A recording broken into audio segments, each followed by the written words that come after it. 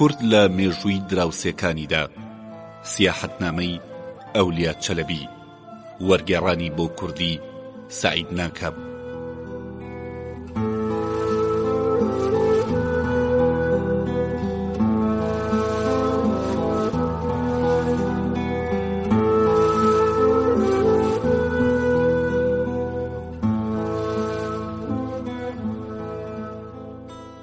دەواازەکانی قەڵایوان. 4 دەواازەی ئاسنی هەیە، لە هەمویان قەیمتر دەواازەی تەورێزە کە 5 قاتە و پاسەوانەکانی شەو ڕۆژە گەدارن. لە دیوی ناوەوەی ئەم دەواازەیە بنی ملەوشترە و بەرگەکەی ئاژگەڕێک ئاوی حەیات لە سەرچاوەکەیەوە دێتە دەر بۆ خان و مزگەوت و ماڵ و گەرماوەکانی شار دەڕوات و چەند باخچەی حەوشەی ماڵان پاراو دەکات و چی لێ زیاد بێ دەچێتە دەرەوە. سەرچاوەی ئەم ئاوزگەیەکی کۆنی لێیە. پاسەوانەکانی دەواازە بۆ نوێشکردن دەچنە ئەوێ و ئاوی خواردنەوەشی لێدێنن. دووەمیان دەواازەی ناوەندە کە بەرەو باشوور و قیبلە ڕوو لە باخەکانی ئەردەمید دەکرێتەوە. ئاسنی سێقاتە. زۆر لە دەواازەی بابناسری میسر دەچێ. ناوی ئەم دەواازەیە پڕ لە چەک و جبەخانەیە. نزیکەی 200 پاسەوانی هەیە. پردێکی قایمی خراوەتە سەر خەندەقەکەی. سێیەم دەواازەی ئوغرنە. ئەمەیان دەواازێکی بچووکە کەوتۆتە قوشبنێکی باخچەکەی سەرای پاشاوە و بەلای قیبلەدا دەڕوانێ. ئەم دەواازەیە هەمیشە داخراوە و کلیلەکە لای پاشا خۆیەتی. ئەگەر تەتەرێک گیان نێراوێکی کوردستانیان عەجەم بگا شەوانە ئەم دەرگایەیان بۆ دەکرێتەوە. ئەمیشیان پردێکی دار بەسەر خەندەقەکەیەوەیەتی و پاسەوانان پاسی لێ دەکەن. 4ەم دەواازەی یالیە کە دەواازەی 4 قاتە ئاسنینەکەی دەڕوانێتە پشتەوە و لە هەر قاتێکدا دەرکەوانی چەکدار هەیە. هەرچەندە ئەم دەواازەیە ڕووی لە بەندەرگای و کراوەیە، چەکداری زۆرە. تەنانەت کارگێر گومرگ و دەفتەرداریش چەکداری خۆیان هەیە. سەر دیوارەکانی نێوان دەواازەکان ئەوەندە چەک و جبەخانەی لەسەرە کە لە ژمارە نایە. بەردەمی ئەم دەواازەیەش لەسەر خەندەقەکەی پردێکی تەختەی لێیە.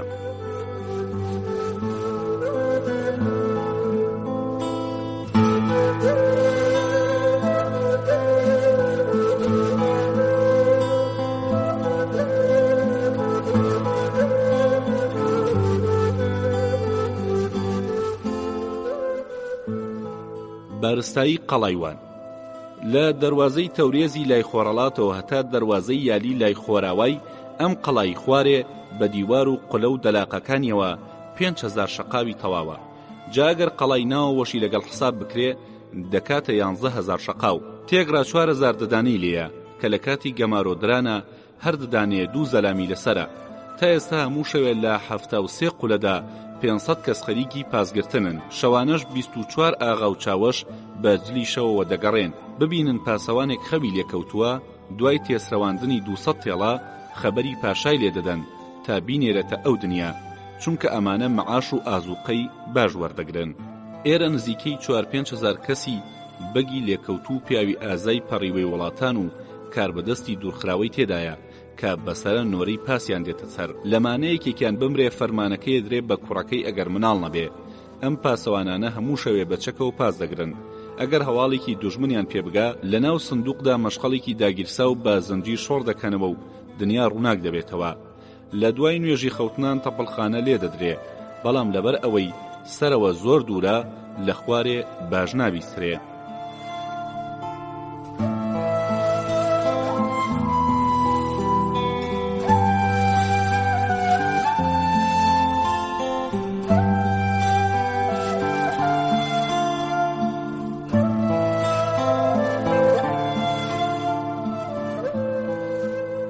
حکومەتی قەڵایوان بە پێی قانونی سولەیمان خان وان ئالێتە.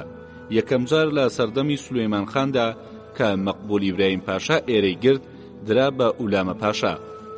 پاشان لە ساڵی 953دا کە عەجەم هاتن و گرتیان سولەیمان خان خۆی هات گەمارۆیدا و بەدەستی ڕۆستەم پاشای سەرۆک وەزیران داگیر کرا و درا بە ئەسکەندەر پاشا و چەرکەس و پایی وەزیریشی لەگەڵا درایە. ساڵانە خاسەی میریەکەی 11,000 و 32,000 ئاقیچەیە. 3,000 عەسکەری جبەلەبەر لەگەڵی بۆ شەڕ دەچن.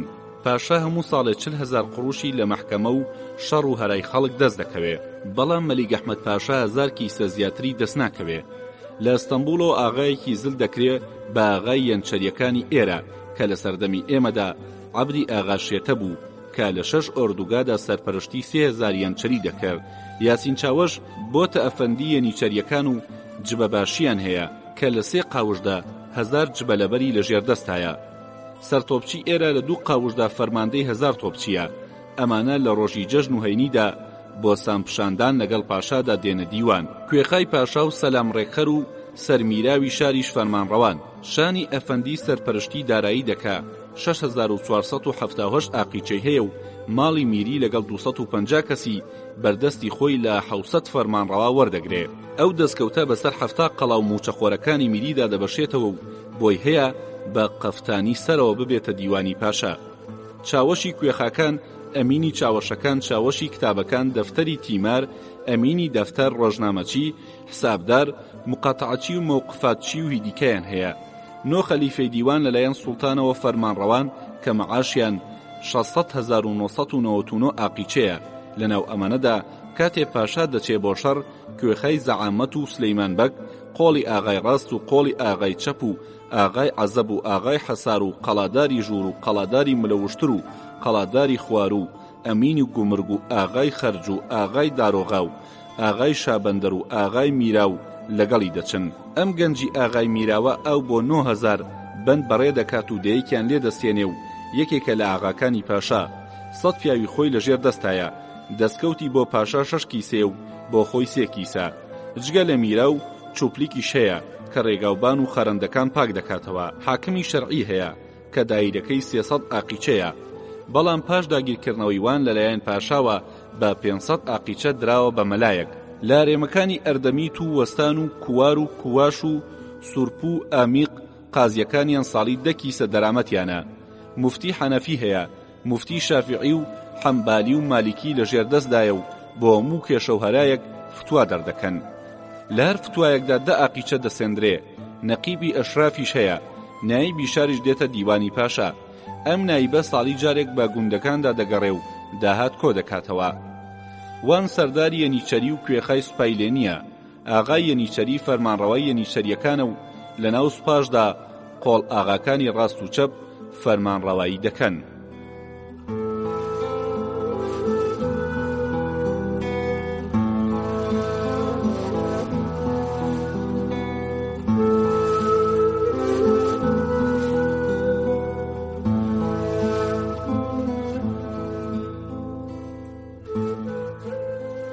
سوپا و کارگێڕی، ڕاست چەپ، کوکلی، ڕەبەنی نیشتەجێ، تۆپچی حەسار، جبەچی، قەڵاداری ژوور و قەڵاداری ملەوشتر، قەڵاداری ژێرو، یەشلی، حەسەنی، حوسێنی، ئاغای چاوەشەکان ئەوانی دی تێگرایوان کراوە بە 2 توغ و 24 ئاغاکاری. ئاسکەرەکانی قۆڵی ڕاست زۆر ئازان و ئاغایان سولەیمان بەگی خەزوری خوسرە و پاشایە. ئاغای قۆڵی چەپ کوڕی دەمیرچیە. داشلی بەوانە دەڵێت لە قەڵا بەردینەکەی سەرەوەدان و باشلیەکان لە حەساری خوارەوەدان.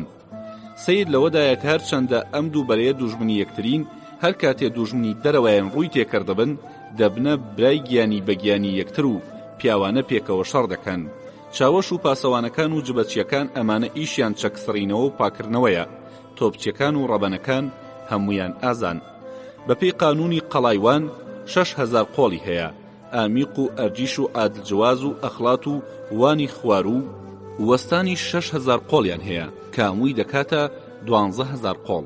پارەی ئەمانە لە دەفتەری وان و خاسەی میری لە کواش و کوار و کۆنتەراتی ماسی و خەرج و گومورگیوان، خۆڵێن، مەلمەحە، باجی بازار و قەپان و باجی موش و باجی عەرەب و ئەرمەنیەکانی بتلیس و باجی ئەو کەشتی و کەڵەکانەی بەسەر ڕووباری مرادەدا دەڕۆن بە کورتی لە 360 پارچە باجی جۆر بەجۆر کە هەر ساڵە 600 کیسێ ڕۆمی دەسەندرێ دەیەندرێتێ.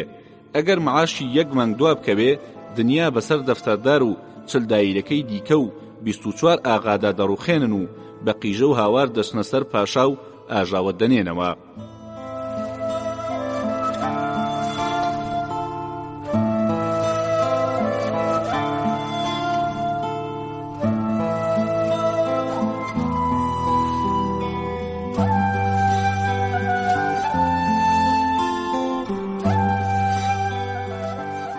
فەرمانڕەوای سنجاقەکانی وان بەپێی قانون فەرماندەی 37 سنجاق لەوان هەیە، بەڵام ئەو سنجاقانە دانان و لابردنیان بەدەستی حکومەتی عوسمانیە، وەکو ئەرجیش، عەدڵجەواس، موش، بارگر، گەرگەڕ، کسانی، هیزان، سەعەرد، ئاغاکیش، شوڕوو واتە شیروانی کوردان، کوردەکانی قەتوور، قەڵای بایەزید، بەردەع، ئەرجەک، کوردلادیک، چۆپانلوو، شووگر، دالگیر، زرنقی، سنجاقی وان کە پاشا لی دادەنیشێ. هەرچی خاسە و باجی ئەوانە هەیە هەمووی دێتەوان. 700 پارچە گوندی هەیە کە بە زەعامەت و تیمارەوە بەستراوە و دەیەکیان لێدەسەندێ. ئەو حکومەتانەی لابردنیان بۆ نییە. نیمچە حکومەتی یەکاری کە کەوتۆتە لای قیبلەیوان و لە نێوان شتاق و وەستاندایە، ئەو خانەیە کە لە جوولەمێرگدا دەنیشێ و خاوەنی 47,000 سەربازە، هەمویان ڕدێنتاشاون، چوارشانن، زرتەبۆز و ناشیرین و ئازان. وەک هۆڵەندیەکان تەنها لەسەر چەناگەیان نەختێڕیش دەهێڵنەوە. سمێڵقیتن وەکو قازاقاکانی ئامیخ کە کۆڵێکی تەنک بە ناوچاوانیانەوەیە، کە لەیسەریان بەقەدەر مەنجەڵێکە و زۆربەیان ئاڵقەیان لەگوێدایە. هەر یەکەیان 40-50 درەم تفەنگ دەتەقێنێ. ئەوەندە نیشانە چین کێچ دانگێون. یەکی قەڵغانێکی کوردیان بە پشتەوە و گۆپاڵێکیان بەدەستەوەیە. مێزەرەکانیان ڕەنگاوڕەنگە و سەریان دوو پەڕی تێدەچەقێنن. زۆربەیان چیلکەی گوێیان بە چەقۆکون دەکەن و پەڕێکی شەهێنیان هەڵۆیان کەڵەشێری تێڕا دەکەن. جلیان شاڵ و شەپەکە کە دامێنەکەی چینچینە. کاڵەی پوچکلی 500 هەزاری سەدی و کەپکەپلی لە پێ دەکەن. هەر تاکەی 2 هۆقە قورسە. وارێ دەکەوێت لە کاتی شەڕدا قەڵغانیان پێنابێ، کاڵەکانیاندا دەکەن و بەدەستیەوە دەگرن و بەدەستکەکەیدی خەنجەریان شیر دەوەشێنن. لە دەکەس پژ ناکەنەوە. لە شاری وان وا بڵاو بۆتەوە کە یەکێک زۆر تووڕەبێ و پەلاماری خەنیمەکەی خۆی بدا، دەڵێن وەکو چەلۆی هەکاری کاڵەی بەدەستەوە گرت و هات. هەکاری 10,000 تفەنگچی لەم بابەتەی هەیە و لە کاتی شەڕدا دەیگەیەنێتە 40-50,000. بەڵام ئەم 10,000یان مەعاشخۆرن، بۆم دەرنەکەوتووە مەزەبیان چییە.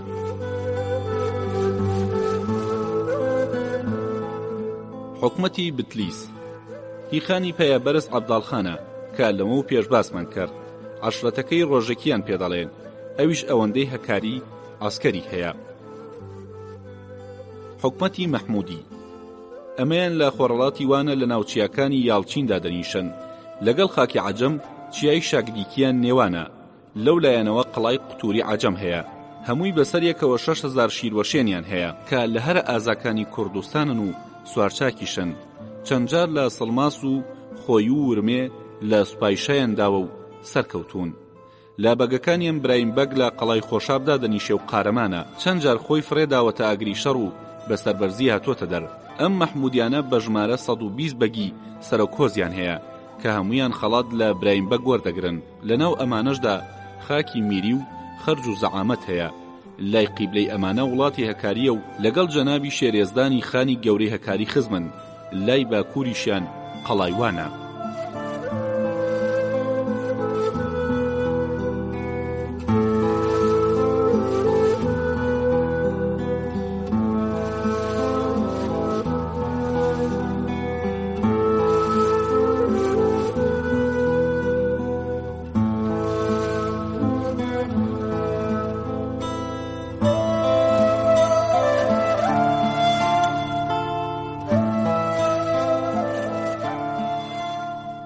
حکومەتی پنیانیش ئەمانی شەر مەحمودین، بەڵام حکومەتیان جیایە.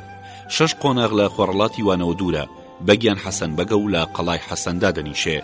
وڵاتەکەیان لای خۆڕەڵات و باکوور و باشووری بە 3 قۆناغ وڵاتی عەجەمە و لەگەڵ خانی ورمێ چۆلاق سوڵتاندا سنووریان پێکەوەیە. شەو ڕۆژ لەگەڵ عەجەماندا شەڕدەنووکیانە. 6,000 عەسکەریان هەیە، بەڵام چەند بیری لێکەیتەوە ئازا و بەدەست و بازوون. چەندجار پێشی سوپای 50,000 کەسیەکەی خانی ورمێ و تەورێزیان گرتووە. لە خاکی ئەمانیشدا خاسەی میری و تیمار و زەعامەت هەیە. عەجەم ناوی غازی قەڕانیان لێناوە. گوایە لە کاتێکدا سوڵتان موراد بە سوپاوە چوو بە سەر ڕوان، عەجەمەکان لایەکی دیکەوە لەشکریان نارد. خانی پنیانیش کە ناوی میر عەزیزە شەل بووە، لە دەشتی سڵمازدا بە 8,000 کەسەوە پێش بە 30,000 عەجەمی شاسەیوان گرت. قەڕانی تێخستن و چیان پێبوو بە تاڵانی هێنا. لەو ڕۆژەوە ناوی غازی قەڕانیان بەسەردا بڕی. خوایار بێ لە نۆرەی خۆیدا باسی وڵات و قەڵاکەیان دەکەین. لای خۆڕەڵاتیەوە بەنی قەتور بیرە دووسی جۆلانی دمدمی دومبلی 5 حکومەتن کە بە قانونی سولەیمانی سەربەوان بوون. بەڵام کە تەواشی سولەیمان پاشای وەزیر تەورێزی گرت و قەڵایەکی گەورەی دروست کرد، ئەم 5 حکومەتەی لەواندا بڕی و خستیە سەر ئالێتی تەورێز. پاشان کە عەجەم تەورێزیان گرتەوە، ئەم 5 حکومەتە لەم ناوەدا مانەوە.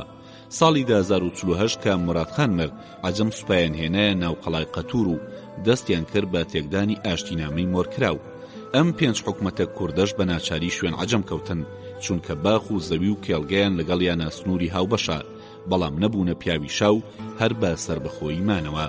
لەسەر بڕیاری سولەیمان خان هەر کاتێ سوڵتانی عوسمانی بەسەر وڵاتی واندا لەشکر بنێرێتە خاکی عەجەم، بەگلەربەگی وان دەبێتە پێشەنگی سوپا، خانی یەکاری و بەگی مەحمودی دەبنە چەرخچی، قارەمانەکانی پینیانیش دەبنە قەڕوەڵی ڕاست و چەپ و فەرمانیان ئاگاداربوونە لە کاروباری دوژمن. دوای ئەمانە پاشایوان و ئینجا وەزیرەکانی عوسمانی لە پشت ئەوانەوە سوڵتان خۆی یان سەرداری مەزن دەکەوێتە ڕێ. اینجا میریەکان دێن و لە دوای هەمویانەوە خانی بتلیس بەخۆی و سوپاکەیەوە دەبێتە بنکڕ و ئەرکی سەرشانی ئەوەیە کە نەخۆش و لە پێکەوتوکان و ئەوانەی هەڵدێن هەڵیان گرێتەوە و چی پێویستە لەگەڵیان بکرێ. سوپای ئاوای یەکگرت و لای ڕاستی بەگی پازدە سنجاقی کوردستان وەکو سەرعەت، شروێ، زریقی، کارنی، هیزۆن، گەرگەڕی، ئاغاکیش، کسان، مەکس، بەرداع، لادیگ، ئۆزجەک، دالگەڕ، چۆپانلوو، بەنی قەتور بە تەپەڵێدانە ڕۆن و لای چەپیش سوپای پازدە سنجاقی کوردی دیکە وەکو لاموس، عادلجواس، ئەرجیش، بارگەر، بایەزید، ئاقچەقەڵا، سوورکێ و قەرەجەقەڵا، کوردی ماکۆ، زیایەدین، ئاباغی، شتاق دەڕۆن. ئەو نەفەرانەی لە ناو قەڵاکاندان قانون وایە نیوەیان بچن و نیوەیان بمێننەوە. قەڵایوان خۆی 6,000 عەسکەری هەیە و قەڵاکانی دیکەش 6,000یان دەبێ. ئەمانە نیوەیان دەچن. پاشایوان بە جبەلەبەرەکانیەوە 3,000 عەسکەری دەبێ و هیچ سنجاقەکانیشی بێتە سەر تێگرا 48,000 عەسکەری هەڵبژاردەی ئازایان لێ پێک دێ.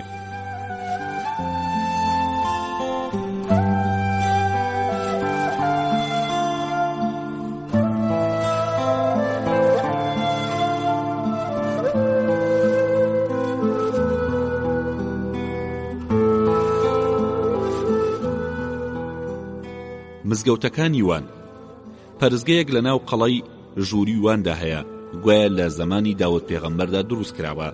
پاشان کە حەزرەتی ئەبوبەکر بە باڵوێزی هات کرا بە مزگەوت، چەند شاو خونکار دەستا و دەستیان پێکردووە هەر بە مزگەوت ماوەتەوە، تا لە ساڵی 1940دا سوڵتان سلەیمان ئاوا و بەرینتری کرد و ناوی مزگەوتی سولەیمان خانی لێنا. مزگەوتێکی گەورەیە، یەک دەرگا و یەک منار. ئەو ساڵە بوومەلەرزە لەوانیدا منارەکەی ڕووخا. عومەراغای سەرۆکی یەنچەریەکان منارەیەکی زۆر چاکی بۆ کرد کە هەتا کاتی نیوەڕۆ لووتکەکەی لە ناو هەوردایە. قەڵاکەی ناوەوە لەمە زیاتر مزگەوتی نییە. هەموو پەنجەرەکانی بەسەردامێنی شار و دەشتی ئەردەمیت و باخ و باخچەکاندا دەڕوانێ. جگەل لەمە ئەو مزگەوتی گەورەی لە قەڵای خوارەوەیە دەستکردی شای جیهانی ئاقۆینلووە و لەمە گەورەتر مزگەوتی تێدا نییە. ناو مزگەوتەکە گومبەزێکی گەورە لەسەر کۆڵەکەیەکی ئەستور بۆ دامەزراوە کە یەجگار بڵندا. وەستاکەی تەقەلای زۆری لەگەڵداوە و گەلێک نەخش و نیگاری لەسەر مەڕمەڕی هەڵکەنراو بۆ داناوە. دەرک و دیواری بە تۆغڵەی ڕەش و سوور لێی نووسراوە. مزگەوتێکی کۆنا، لەبەر ئەوەی بە پارەی حەڵال دروست کراوە بۆن و بەرەکەتی زۆرە. وێنەی خەتەکانی سەر دیواری ئێرە لە قەڵای حومسی شەیە. مینبەر و میحرابەکەی بە موروی ڕەش و سپی و سوور و بەردی بە قیمەت نەخشاوە. منارەکەی هێندە شیرینە تەماشایکەی. بە کورتی ئەوەندە جوان و دڵڕفێنە لە هیچ کوێیەک وێنەی دەست ناکەوێ. جێگەیەکی پیرۆزە. لە دەرەوەی مزگەوتەکە شوێنی خوێندن و حوجرەی فەقێیان هەیە. مزگەوتی خوسرە و پاشای وەزیری سولەیمان خان. هەر ئەم پاشایە زێڕەنگەرخانەی بتلیس و قەیسەریە بەناوبانگەکەی و خانی گەورەی ڕێگەی ئوای دروست کردووە. ئەم مزگەوتەشی لە کاتی فەرمانڕەوایەتی واندا بنیات ناوە و هەموو گومبەز و ژوورەکانی بە مسی ئاسمانی ڕەنگدا پۆشیوە. گەلێک هونەر و وردەکاری تێدا بەکار هاتووە. ئاڵای سەر مینبەرەکەی زێڕێکی خاسە و کاتاولەیەدا ئاوی چاوە بە. لە هەر چوار لاوە پەنجەرەکانی بلور و شوشەی داتاشرابی تێگیراوە. لە تەنیش مزگەوتەکەوە حوجرە و مەدرسەی لێیە. دەرگای ناوەڕاستی لە نزیک سەرای پاشاوەیە. هەموو هەینیەک پاشاکان بۆ نوێژ دێنە ئێرە. جگە لەمانی باز کرانوان جێگەی خۆش و گەورەی نییە. مزگەوتی دەواازەی تەورێز پەرزگەیەکی کۆنە و نەزانراکێ دروستی کردووە. ئەویش حوزرە و فەقەی هەیە، مزگەوتی دەواازەی ئەسکلیب عەبازەغانەوێک دروستی کردووە.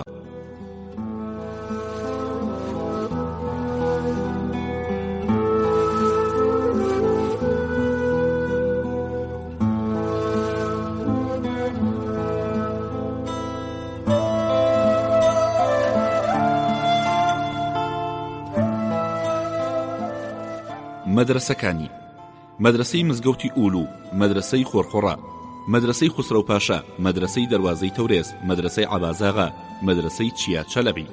قورئان خوێندن.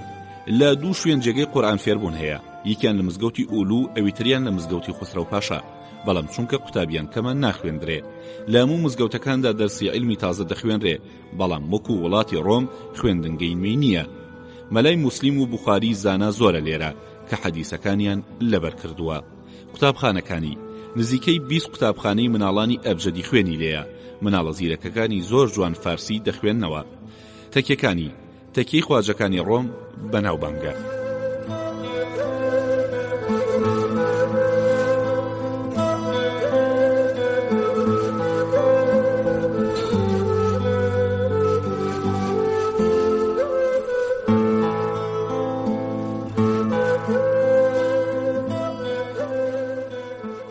کانیەکانی: لە سەرچاوە نەسراوەکانی وان کانی خۆرخۆڕا، چوارکانی، کانی خۆسرە و پاشا ناویان هەیە کە لە ناو شاردان. گەڕەکی ئیسلامیەکان: لە گەڕەکە ناسراوەکان گەڕەکی پاشا، گەڕەکی خۆرخۆڕا، گەڕەکی مزگەوتی ئولو، گەڕەکی سەرچاوە، گەڕەکی ئەسکەلە، گەڕەکی دەواازەی ناوەڕاست، گەڕەکی دەواازەی تەورێز. خانوبەرە گەورەکانی: 45 سەرای ئاوەدانی هەیە، لەوانە لە دیوی ناوەوەی قەڵای ناوەڕاست نزیک بە مزگەوتی خوسرە و پاشا سەرای پاشا هەیە کە بریتیە لە 40 ژووری ڕازاوە و هۆڵ و دیوەخانی خوارەوە. دیوارەکانی وەکو قەڵایە، پڕ لە باخچە و دەواازەی تایبەتی و کۆشکی بەرز و گەرماوی لە ناودایە. سەرایەکی گەورەی هەیە، ساڵی 1955 دروست کراوە. کۆشکی خەوەرنەق کە سولەیمان پاشا دروستی کردووە و ژووری تایبەتی پاشای لێکراوە و ساڵی 1957 لێ نووسراوە. کۆشکی بەرز دەبم قولەی سەرەوە کە عومەر پاشازادەی کەتانچی لەگەڵ ئاوەدانکردنەوەی واندا دروستی کردووە، ساڵی 1956 لێ نووسراوە. لەناو ئەم سەرا گەورەیەدا 40-50 ژوور لە قاتی خوارێ و مەیدانێکی زۆر فراوان لە ناوەڕاستە. پەنجەرەکانی لای خۆراوای بە سەرباخێکی وەکو باش تاڕوانێ. بەردەمی دەواازەکەی مەیدانی دەرەوە سەرایە کە مەلیک ئەحمەد پاشا هەموو ڕۆژێک لەوێدا تەپڵ لێ دەدات و یاری جلید بازی دەکرێ و ئاغاکان سوارچاکی خۆیانی تێدا دەنوێنن.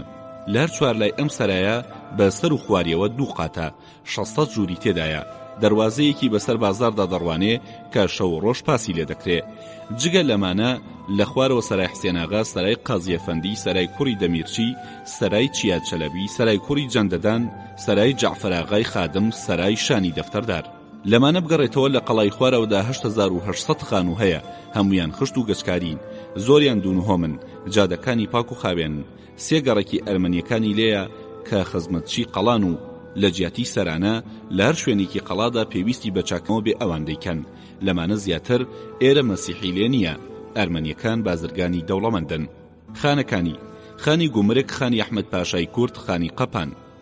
قەیسەری و بازاڕەکانی: قەیسەریکی زۆر ئاوەدانی هەیە، هەموو شتێکی لێ دەزەکەوێ، بەڵام بازاری مزگەوت و بازاری خوسرە و پاشا و بازاری قۆندەرە فرۆشانی زۆر قەڵەباڵغا.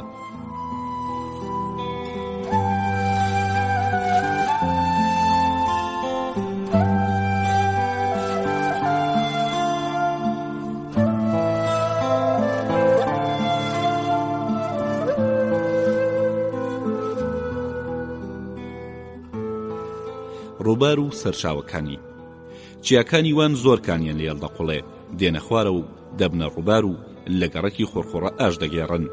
لەناو دەواازەی تەورێزدا کانیاوێک دێتە دەر، ئاوەکەی زۆر خۆشە. یەک بەرق بخۆیت لەم ئاوەی بەسەردا بکەی دەتوێتەوە.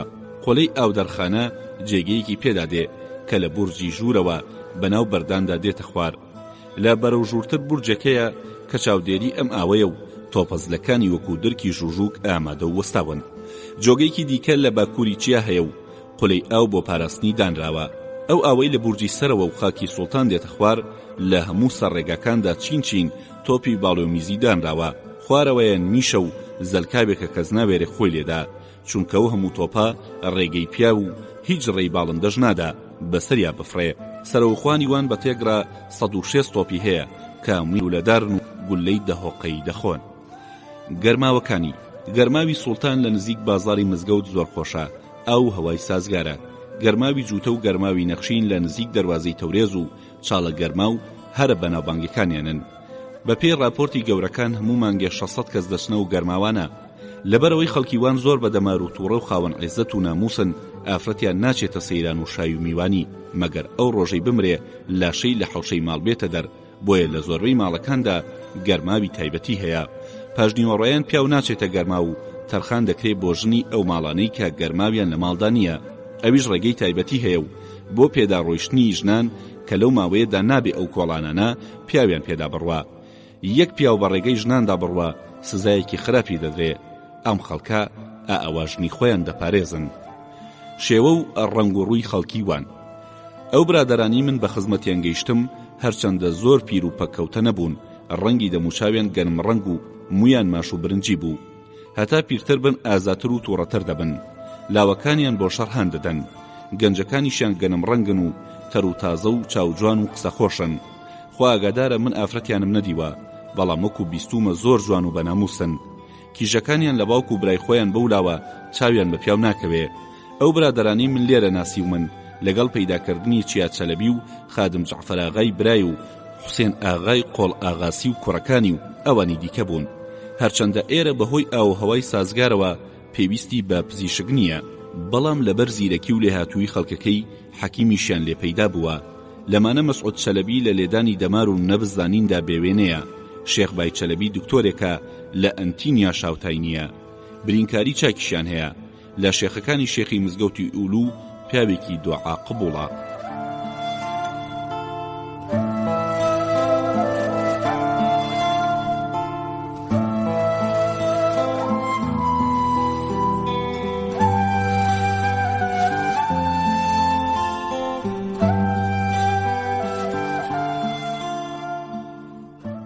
نووسەر و شاعیر. یەکەم کەس شای شاعیران شای ئەفەندیە کە لە دەریای زانیاریدا مەلە دەکا. جگە لەوانە وانی چەلەبی و میرسوبهێریش لە شاعیرە ناسراوەکانن. وەلی و دێوانەکان. سوڵتانی باڵوڵان ویسف دەدا هەیە کە لەناو قولەی دەروازەی ئوغرونی پاشادا دەنوێ. پیاوێکی ئەوەندە بە نرخە گەلێک کەرامەتی لێبینراوە. لە وشەی ویسف نانی دەبێ زیاتر هیچی بەدەمدا نایە. ڕۆژێکیان هەر لە خۆیەوە دەستی پێکرد. لێدە لە خان بوو کوژە لە خانی دەوت. دەیوتەوە زۆرینە خەیان تەرای بتلیز ڕوویدا و لەو هەرایەدا چەند هەزار عەسکەر بەردەمی شیر کەوتن و کوژران. جلو و پێڵاویان زیاتر چۆغە لە بەردەکەن و چەکمەی سەرحەدی لە پێ دەکەن. قەوڵی سمۆرە دەپۆشن و پشتێنێکی هێریری سووک دەبەستن و خەنجەرێکی لەبەر ڕادەکەن. مێزەر و تەپلەی قەیفەکانیان زۆر زلە. ژنیان بە تێکرا جزمەی زەرد هەڵدەکێشن و ملیان بە خشلی زێڕۆزی و داپۆشیوە. ناوی پیاوان: پەهلەوانی ئۆغلی، چەندەدانی ئۆغلی، دەمیرچی ئۆغلی، بەشارەت ئۆغلی، ئەلیەشار ئۆغلی، قلیچ ئۆغلی، کەرەمەدین ئۆغلی ناویان هەیە. هەروەها مالیلی چیا، ڕۆستەماغا، بوراناغا، تۆراغا، ئەسەدبەگ و قەزنەفەربەگیشیان هەیە. ناوی کیژ و ژنەکانیان: ئایشە، فاتمە، کلسوم، ئاسماخان، ئومەهان، سەلیمە، سالم، کالیمە، کامیلە، ئەسما خانم، پەریبۆی خانم، هوما و میسکبار ناویان هەیە. غوڵامەکانیان: ئوسف، ئەوڕەنگ، چلردی، جۆڵنەیی، حەقوێردی، چومەز، زاڵ، ئەسکەندەر، قوبات، شوغار، سەروەر، خوڕەم، لەوەند، ئەڵوەند، سیامی، پەروێز، شکرۆڵڵا، قاسم، شاقڕان ناون. کەنیزەکان: دڵفگار، مەردەجان، خەتمە، وەرەقا، شاکرا، هیند، ماهیە، دووریا، جەوهەر، ئوهما، سەروی بۆی، جانبای، دڵڕام، پەرچینە، پەرێشان، جاننیسار، ڕووکایە، وەسیمە، خاڵیسە، زۆزان، شایخوبان. ئێرە بە قسەی عەلی قۆشتی سەر بە ئیقلیمی هەژدەیەمە بەپانی، بەڵام خانی بتلیز دەڵێ ناوەندی ئیقلیمی سێیەمە و ڕووی لە خۆر ئاوایە. کڵێساکانی: کڵێسای گوندی ئەسکەلە بەناوبانگە، کڵێسای بەڵێنم هەیە لە دوورگەی ناودەریاچەدا، کڵێسای دەڕک لە خۆڕەڵاتی وان. دانەوێڵە و کوشت و کاڵی: میوە و بەرهەمی زۆر و هەرزانە. 7 جۆر گەنمی هەیە، 7 جۆر جۆی هەیە لە ڕەش و سپی و چەور و قەڵە و پاقلە و نۆک و دانەوێڵەی زۆر زۆرە. پیشە و دەستکەڕەکانی وەستای بە ناو مهندیسی وای هەیە هاوتەیان مەگەر لە سەقز دەستکەوێ. بەرەگدووری ئێرە ئەوەندە شارەزان شوێنی دەرزی و تەقەڵی قوماشەکە لێک ناکرێنەوە. دوکانەکانیان پاک و خاوێنن، زیندەوەرەکانیان زۆر وەستان.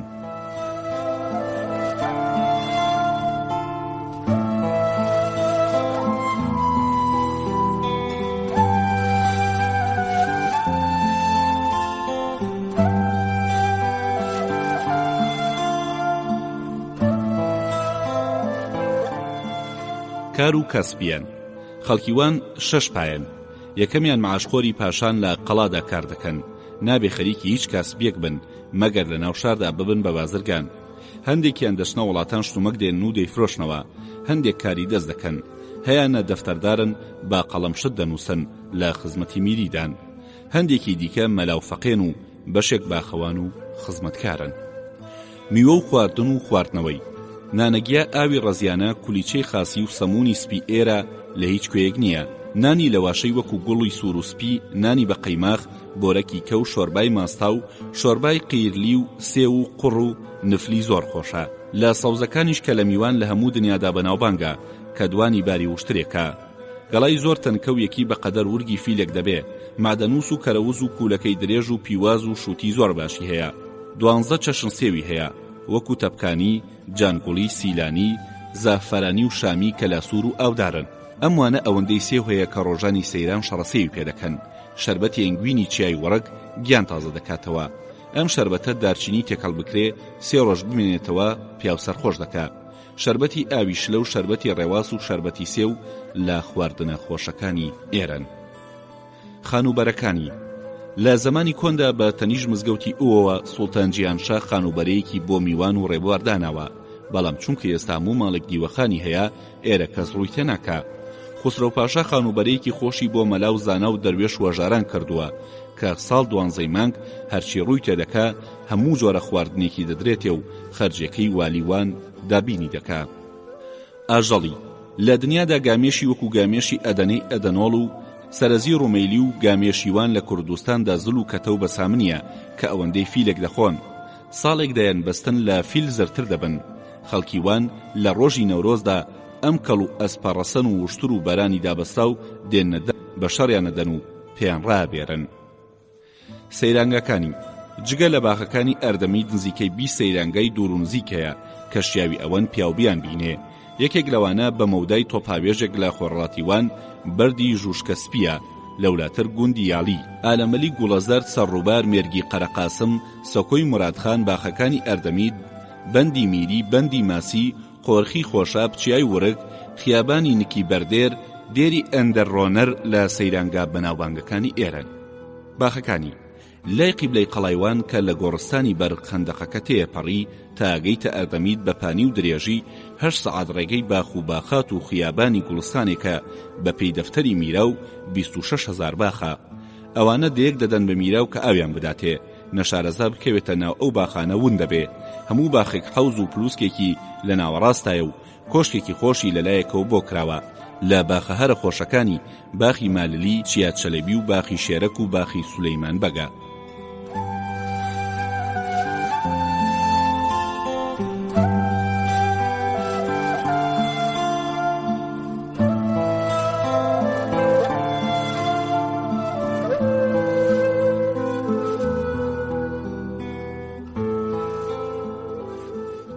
زیارەتگەکانی قسنی غازی خسرۆ پاشا کە لە حەوشەی مزگەوتەکەی خۆی دانێژراوە.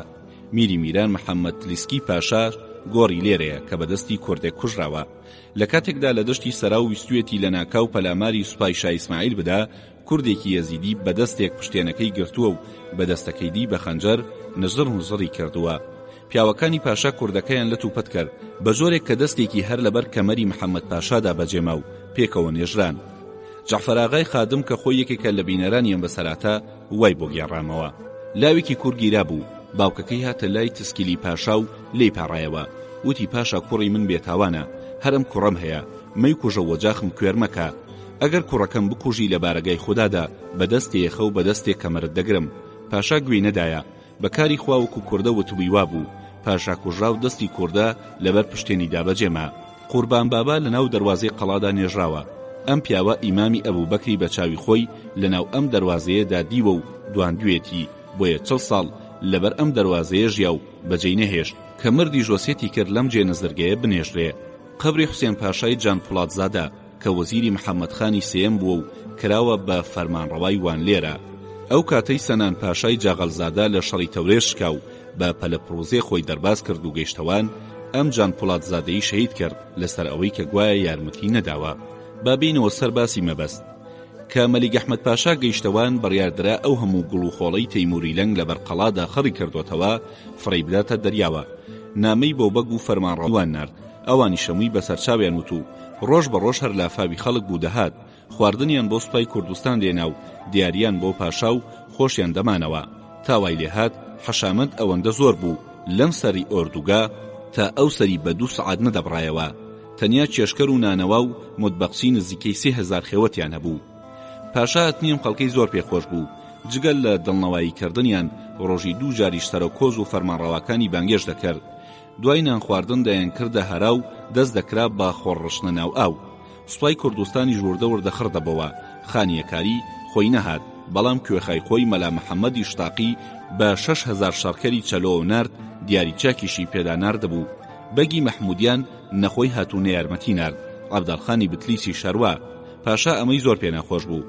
ئەحمەداغا یەرخەنی بە نامەیەکی برایەنەوە ناردەلای خان کە ئەم نامەیە دەگاتە خان دەیخوێنێتەوە دەڵێ ئەسپی ئێمە لەوان ئاو ناخواتەوە.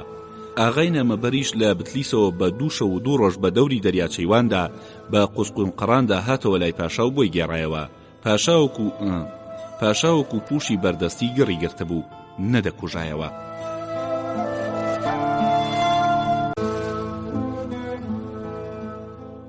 هۆی لەشکرکردنە سەرخان شتێخوا بێوێ بیکە گەڕانەوەی بۆ نییە. ئەو ڕۆژەی پاشا لای عەبداغای فەرماندەی یانچەریەکان بانگێش کرابوو. هەموو پیاوماقۆڵ و ئاغاکانیوان و بەگە کوردەکان لەوێ کۆبوونەوە. پاشا ڕای ئەوانی وەرگرت تێگرا لە دەستخان هەواریان لێستا و وتیان کابرایەکە بێدین و خوانە ناس و داوێن پیس و ئەستێرەوان و درۆزنێکە 40 ساڵ خوێنی حەڵاڵە. ئەو خەڵکە بێویژدانانە ئەم هەموو بوختانەیان بەخەن کرد کە ئاگای لە هیچی نەبوو. لێرەدا وەرجێڕی کتێبەکە تێبینیکی نووسیوە و دەڵێ ئەولیا چەلەبی یەکێک بووە لەو تاک و تەرا خوێندەوارانەی ئەو زەمانە لە ناو عوسمانیدا پاژەوەی عەبدەڵخانی زانا و زیرەک و هونەرکاری ناسی بە جۆرێک گیرۆدەی ببوو کە لە کاتی دوژمنایەتی سەروەرەکەشیدا ڕێز و قەدری خۆی سەبارەت بە و نەدەشاردەوە. لێرەدا خان بە بێتاوان پیشان دەدا و سوچی ئەم ئاژاوەیە دەخاتە سەر ئاغاکانی وان و بەگی مەلازگرد و چەند یەنچەریەکی تاڵان کراو. بەڵام پاشا هێشتا لە بتلی زنانی عەبدەڵخانی دەخوارد کە نەخشەی ئەم پلانەی ئەمڕۆی لە دڵی خۆیدا دەکێشا و بە شوێن ئاسانترین ڕێگەدا دەگەڕا بۆ تاڵانکردنی خان. خەرکردنەوەی لەشکری کوردستان لە شاریواندا بە بیانووی گڵفرێدان سەرپۆشێک بوو بۆ ڕێکخستن و ئامادەکردنی سوپا بۆ سەر بتلیس.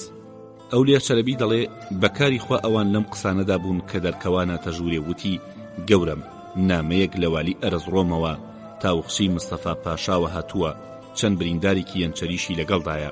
پاشاوتی خێرا بیان هێنە ژوورێ. نامەبەر هات و سەلامی کرد و نامەی والی ئەرزڕۆمی دایە و وان نووسرا بوو.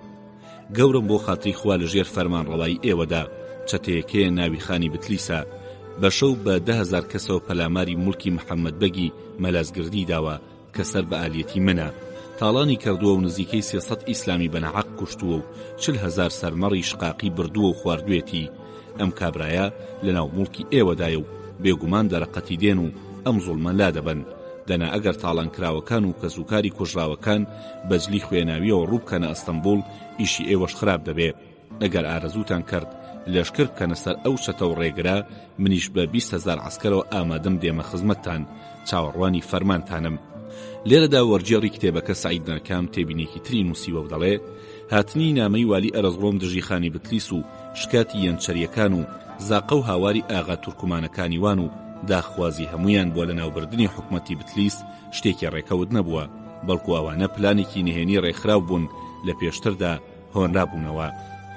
ئەولیا چەلەبی درێژەی دەداتێ و دەڵێ ئەوانەی لای پاشا دانیشتبوون بە بیستنیم هەواڵە گەشانە و کەوتنە چەقەنە لێدان. هەر لەم کاتەدا پەلێک لە ێنچەریەکانی ئەرزڕوم هاتنە ژوور. یەکێکیان کە قۆڵی بڕابوو قۆڵە بڕاوەکەی فرێدایە بەردەمی پاشا و وتی هەی وەزیر حەقم بسێنە. ئەوانی دیکەش کردیان بە هاراو هاوار و پاشا وتی دەی غازیەکانم چیتان لێکراوە؟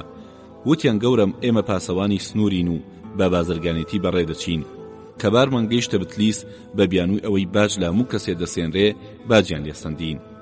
پاشانیش کوردێکی زۆریان خڕ کردبەوە کە گوایە لەشکر دەکەنە سەر محەممەد بەگی مەلازگرد. بارەکانی ئێمەیان فڕێدا و وڵاخەکانیان هەموو لێ بە سۆغرە گرتین. ئێمەش چووینە سەرخان و هاوارمان کرد کچی ئەوە برینداریان کردین. جاخوا هەڵدەگرێ ئێمە هێزی بەردەرگابین و لەم سەر سنوورە لە ڕاهی خودا غەزا بکەین ئاوا سوکایەتیمان پێ بکەن. پاشا لە دوای بیرکردنەوە وتی چەتەیی کردووە لە وڵاتی خۆیدا پەڕیوەتە ئەرزڕوم و چەند سەد کەسێکی کوشتووە. فتوای هەر چوار مەسەبی بە شێخوڵڵا ئیسلامیەکان نووسی. مەلایوانیش فتوای شەرعی خستە سەر کاغەز و مۆری کرد و دایە دەست پاشا و وتیان قوربان غەزات پیرۆز بێ، شیری غەزە هەڵکێشە و شوێنەواری ئەم چەتەیە لەسەر دنیا پاک بکەرەوە.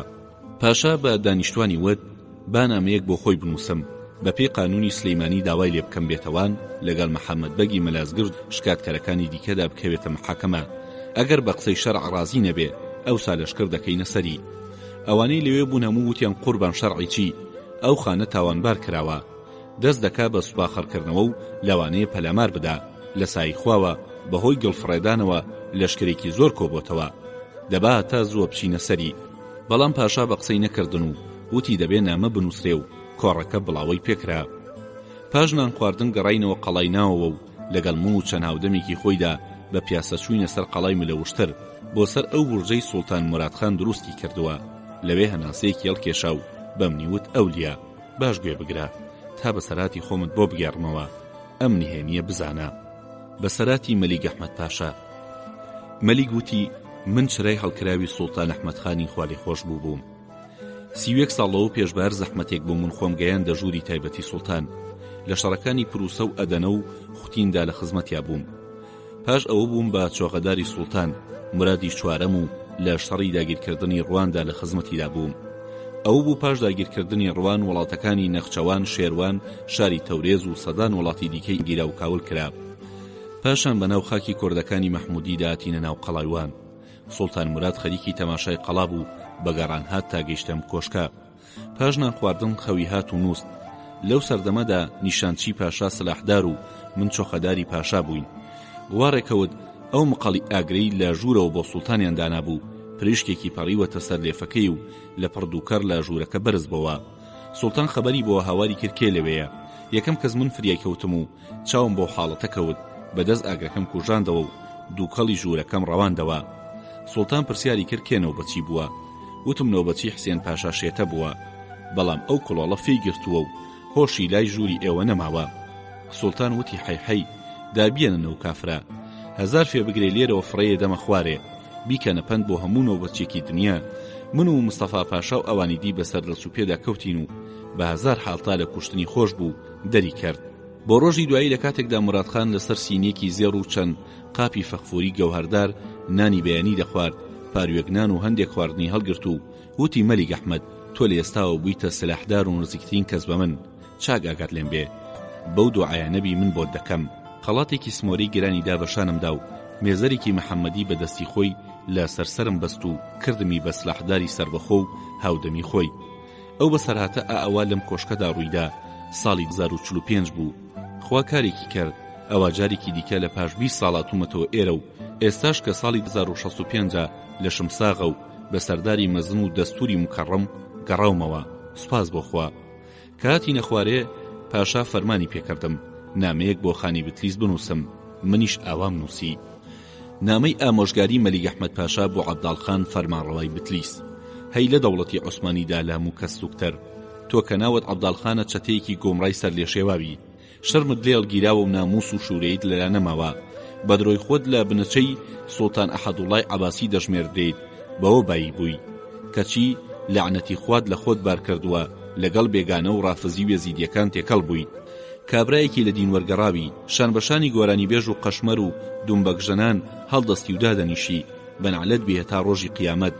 ئەو ساکە من والی ئەرزڕوم بووم، هەرچیت کردبوو وتم ئەوە تێپەڕی و لێت خۆش بووم کەچی گەشتوتە ئەم تەمەنە هێشتا خۆت باش نەکردووە بە ناوی باجەوە ڕێبوار و بازرگاران تاڵان دەکەیت و وڵاغ لە خەڵگەسێنی دەچیتە سەرخاکی ئەرزڕوم و 40,000 سەرمەڕی محەممەد بەگی مەلازگردی دێنی و وڵاتەکەی تاڵان دەکەیت و 300 کەسی لێیە کوژی هەرچی یەزیدی و چەکوانی و خاڵتی و ڕۆژەکی هەیە لە خۆت خڕ کردوتەوە هەر کەسێ بەلاتدا بڕوە ڕوت یەکەیتەوە و قۆڵ یەپەڕێنی بووی بەڕێگر و دەستدرێژی دەکەیتە سەر هەموو لایەک تەنانەت ئەگەر ئەو مەلایەنەی لای خۆت بە ناوی ئامۆژگاریەوە پێت بڵێن بۆچی وا دەکەی لە وەڵامدا دەڵێی ئێرە کوردستانە بۆ ئەوەی چاوترساندنێک لە نێواندا بمێنێ ئەم تاڵانکردنە قانونی عەباسیە شەر بێ لە دەوڵەتی عوسمانیدا بە جۆرێک تەمبێت بکەم وەکو گوارە بکرێتە گوێچکەی خۆت و ماڵ و مناڵت وەکو دیلی بەزێر کردرا و ببیتە کۆیلێ عوسمانیەکان من خۆم ئەو دەڕۆژەی میوانت بووم تێگەیشتم چ فێڵ و تەڵەکەیەکت لە ناخی دەرووندایە بۆیە لە ناو خێوەتی ڕێئوادا پێم وتی گیانەکەم خان هەتا من لەوان فەرمانڕەوام تۆ لەگەڵ فەرماندە و بازرگانەکاندا تەبابە ئەمە بۆ قازانجی خۆت پێم وتی وا دیارە ئەو نەسیحەتەی من بایی پوشێک کاری تێت نەکردووە بۆیە ئاژاوت ناوەتەوە و دەستت داوەتە کاری بێشەرعی گومانم لە ڕێگرتندا نەماوە و لەسەر حوکمی شەرعی ئیسلام خوێن و ماڵت حەڵاڵە و بە هەر چوارمەزە فتوا لەسەر درراوە بڕیارم داوە بێمەسەرت و وڵات لە دەست یاخی و پیاوخراپی وەکو تۆپاک بکەمەوە تا جادە و شاڕێکان ئەمین ببنەوە جا لەگەڵ ئەم نامەی منت پێگەیشتڕامەوەستە و بە خۆت و فەرماندەکانی هاوڕێتەوە وەرە خزمەتی سوڵتانی عوسمانی ئەو مەڕووماڵەی تاڵانت کردووە بیان دەرەوە بە خاوەنەکانیان و خۆت لە تەختی وان ئامادەی محاکەمە بکە وەڵڵاهی بیللای ئەوەندەی تۆسقاڵێک دەستت بۆ نابرێ هەر دەبێ بێی دەناجگە لەو هەموو زیانەی لێت دەکەوێ وڵاتەکەشت تاڵان دەکرێ خۆت ناوە دەستڕێتەوە ئەوە من هاتم بۆ دەشتی تەحتیوان و تۆش لەگەڵ یەزیدیە مەلعونەکانی ڕۆژەکی خۆت وەرە بۆ بەردەمی قارەمانەکانی وان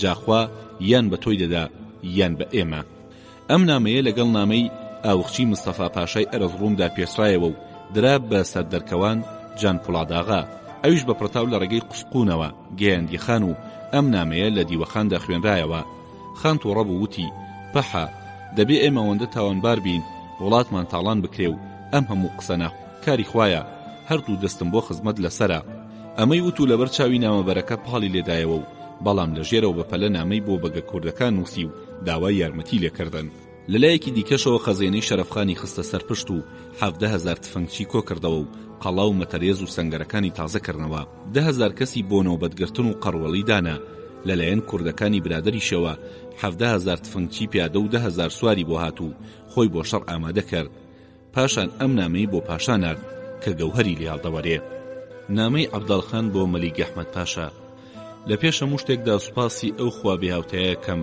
کە هۆشی تەواوی داوە بە ئادەمیزاد و بە پاکترین و بەرزترین گیانلەبەران سەربەرزی کردوێتێ سەرپشک بۆ هەڵبژاردنی چاکە و خراپە بۆ ئەوەی سوود و زیانی خۆی لێک جیا بکاتەوە و بە فڕوفێڵی درۆزن و دۆڕوو شۆفاران هەڵنەخەڵەتێ ئەوانەی دەبنە فەرمانڕەوا جڵەوی کاروباری خەڵک بەدەستەوە دەگرن ئەو ئەرکە بەبێ لادان لەڕێ و بەبێ چاوەڕوانی دەستکەوتی تایبەتی بەرم بەڕێوە لە فەرمانەکانیاندا پرسیان پێ بکەن ئەمە ڕەوایە منێک ئەوەندەی پوشکەیەک تاوانم نەبوو بێ تەنیا لەسەر گومانێک ئەو دەریا سوپایەت خڕ کردوتەوە و شەڕم پێدەفرۆشی داخۆ ڕۆژی قیامەت بەرپرسیم کردەوەیەت نابی شاری بتلیس بکەوێتە بەر تاڵان و بڕۆ و ماڵ و مناڵی کوردان لە ژێرپێی زوڵم و زۆریدا بپلیشێتەوە تۆ چۆن وەڵامی سوڵتانە دەیەوە ئەو کاتی لە ماڵی من میوان بووی ئەم هەموو بەڵێن و گفتە باشانت بۆ هەڵڕشتم چەند زوو لە بیرت چوونەوە بۆچی نایەن و تووە پیاوی مەرد هەر بەڵێنێ بدا بەجێی دێنێ ئەو ڕۆژەی بە منم دوت خانی برام ئیشاڵڵا سنجاقی موشیشت بۆ دەخەمە سەر بتلیس و تۆڵەی چاکەکانت دەکەمەوە منیش بە بەڵێنەکەت دڵخۆش بووم تۆ ئارەزوود بابوو کە لە سەردەمی فەرمانڕەوایەتی تۆدا هەموو کەسێ بحەسێتەوە ئەم لەشکرهێنانەت خەڵک حەسانەوەیە ئیدی ئەم خەڵکە چۆن دەحەسێنەوە پەنا بۆ کێ بەرن جارێکی دیکە پێت وتم کاکە خان تۆ چرای داگیرساوی گەورەی من سوڵتان مرادخانی ساڵی شەڕەکەی ڕوان زۆرمان نان خواردی و وادیسان لەو نانەت دەخۆینەوە بۆیە بەدڵ حەز دەکەم هەر لە خێر و خۆشیدا بیت و دوعای خێر بۆ سوڵتان محەممەد خان بکەیت کوردەکان لە هاویندا دێنە هەواری مەلازگرد پیاومان دەچێت سەرژمێری مەڕەکانیان دەکات و بە پێی قانون مەڕانەیان لێوەردەگرێ کەچی محەممەد بەگ سوپای لەگەڵ خۆی هێنا بوو خاوەن مەڕەکانی گرتە بنباڵی خۆی و ڕێی مەڕانەی لێگرتین لەم بربەرەکانیەدا بە گژیەکدا چوین چەند کەسێکی تێدا ڕۆیی بەڵام بۆ ئەم لێکدانەوەیە ئێمە فتوای هەر چوار مەسەبمان وەرگرتووە و لامانە. یەنچەرەکانی ژویستومانە باجی میری لە کوتاڵەکانیان پسێنین، نەیاندا و بە شێوەی ئاژاوە هێرشیان هێنایە باخی من و چەند پیاوێکیان لێ بریندار کردم و ئەم هەرایەش لە قەباڵی شەرعیدا نووسراوە کەوا بۆم ناردی. جا ئەگەر ئەوانە سەرڕای ئەو کردەوە ناقانونیانی خۆیان هاتوون درۆ دەلەسەیان هەڵبەستووە، تۆ ئەم هەموو قسە ناشیرانت بۆ من نووسیوە، منیش سەرڕای ئەوەی هیچ تاوانێک لە خۆمدا شک نابەم، دیسان داواتان لێ یەکەم ئەم نامەیە بە تۆبە و پاشگەزبوونەوە دانێن و لێم خۆش بن، چونکە دۆستایەتی و خۆشەویستی پێشومان زۆرە و ئێوە وەزیری خەلیفەی پێغەمبەرن و لەسەرتان پێویستە هەمیشە لایەنی دادکاری بگەڕن و قەول و بەڵێنی خۆتان لەبیر نەچێتەوە. با پێغەمبەری خوا و هەر چواریارەکەی و بەسەری سوڵتانی مەزنتان سوێند دەدەم لەناو خەڵکدا مەمشکێنن و ڕوشکێنم مەکەن، و ئەم نامەیە بە زەینەڵ ئاغای خۆمدا ناردە خزمەتتان کەچی پێویست بێ بۆ ئاشبوونەوە لەگەڵ شکاتکەرەکاندا یارمەتیم بدە. ئیدی هەر خۆش بی. کاتێ ئەم نامەیی خان لە قەڵایواندا گەیشتە دەستی پاشا و تێیدا ڕوون کرابەوە کە محەممەد بەگی مەلازگردی پوشانی نەداوە بەخان و بەگژی داچووە و ئەم محەممەد بەگە خۆی تاوانبارە و بە شەرع خوێنی حەڵال کراوە، یەنچەریەکانیش بە هەلاوهۆریا چوونەتە سەر دیوەخانی خان و لێکدەرانەکەیان کارێکی بەجێ بووە. پاشا ئەم نامەیی پێخۆش بوو، وتی بەڵام بۆچی نەهات تا لێرە شەرعیان بکرێ. زەینەڵاغا وتی قوربان خامتکات لێک هەکە لەگەڵ یەنچەریەکان ئاشتی بکەیتەوە، منی بۆ ئەوە ناردۆتە خزمەتتان لە جیاتی خۆی. پیاماقوڵانی وان کێسکەوتە کەوڵیانەوە و تێگراوتیان قوربان ئەوە دەتان خافڵێنێ، خوای دەیزانێ ڕۆژێک دێ ئێمەش وەکو محەممەد بەگی مەلازگردی ماڵوێران دەکات و پاشانیش وەکو شەرەفخانی باپیری لە تنگانەدا ڕوو دەکاتە وڵاتی عەجەم، چونکە ئەمانە لە کۆنەوە دوژمنی خانەدانی عوسمانین. هەتا ئەم سوپایە لێرە خڕبۆتەوە هەلمان بۆڵکەوتووە باڵکوتینە سەری و لە ناوی بەرین. ئەوەندەیان لەم قسانە بەگوێی پاشادا خوێن چوونە ژێر کڵێشەیەوە و تا بڕیاری چوونە سەر بتلیسیدا. پاشا 6,000 عەسکەری مەحموودی هەڵبژارد هاتە گوندی سەرڕووبار لەوێ خێوەت و بارگەیان هەڵدا.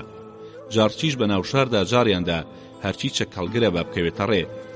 بە 70 دەرکەوانی خۆی دانامەی بۆ 3 بەگی سنجاق و فەرماندەی سوپاکانی تیژی بە ئاغاکاندا نارد. ئەحمەداغای ئەرخەنی یەکیانی بر بۆ والی ئەرزڕوم تاوەخچی مستەفا پاشا کە باشترین عەسکەری خۆی بنێرێ و نامەکەی تری نار بۆ فرار مستەفا پاشا کە بە عەسکەرە هەڵبژاردەکانی خۆیەوە بێتە لای پشتەوەی خان بگرێ. جا ڕۆژ بە ڕۆژ شەپۆلی دەریای سوپا لە بەردەم قەڵایواندا پەنگاوی دەخواردەوە. پاشا فەرمانیدا 50 دانە تۆپی قەڵایوان و 6 تۆپی باڵۆی و میزی ساز بکرێن، 20 کەشتیش پڕ بکرێ لە ژبەخانە و چەند هەزار قەنتار بەکسەم بارود.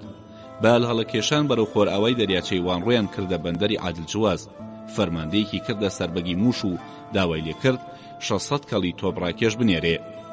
هەر لەم ڕۆژانەدا بووە شەوێکی تاریک، ئەوەندە باران باری و تریشقەی لێدا لافاوەستا، بوومە لەرزەیەک دنیای ڕاتەکاند و گەلێک خێوەت و چادری عەسەرەکان بە موشتێکەوە ئاوڕای ماڵی بۆ ناو دەریا. بە گرمەی هەور و شریخەی بوومە لەرزە خەڵک گوێیان زانی هەر ئێستا قەڵا نوغڕۆ دەبێ. کاتی بەیانی هەستانی دەبینی ئەو هەموو گوڵ و خۆڵەی تەیموری لەنگ لەبەر قەڵادا ڕۆی کردبوو، بەشی زۆری هێشتا هەرما بوو. ئەم باران و لافاوە ڕای ماڵیوە و کردوێتە ناو دەریا.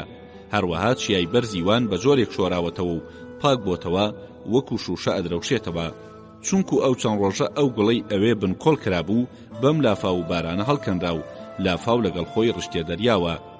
جگەلەوەی لەم گڵە ڕزگار و دەشتەکەش پایەوە یەک کەسی شوێن لە لوتیەوە نەهات.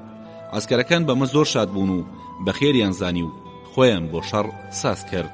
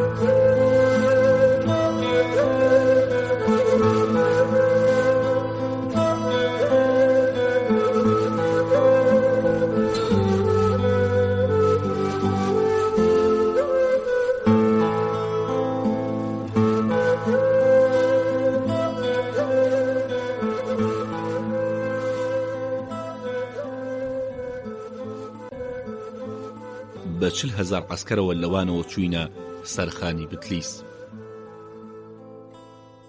ڕۆژی دووشەممە بە دوعا و سڵاوەتەوە لەوانەوە ڕێکەوتین. تۆپەکەلی سولەیمانخانیان تەقاند کە گولەکەی 50 حوقاسنە. ئەم گولەیە بەسەر سوپای ئیسلامدا وا بەهارە تێپەڕی کامیانی حەپەساند و ئەسپەکان سڵەمینەوە. بە 4 سعات بەرەو باکوور هاتینە گوندی سەرڕووبار و لەوێ خێوەتی پاشایان هەڵدا. پاشا ناردی فەرماندەکان هاتنە لای و زۆر دڵخۆشی دانەوە. بۆ بەیانی دیسان بەرەو باکوور بە 4 سعات گەیشتینە مێرگی قاسم ئۆغڵی. لێرەدا تۆپی شاهی لەوانەی بە عارەبانە و 500 چەکدارەوە گەیشت. تۆپەکانیان لەبەر خێوەتی پاشا بە زنجیر بەستەوە. لێرەشەوە بەرەو باکوور قەڵای ئەمینمان لە لای ڕاست بەجێهێشت و بە 3 سعات هاتینە گوندی قەرەشێخلەر کە گوندێکی موسڵمان و ئاوەدانە و مزگەوتێکی هەیە. دیسان بەرەو باکوور بە 3 سعات هاتینە گوندی قەرجاینکەر. لە ڕووباری جانک پەڕینەوە و ڕۆ باکوور گەشتینە قەڵای بارگر. کەمێک لەولاتر لە بەندی ماسی و چانمان گرت. لە کوردەکانی مەحمودی شەرەفخانبەگی بارگر بە سوپای خۆیەوە هات و تێکەڵ بە سوپای ئیسلام بوو. لە ڕووباری بەندی ماسی پەڕینەوە بەرەو خۆراوە بە قەراغ دەریاچەی واندا لە هەندێ شوێنی زەلکا و لە هەندێ ڕێگەی باش تۆپەکانمان پەڕاندەوە و گەیشتینە قەڵای ئەرجیش. ئاسکەری ناوقەڵا تۆپیان تەقاند و بەرەو پیری پاشا هاتن. بەگی ئەرجیش فەرات بەگەشێتا بانگێشتێکی گەورەی بۆ پاشا کرد و ئەسپێکی بەزین و ڕەختی زیوەوە پێشکەش کرد. بەرەو خۆراوە بە 3 سعاداتینە گوندی کەنزەک کە گوندێکی موسڵمانە و سەر بە ئەرجیشە. لەوێشەوە بە 5 سعاتاتینە گوندی دەمیرچی. لێرەدا بەگی بەیەزید بە سوپای خۆیەوە گەیشتە ناومان. دیسانەوە ڕۆ خۆراوە گەشتنە قەڵای عادلجەواز. لێرەدا والی ئەرزڕوم مستەفا پاشا بە ئاغایەکی خۆیدا 50 فەنگی جەوهەرداری لە قەتارێک ئێستربار کردهبوو لەگەڵ 10 غوڵامی گورجی بە پێشکەش ناردبوو. محەممەد بەگی مەلازگردیش بە 10,000 فەنگچیەوە هات و تێکەڵی سوپای ئیسلام بوو. پاشا خەڵاتی کرد.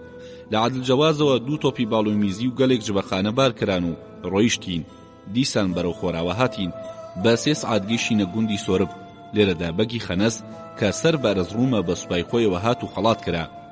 ئەمجا ڕوومان کردە قیبلە و بە 3 سعات بە قەراغ دەریادا گەیشتنە قەڵای ئەخلات.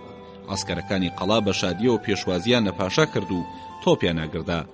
قەڵاداری قەڵا هاتە خێوەتی من و منیش بە دیاریەکانیەوە بردمە خزمەتی پاشا. زۆر قەدری گرت و خەڵاتی کرد. ئیدی لەگەڵ مندا بوو بە برادەر. بەگی موشی شات و خەڵاتی وەرگرت. بۆ سبەینێ نیوەی عەسکەری ناو قەڵای ئەخلات شوێن پاشا کەوتن. هەر بەرەو قیبلە بە 4 سعاتاتینە گوندی ئەسخاک. بەگی تەکمان هێزەکەی گەیشت و خەڵات کرا. ئەمڕۆ برایم بەگی مەحمودی بە 6,000 کەسەوە کرا بە چەرخچی کە تۆغەکان پێش نەکەون و لەگەڵ پاشادا بڕوا. دوژمنی خوێن خۆی خانی بتلیس محەممەد بەگی مەلازگر بە 3,000 عەسکەرەوە دانرا بە قەڕوەڵی ناوەن. بەگی تەکمان و بەگی خەنەس بۆ قۆڵی ڕاست و بەگی موش و بەگی عادلجواز بۆ قۆڵی چەپ دیاری کران. بەگی پنیانیش بە 600 کەسەوە کرا بە قەڕوەڵی ڕاست و بەگی غازی قڕان بە قەڕوەڵی چەپ. لە گوندی ئیسخاک بارمان کرد و بە قەراغ دەریایواندا لە دەشتی ڕێگەی ئووا لە ناو چیمەنی چاڵشدا خسمان. لەشکر چین لەسەر چین خێوەتیان هەڵدا. لێرەدا هەندێک لە عەسکەرەکانی ئیسلام چوون بۆ دار و چیلکەیەنان و لوتیان تەقیب و بە لوتی قەڕوەڵەکانی عەبدەڵخانەوە و 50 کەسیان لە عەسکەرەکانمان کوشتە بوو. سەریان بڕی بوون و 6یان بەدیل گرتبوو و بردبیان بۆ خان. خان لە دیلەکانی پرسی بوو سوپای پاشا چەندە و لە کوردەکانی ئەرزڕۆم کێ هاتووە و تۆپ و جبەخانەتان چەندە. پاشانێکی دەزێڕیدا بوو بە دیلەکان و سەرەبڕاوەکانی پێدا ناردبوونەوە. پاشا فەرمانیدا سەرکەکانیان ناشت و ئاغای قۆڵی ڕاستی کردە فەرماندەی دار و چیلکەیەنان. لەم کاتەدا لە ئالێتی ئەرزڕوومەوە بەگەکانی پاسنی و ئەونیک و قەرەڕووجان بە تەپڵێدان بە بەردەمی پاشادا تێپەڕین و پاشا خەڵاتی کردن. پاشا پیاوەکانی ئەم سێ بەگە تازاتوی دانا بۆ چاودێری ئەوانەی ئاگر و دۆ ئازوقە دێنن و ئاغاکانی قۆڵی ڕاست و چەپ گەڕانەوە بۆ ناوەندی لەشکر. ئەم جار بەگەکانی ئەرزڕووم بۆ سەیان نایەوە و چەند کەسێکیان نار بچن خۆیان وا پیشان بدەن کاتون دار و چیرکە بەرن. لەولاوە پیاوەکانی خان هاتن بیانگرن. ئەمان لەناو بۆسەدا لێیان دەرەپەڕن و هەفتەیان لێ کوشتن و 20 کوردی یەزیدیان بەدیل گرت و لەگەڵ سەربڕاوەکاندا بۆ پاشایان هێنا. پاشا خەڵاتی کردن و سەرکەکانیان لەبەر خێوەتدا فڕێدرا و زیندوەکانیان خستە ژێر پرسیار. چەنەبازێکیان تێدا بوو بە ناوی کوڕی باخەوان هەر لە خۆیەوە هاتە زمان و وتی قوربان خان لە سەنگەرەکانیدا 10,000 تفەنگچی و 2,000 عەسکەری سوارەی هەیە. 50,000 چەکەڵگریش لە هەر چوار دەوری بتلیس 5 قات و 6 قات لە ناوچیەکاندا خەریکی پاسن. قەرە عەلیاغاش بە 3,000 تفەنگدارەوە قەڵا دەپارێزێ. خان بە 3,000 مەردی هەڵبژاردەوە لە باخەکەی خۆیدایە. بەڵام قوربان پێشەوەی تۆ بگەیتە عادل جەواز هەرچی خەڵکی بتلیسەیە لە دەستی زوڵم و زۆری خان ڕێیان کردوتە چیا و چۆڵان و ژن و مناڵێن کەوتۆتە دەستی پیاوەکانی خان ئێستا لە ناو شاردا هاوار و هەڵایەکە بۆتە ڕۆژی حەشر. پاشا قسەی کابرای بەدڵ بوو لێی پرسی دەی قسە بکە لە بەگە کوردەکان کێ هاتۆتە یارمەتی خان. کابراوتی بەخوا قوربان لە ئالەتی دیاربەکرەوە بەگەکانی چیاقچور و جومشگەز دەهاتنە یاریدەی خان. کەوالی دیاربەکر پێیزانی ئەسکەری کردە سەریان کە بۆچی بە بێفەرمان دەچن پشتی یەکێک دەگرن کە لە سوڵتانی ئەخی بووە. هەردووکیانی بند کرد و ناردوونی بۆ دیاربەکر، بەڵام بەگی حەزۆ کە سەر بە ئالەتی دیاربەکرە خۆی زاوای خانە لە پێش ئەم شەڕەوە لە بتلیس بوو، ئێستاش ئەم مرتەزا بەگە هەرماوەتەوە. بەگی جسقا لە ئالەتی دیاربەکر و بەگی زریقی سەربەوان ئێستا بە سوپاوە لەگەڵ خانن. هەر لە ئالەتی وان بەگەکانی سعرد، گەرگەڕ، شروێ، کارنی، هیزۆن، ئاخکیس، کشان، بردعا، لادیک، ئەرجەک، داڵالگەڕ، چۆپانلو، هەکاری، بەنی قەتور، ئەباغای هەمویان یارمەتیان بۆ خان ناردووە و خۆشیان خەریکن بێنەکن تۆ، بەڵام نایەن. ئەوان لە ناو دۆڵەکانی ئەم چیانەدا خۆیان حەشاردەوە و چاوەڕوانی ئەنجامی بەسەر هاتن. ئەگەر خوانەکە خان تۆی شکاند ئەوا دێنە خوار و ئەو کەسانە بەشیردا دەپڵۆسن کە بوونە هۆی ئەم شەڕە و تۆیان بە گشتخاندا کردووە. هەی پیرە وەزیر، قسەی کوڕی باخەوان لەگوێ بگرە و لە خان مەترسە. عەشەتی خان ڕۆژەکین کە نەشەڕکردن و نەخانیان خۆش دەوێ. زیاتر وریای بەگەکانی گورجستان بە، ئەوان بە سوێند و پەیمان لەگەڵ خان ڕێکەوتون، بەڵام قوربان تۆ یارمەتیت لە والی دیاربەکر داوا کردووە و ئەویش وا بە 20,000 عەسکەرەوە بەڕێوەیە. تۆش لێرە 60,000 عەسکەرت پێیە. شاری بتلیس بە جۆرێک سامگرتوویەتی هەرمەپرسە، بەڵام هەر ئامادەن بۆ شەڕ، چونکە ڕێگەی دیاربەکر بە ناوچیادایە و ئێوەش چیای دێوان و ئویخ پێشی گرتوون. لە هەموو ئەم چیایەنەدا دەچین سەنگەری قایم ئامادە کراوە. کابرام قسانی کرد، پاشا سەد زێڕیدایە و بەڕڵای کرد و پیاوی لەگەڵ نارد تا بردیانەوە ئۆردوگای خان. ئەم جارە 19 دیلی دیکەیان هێنا، لیان پرسین، هەمویان وتیان خەبەری خان نازانین. یەکەیەکە هەمویان سەر بڕین، کەسیان لەم قسەیە زیاتریان نەدرکاند. پاشا زۆر تووڕە بوو، فەرمانیدا ئەو سەلکانەیان وەکو گۆدایە بەرشەق. هەر ئەو ڕۆژە لە چیمەنی چاڵش بارمان کرد و بە قەراق دەریادا ڕۆ و باشوور بە 3 سعات گەشتینە تەحتیوان. لێرەوە نامە بۆ عەسکەری دیاربەکر نێردرا کە 24 مانگی ڕەمەزان کە دەکاتە ڕۆژی دووشەممە لە دواوە لە خان بسرەبێنن. نامەش بۆ ئەو بەگە کوردانی کە تا ئێستا نەهاتەبوون نێردرا. جگە لە لای دەریا سێ لای دیکە نۆبەچی و قەڕوەڵ بڵاو کرایەوە. نزیکەی 20,000 کەس چوون بۆ هێنانی ئازوقە و سوتەمەنی. فەرمان دەرچوو کە 5 فەرزە دوای نوێشکردن هەر فەرماندەیە تەپڵی خۆی لێدا. لە پێشەوە مەلیک ئەحمەد پاشا دوای ئەو فەرماندەی هەکاری و بەگی مەحمودی و 48 میرلیوە تەپڵیان دەکوتا و ئاسکەر هەڵدەپەڕین. بە ڕۆژی دوایی جارچی بەناو ئۆردوگادا جاڕیاندا کە 10 ڕۆژ لێرە ئیسراحەتە. هەر ڕۆژە 2 کەشتی پڕ لە چەک و جبەخانە بە ساغ و سەلامەتی گەیشتە تەحتیوان و لە خۆشی ئەوە تەقەی شادمانی کرا و هەڵپەڕین. تۆپەکانیان لە کەشتی دەرهێنا و لەبەر خێوەتی پاشادا ڕیزیان کرد. 70,000 عەسکەر بەجارێک دەستڕێژیان کرد و 6 تۆپی باڵۆی میزی و 4 تۆپی شاهانە یەکی جێتەقێندران. گرمە و هاڕەی ئەو تۆپ و تفەنگانە بە جۆرێک لە دۆڵی ڕێگەی ئوادا دەنگیدایەوە، وەکو بیسمان لەسەر چیاکانی بتلیس کە عەبداڵخان گوێی لێبووە تای لێ هاتووە. ئەو 1200 کەڵانی بۆ تۆپڕاکێشان نێردرابوون، گەیشتن، بەڵام بەگە کوردەکانی قۆڵی ڕاستی کوردستان دیار نەبوون. پاشا چاوپۆشی کرد و وتی بابزانین. پاشان لە تەحتیوانەوە بەرەو خۆراوە بەڕێگەی وادا ڕوومان کردە شاری بتلیس. ڕیزی سپا بەم جۆرە بوو. لە ناوەندا پاشا خۆی و 12,000 عەسکەر هەڵبژاردەکەی و لە پێشیانەوە 7 ئاڵا پیادەی سەگوان و ساریجا کە لە ناویاندا 4 عەرەبانی ئەسپی تۆپی باڵۆمیزی و 50 تۆپی شانە ڕای دەکێشا. عەسکەری پیانیش وەکو سوکە قەڕوەڵی ڕاست و چەپ، چەرخچی چەپ بەگی مەحمودی و چەرخچی ڕاست بەگی مەلازگرد. لای ڕاست عەسکەری قۆڵی ڕاستی وان و بەگەکانی دیکە بە قۆڵی چەپ. بەگی بایەزید و بەگی بارگر لە دواوە بوونە برنکڕماوەی سوپا. ئەو بەگانی نەهات بوون، چەکداریان ناردبوو لای ڕاستیان پێسپێردرا بوو کە لە ناو کێوەکان و سەرگردەکان نۆبەت بگرن و ناو بەناویش بێن بۆ لای چەپمان.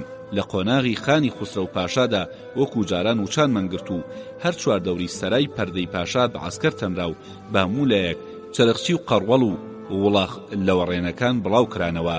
چاوەشەکان وریا کردەوە کە ئاگاداری خۆیان بن و چەک لە خۆیان نەکەنەوە. بەرایەنبەگی مەحموودی لە خانی پاپشن دووری لیگرتە بوو بۆ پاشای نار. پاشا پرسیاری لێکردن کە ئەو دوو سوێندیان خواردووە کە پیاوی خان نین. پاشا بڕڵای کردن. محەممەد بەگی مەلازگردیش کە چەرخچی بوو سێ کە لەو سێ دیلی بۆ پاشا ناردەبوو. پاشاویستی قسەیان لێ دەربێنێ کەچی لە بەرامبەر پاشا زۆر زمان درێژیان کرد لەسەریان دراو سەرکەکانیان فڕێدرایە بەردەم سەراپەردەی پاشا. لەسەر فەرمانی پاشا 700 کەس لەو کوڕە ئازاکانی عەسکەریوان و لە ئاغاکانی خۆیان گۆڕی و بە ناوسپا و دەور و پشتی ئۆردوادا کەوتنە گوێگرتن و خەڵک دواندن و تەماشای تاڵان و لێوەربوونەوەی چەرخچی و قەڕوەڵەکان. بەرەو خۆراواش بۆ ڕوانینی سەنگەرەکانی خان هەتاکانی قەساب ڕۆیشتن کات فەنگاوێژێک لە سەنگەرەکانی ئۆردوی خانەوە دوور بوو.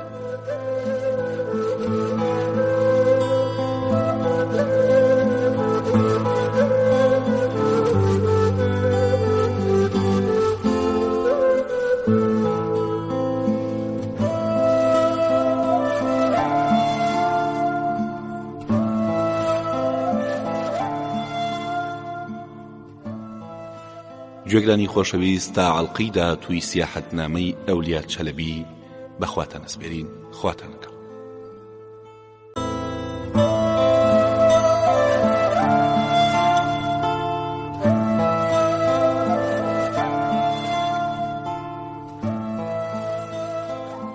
سەنگەر و سوپای خانی بتلیس. پەنا بەخوا لەبەر پیرە عەبداڵخان کە غیرەتی باپیرانی خۆی لەدەست نەدابوو. مەتەرێزێکی وای ڕێخست بوو کێوەکانی بتلیسی وەکو سەدی ئەسکەندەر قایم کردبوو. خۆڕڵەتی بتلیس ئەوەی بۆ ڕێگەی ئەوا دەچێ و شاڕەی وانە لە دەمی دۆڵێکداکانی قەسابە و لای باکووریشی بەرامبەر چیەکانی دیدەوان لە خوارووی کانی قەساب دیوان پەست هەیە. کێوێکی بڵندە و لە پشدەشتی کێوی بڵندتر هەیە یوخی پێدەڵێن. لە لووتکەی بەرزی دیدەوانەوە تا دەگاتە گردی دیوان پەست کە ماوەی تۆپاوێژێک دوورە نێوانی ئەم دوو کێوە دۆڵێکی تەسکە.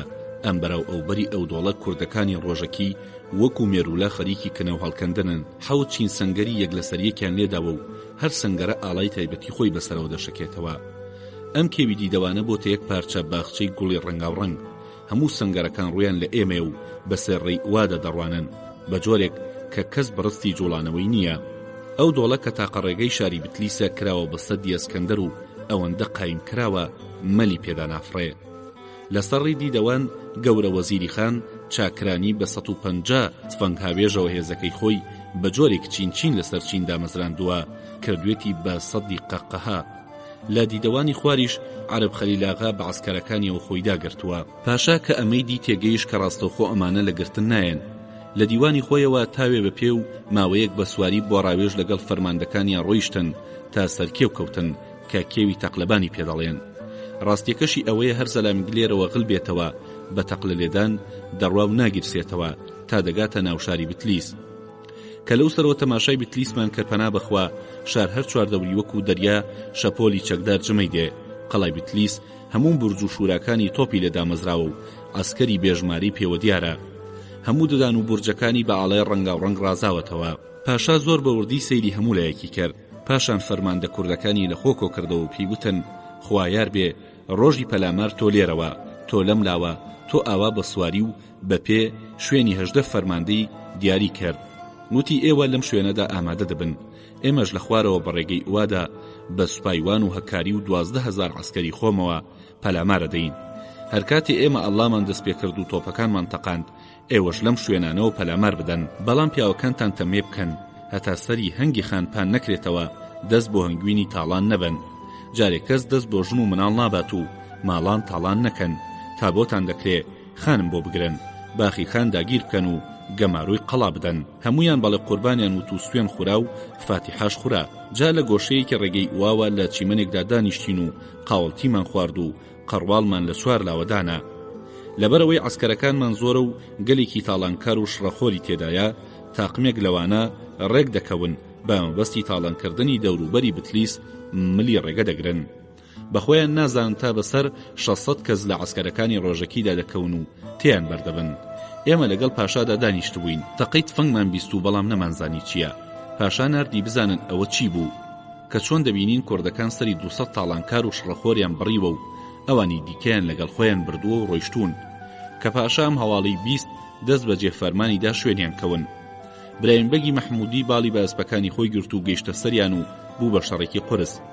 لەو 600 کوردە تەنە 250 خۆیان گەیاندەوە ناو سەنگەرەکان و ئەوانی دی کوژران و کەلاکەکانیان فڕێدرا و کە لە سەری کوژراوەکانی خۆشمان لە شوێنێک نێژران.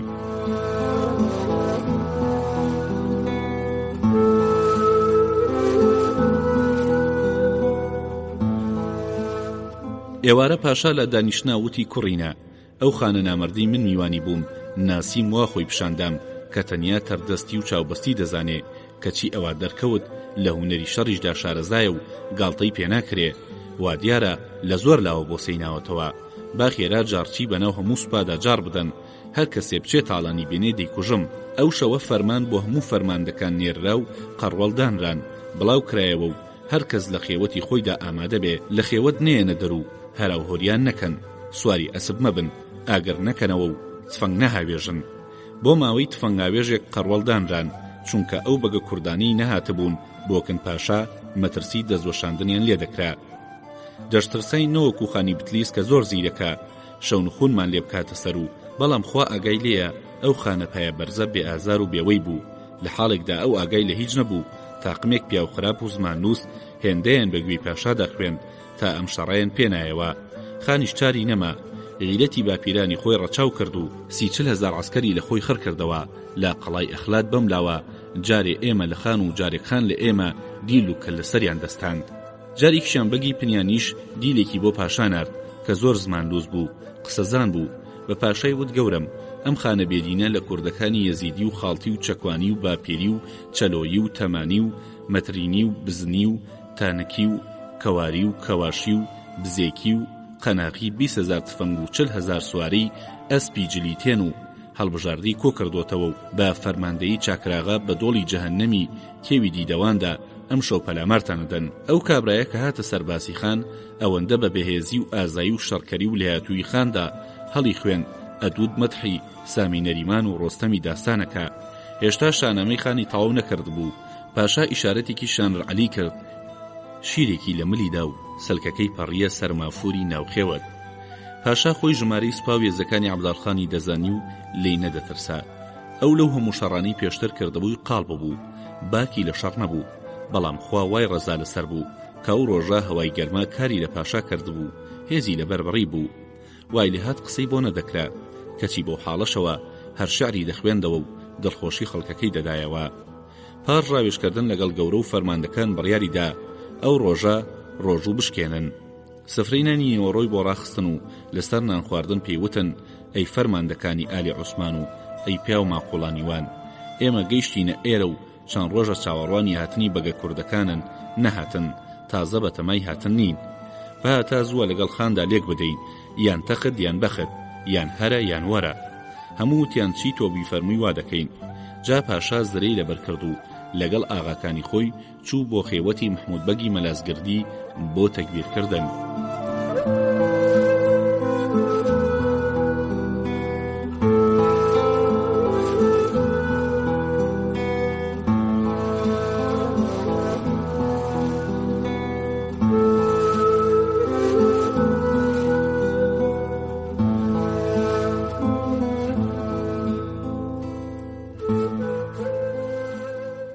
ڕووداوێکی تۆقێنەر. پاش ڕۆیشتنی پاشا بۆ خێوەتی محمود بەگ، من مامەوە لەگەڵ چەند غوڵامێک خەریک بووم، فستق و بادامم دەشکان بۆ بەربانگ. لە پڕدیتم ئەسب سوارێکی ڕەسەن بە دەستێک قەڵغانێکی چینی و کەوڵە بەوری بەدەستەوە و با دەستەکەی دی شیرێکی ڕووتی پێیە، تەنافی خێوەتەکانی سەرڕێگە هەڵدەبڕێ و دێ هەر گەیشتە پێشەوە نەڕاندی کوا مەلیک ئەحمەد پاشا. کەڕوانیم کوردێکە دەڵی دێ و درنجە. وتم پاشات بۆ چییە؟ بە کوردی وتی ئەو ڕما لە ورگی ڕۆدەکەم. میفتاحەکە کە غوڵامێکی ئەبازی ساویلکەیە بانگی کرد، کوڕینە وەرن ئەم کوردە بکوژن، ئەسپەکەی لێ بسێنن. بەڵام من لێیان تۆڕە بووم. بە کوردەکەم وت لۆلۆ ئەمە تا پاشا. خێوەتی کوێخاوی سفم پیشاندا. خزمەتکارەکان دەستیاندا بە کوتێکی سنگکوتان و تەور و چەقۆ دەیانوت ئەم کوردە پەتی خێوەتەکانی هەڵبڕیوە. کابرا کە باوەڕی کردبوو کوێخاوی سف پاشایە، وەکو بروسکاڵی کوتایە سەری و پلارێکی نێزەی تێگەر. کوێخاوی سف لە ترسی ڕۆحی خۆی بۆ کونێک دەگەڕا لی دەرباز بێ و هاواری دەکرد وەرن ئەمەم لە کۆڵکەنەوە. نێزە بەرسەرینی کوێخا کەوت و بڵاوی کرد و تیای دامایەوە.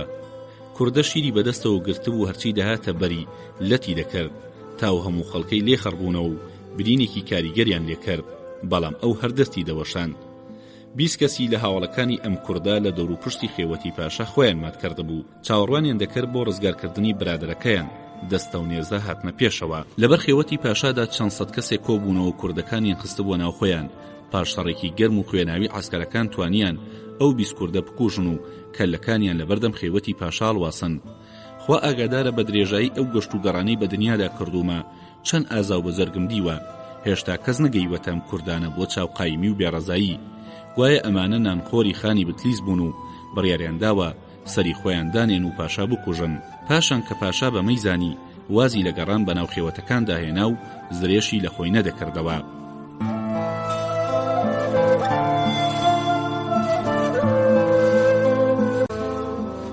دیسان شتێکی سیر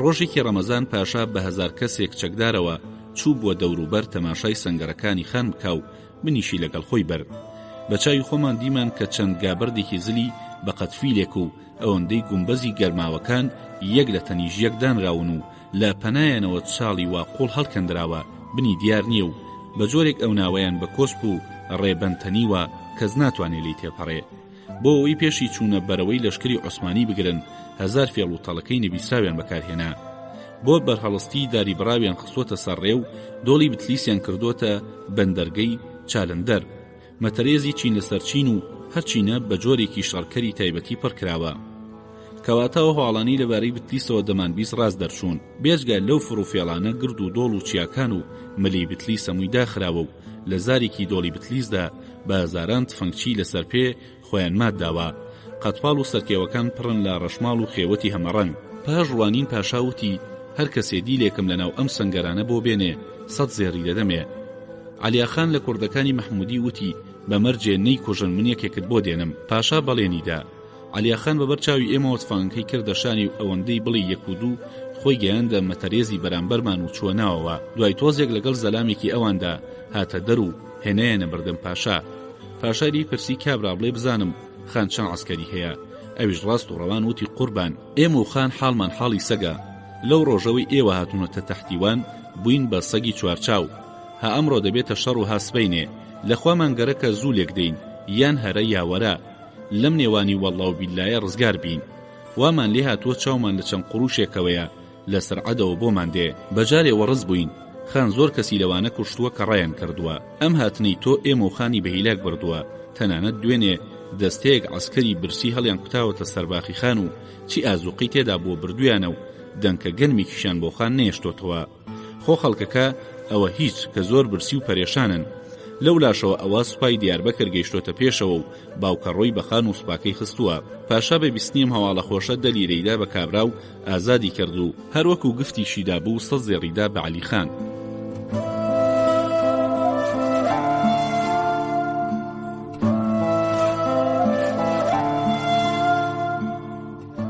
چەمکێک لە کەرامەت و پیاوچاکی مەلیک ئەحمەد پاشا گەڕایەوە ناو خێوەتی خۆی و ئاغاکانی وانی لە خۆی کۆ کردەوە و پێیوتن ڕۆڵەکانم ئاغاینە دەزانم ئێوە بەڵێنتان داوە خوێنی خۆتان لە پێناو دەوڵەتدا بڕێژن تا ئێستا چەند شەڕێکی مەردانەشتان کردووە بەڵام با پێتان بڵێم گریمان ئەو کوردانی لەناو ئێمەدان هەمویان هەڵگەڕانەوە و دەستیاندایە شیر و وێگڕا پەلاماریان داین و منیش بانگم کردن دەی تورکە غازیەکانم ئێوە چی دەکەن ئاغاکان وتیان هەتا هەمومان دەبینە فیدای دەوڵەت سەر دەدەین و سەر دەسێنین و هەتا دەکوژڕین هەردەست دەکەینەوە بەم قسەیە پاشا فاتحایەکی خوێند و دەستی بە دەموچاوی داهێنا و هەستا ڕمەکەی دەستی سلاحدار ئاغای وەرگرت و سواری ئەسپەکەی خۆی بوو دووسێ جار ئەم سەر و ئەو سەری کرد و پاشان ڕاست ڕووی کردە ڕێگەی ئوە ئاغاکانیش بە سواری دوای کەوتن لە دوورەوە نزیکەی 200 سوارێکی کوردیان بینی لەسەر خۆ دەڕۆیشتن ئاغاکان وتیان قوربان ئۆردومان بەجێهێشت ئەمە سنووری خانە نەوەک ببینە نیشانە پاشا وتی ئەدی ئێمە پێکەوە فاتحای شەڕماندانەدا چۆن ئەو فاتحایە بە هیچ بڕوا ئەم تاقمە کووردە وا لە ئۆردوو جیابوونەتەوە و دەڕۆن لە چه هۆزێکن بەخوا ئۆردوو ئێمە 1000 چەشنە میلەتی تێدایە ئەمانە وا دیارە دەچن بۆ چیرکە و ئاگر و دۆهێنان خوا دەزانێ هی کاملان ئەم کوردانە زۆر لە ئۆردوو نزیک بووبوونەوە سوکە قەڕوەڵەکانی پنیانیش بەخۆیان زانی بوو دەنگیان نەدان. هەردوو لا پێگوەربوون و تەقەدا مەزرا. پاشاوتی من فاتیحەکەم بۆ ئەمە بوو. یەڵڵا دەی کاتێکمان زانی قەڕوەڵەکانمان کە سەریان لێ شێوا بوو هەڵاتن و کوردەکان بە دوایاندا لێیانەدان و ئەیانڕاند خان خان. ئاغاکان گەیشتنە ئەوان و لەگەڵیاندا کەوتنە شەڕ. پاشا بەخۆی و 700 کەسەوە فریایان کەوت. قەڕوەڵە هەڵاتۆکانیش بەهاتنی ئەم یارمەتیە نێر بوونەوە و گەڕانەوە بۆ شەڕکردن. شەڕێکی گران دامەزرا. پاشا بە دەستی خۆی 3 کوردی کوشت. ئەم 200 سوارە کوردە کەمیان بە ساغی دەرچوون و چەند کەسێکیان لێ بەدیل گیرا. پاشان لێیان پرسین ئێمە 200 کەسی فیدایی بووین و لە پێناوخاندا لە گیانی خۆمان خۆش بووین و یەکەیەکە خۆمان ناویشتە ناوسوپای ئێوە هەتا لە دەرفەتێکدا تووشی محەممەد بەگی مەلازگردی ببین و بیکوژین. بەڵام زانیمان کە ئەو چۆتە دەرەوە ئێمەش دەگەڕاینەوە تووشی ئەم قەڕوەڵانە بووین. وتمان با بە دەستی خاڵی نەچینەوە و تێمان سرەواندن کەچی ئێوە لێرە بوون و لێمان تێکچوو. خوا ماڵی خان وێران کات و چاوی کوێر بێ. لەم شەڕەدا پاشا 185 کەل لەسەر و 200 ئەسپی دەستکەوت. لای ئێوارە گەڕاینەوە. لەناو هەموو ئۆردوودا دەماودەم بڵاو بووە کە پاشا کەرامەتی هەیە و هەردوو عایەک بکات جێ دەگرێ. بۆ بەیانی ئەو ئاغایانی بەشداری شەڕەکەیان کردبوو. خەڵاتی گرانیان درایە و شنگاڵی زێڕیان لەسەر چقێنرا. پاشا کوێخاوی سفی ڕاست پارد کە لەگەڵ هەموو میرلیوا و فەرماندە و ئاغاکاندا هەتا ئەتوانێ قسەت خۆش بێ و چیت لەباردایە چاکەیان لەگەڵدا بکە تا پێت دەکرێت دڵخۆشیان بدەرەوە بۆ شەڕکردن ئامادەیان بکە. خواڵ ناگرێ کوێخاوی سفیش درێغی لێ نەدەکردن. بۆ ڕۆژی دوایی دەرکەوانی ئەستەمبوڵ هات دەسوخەتی مبارەکی سوڵتانی هێنابوو کە دەڵێ هەرچی سەکوان و ساریجەی ئالێتیوان هەیە یەکیکیان لێ مەهێڵە و هەمویان سەر ببڕا. کە ئەمە خوێندرایەوە پاشا وتی فەرمانی سوڵتان لەسەر سرم. لە ساریجەکانی خۆی 300 کەسێکی لێکردن بە ئاغا و وتی ئیشەڵڵا پاشان فەرمانی سوڵتان بەجێ دێنم چونکە بۆ شەڕ دەچوو شاوپۆشی لێکردن. لە کوردەکانی وان کوڕی تیاربەگی شیروان کە لەگەڵ کوێخاو 3000 چەکدار گەیشت کوێخاوی سف خەڵاتی دانێ و کردنی بێدەگی لەشکر. پاشا لەوەی کە بەکخۆی نەهاتوە تووڕە بوو بەڵام بەسەرخۆی نەهێنا. هەرە ڕۆژە کوێخابەگی هیزۆن بە 5000 چەکدارەوە هات و نێردران بۆ لای خانی پاپیش کران بە قەڕوەڵ. دیسان بەگی کارینی کوێخای خۆی و 2000 کەسی ناردەبوو. ئەوانیش کران بە قەڕوەڵی لای دزخان. بەگی سەعردیش 2000 کەس و کوێخاکەی گەیشتن کران بە قەڕوەڵی ناوبەردی چیاکان. ئەم چواربەگە کە بەنابەدڵی چەکداری کەمیان ناردبوو خۆیان ناتوون دڵی پاشایان زۆرێشتان. بەڵام هۆزەکانی گەرگەر، زریقی، کۆرلاک، مەکس، کەسان، ئاغاکیس، بەنیقەتور، بەرداع، ئەرجەک، شورگەر، چۆپانلوو، دالگەر نەبگیان هاتبوو نەیارمەتی و نەهەواڵێک. پاشا لە ترسی ئەوەی نەوەکو لە کاتی شەڕدا چەکدارەکانی ئەم چواربەگە هەڵگەڕێنەوە بیاخی بن یەکی ئاغایەک و 200 عەسکەری بەسەرەوە دانان و پێیوتن وریابن. لەم ڕۆژەدا ئەم نامەبەرانی بۆ دیاربەکر چوو بوون. کێوا و کێو بە بێڕێیی داهاتنەوە و نامەی والی دیاربەکریان هێنا کە پوختەکەی ئەمەیە. نامەکەتان گەیشت داوای یارمەتیتان کردبوو و فەرمووتان ڕۆژی 25 ڕەمەزان دەچینە سەر بتلیس. ئێمە ژوا هاتین و ئێستا لە خوار قەڵای کفندرین. جا ئەگەر ئەم بڕیارەیدا بوتان وەکو خۆی ماوە ئێمەش سبەی دێینە سەر شاری بتلیس چاوەڕێی فەرمانتانین. پاشام خەبەرەی زۆر پێخۆش بوو. 100 لیرەی سووریدا بە نامەبەرەکە و وەڵامینار کە بەڵێ سبەی دەچینە سەر بتلیس. سیر لەوەدایە کە هەر لەم ڕۆژەدا عەسکەرەکانی خان لە تاو برسێتی دەستیان باڵاتن کرد و داهاتنە ناو سوپای ئێمەوە. پاشا کە بیستی عەسکەرە کوردەکان زۆر هەڵاتون و لە ناو هێزی بەگە کوردەکاندا بڵاو بوونەتەوە لەوە ترسامە فێڵ بێت و لە کاتی پێویستدا دەستمان لێ بوەشێنن. بۆیە جارچی خستە ناو ئۆردووەوە کار کەسێک کە لە یەکێک لەوانە بێنێ کە لە سوپای خانەوە هەڵاتون 50 زێڕ و ئەسپێکی دەدرێتێ. ئەو شەوە نزیکەی 3000 کەس لە عەسکەرەکانی خان لە ناو ئۆردووە هەڵاتن و ڕویان کردە کێوباخەکان. بۆ سبەینێک هەموو عەسکەرەکانمان بە ئامادەی ڕاوەستا بوون. لای چەپی کێوەکانەوە دەنگی تفەنگ هاتوو بوو بە هەرا. قەڕوەڵەکان 70 کەسیان گرتبوو هێنایەنن. پاشا لێی پرسین ئێوە چین؟ وتیان ئێمە هەندێکمان پیاوی خانین و هەندێک دیاربەکرین و بتلیسین. لەبەر زوڵمی خان و لە تاو برسێتی خۆمان ویسمان بەناو چیاکاندا سەری خۆمان دەرکەین کەچی گیرین. پاشا ئەمانەی دایە دە 300 کەس لە عەسکەرەکانی هەتا دۆڵی جوان بەڕێیان بکەن.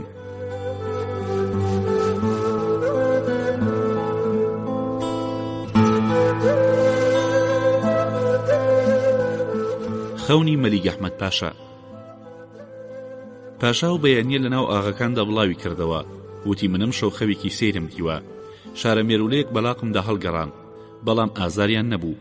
تەنایەکێکی زلەیان تێدا بوو هات بابەلەکم دانووسا. زۆر ئازاریدام. منیش لاقی خۆمدا تەکاند و مێرولەکان بەربوونەوە مردن. لەوانەی مابوون 16یانمدا بە ئەولیا تابیان باتەوە کوونەکەیان. چەندانەیەکیشمدا بە ئاغایوان دەمیرچی ئۆغڵی. ئەو جاگەڕام تا ئەو مێرولەیەم دۆزیەوە کە گەستم ومی. وتم گوایە تۆش ئازاد کەم. دامە دەست یوسف ئاغا و وتم کاری ببینە. ئیدی مێرولەکانی دیکەم پێلێ خست و پانم کردنەوە. مەلا محەممەدی هەکاری وتی ئەو مێرولانەی کوژراون دەکوژرێن و تۆش لەگەڵ خاندا ئاش دەبیتەوە و ئیدی مێرولەیەکیشت پێ ئازار نادرێ. منیش وتم سوپای خان دەشکێ و ئەو مێرولانەی دابوتن بە من ئەو دیلانن کە بە منیان دەبەخشی و دەمدەیەوە. پاشان وتی هەردووکتان باشتان لێکدایەوە، یاخوا خێر بێ. ئەو ڕۆژە دەستەیەک مەلا و پیاماقۆڵی شاری بتلی ساتنە خزمەتی پاشا و پاشا بەڵێنی دانێ چەند سەد کیسەیەک تکای ئاشبوونەوە لەگەڵ خانیان کرد. پاشا تکای نەگرتن و پێیوتن من لەوانەوە نامەم بۆ نووسی و داوام لێکردبێتە دیوانی شەرع و نەهات. ئێستا کەم هەموو سوپایم کۆ کردوتەوە چەند ڕەنجم لەگەڵ کێشاوە فایدەی نییە. پێی بڵێن با ئامادە بێ یا هەرە یا وەرە. خەڵکەکە بەدەستی خاڵی گەڕانەوە.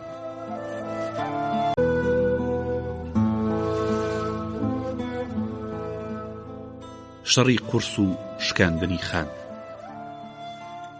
ڕۆژی چوارشەممەی 24 ڕەمەزانی ساڵی 1605 تاریکۆڕوونی بەیانی چاوەشەکانی ئۆردوو دەستیان کرد بە نەبەها کێشان و عەسکەر سواری ئەسپەکانیان بوون. فەرماندەکان هاتنە خێوەتی پاشا و پاشا دوعای بۆ کردن و هەر یەکەیانی ناردە ئەو جێی بۆی دیاری کراوە. تفەنگچیەکان هەر بەو شەوە چوو بوونە ناو ئەو بۆسانی بۆیان دانراوە.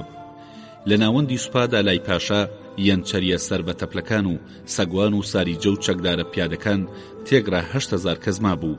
8,000 عەسکەری هەڵبژاردە لەگەڵ بەگی مەحموودی بۆ قۆڵی ڕاست، 6,000 لەگەڵ بەگی مەلازگرد بۆ قۆڵی چەپ، شەرەف بەگی بایەزید بە 6,000 کەسەوە بۆ ناوەند، بەگەکانی ئەرجیش، عادلجەواز، موش، تەکمان، قۆرجان، پاسین، ئۆنیک، خەنەس بۆ لای ڕاست، کارنی و هیزۆن و سەعرد و مەکەس و شروێ و کەسان بۆ لای چەپ ڕۆیشتن.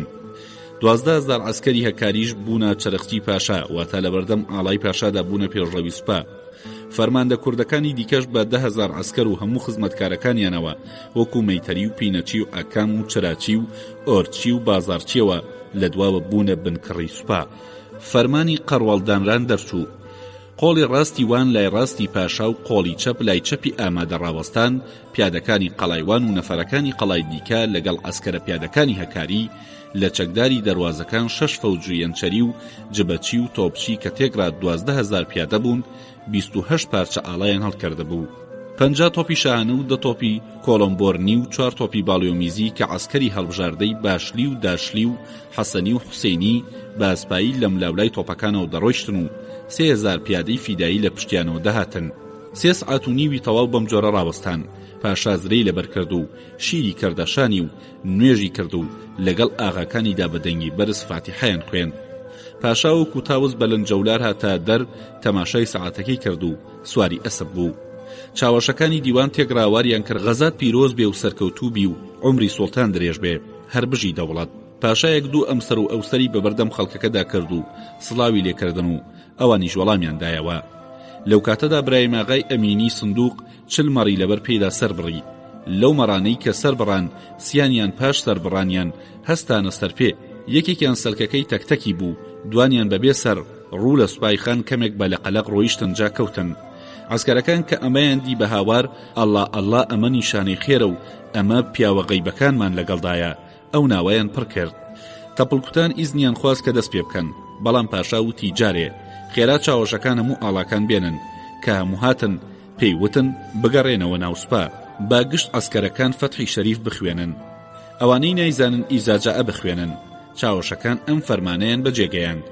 بەم جۆرە و هەموو عەسکەرە لە سەرخۆ بە دەشتی ڕێی وادا هاتن و چاوەشەکان بە ناویاندا دەگەڕان و دەیانوت غەزاییەکان بزانن و ئاگادار بن، ئەمڕۆ ڕۆژی کەربەلایە، ئەم دوژمنی بەرامبەرتانە دوژمنی گیان و دینتانە، ئەمانەیە زیدین بڕووبیانووی تێدا نەماوە، ئەمڕۆ ڕۆژی عوسمانیە.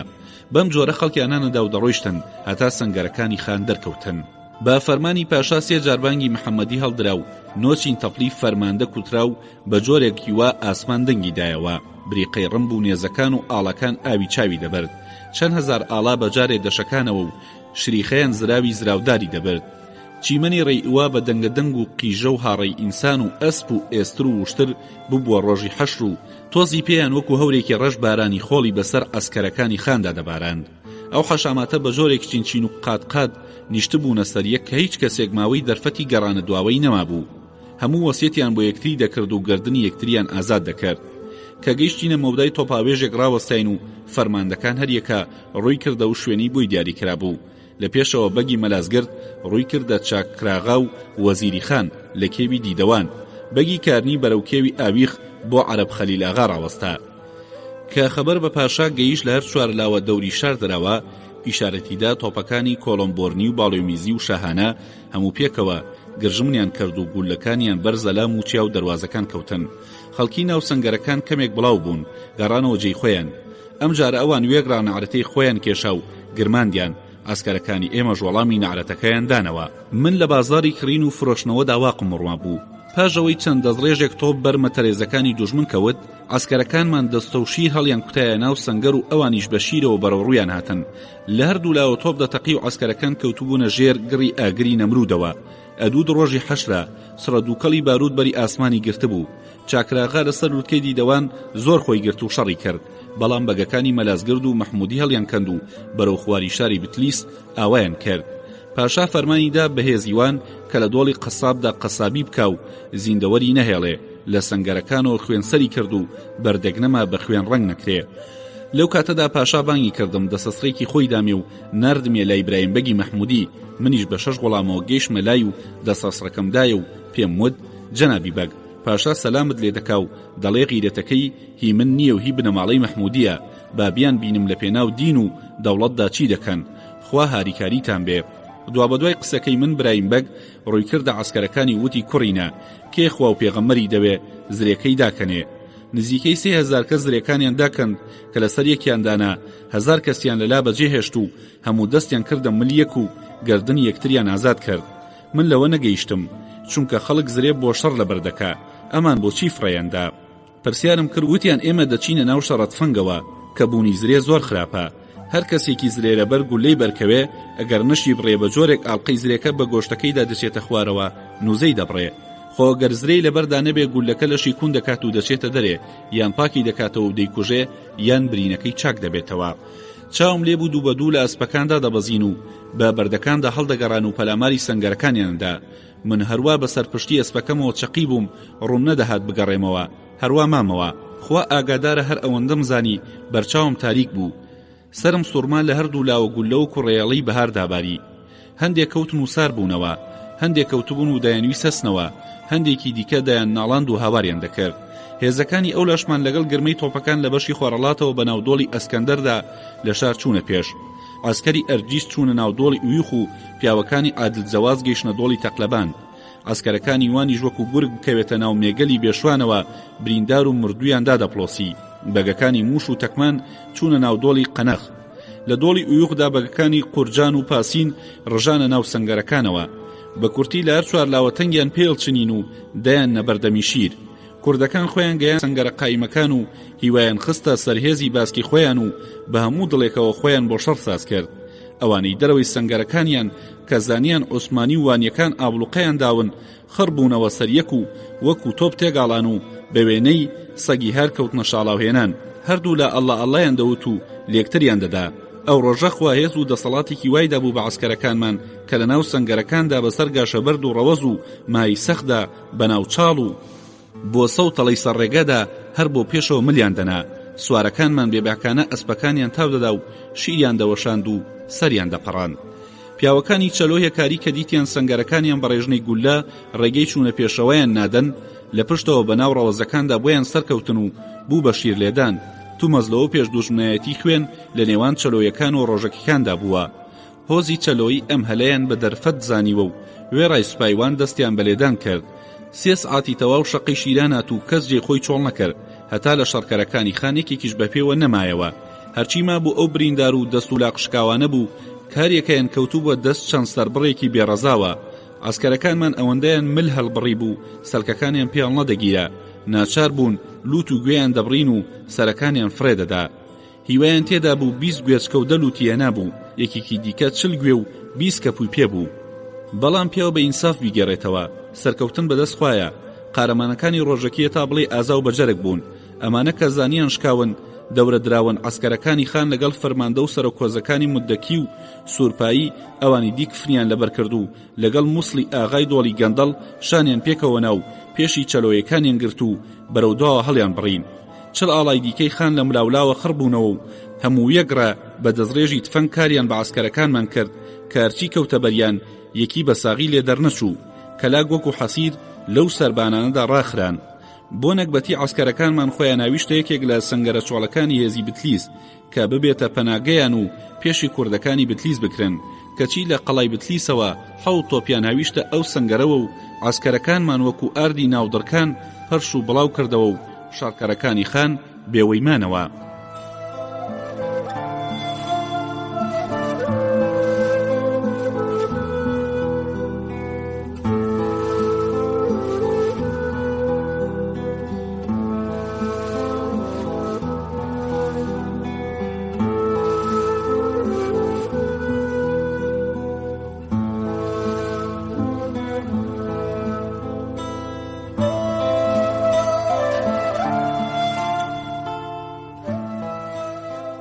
ڕابێژ و تەکبیرکردن.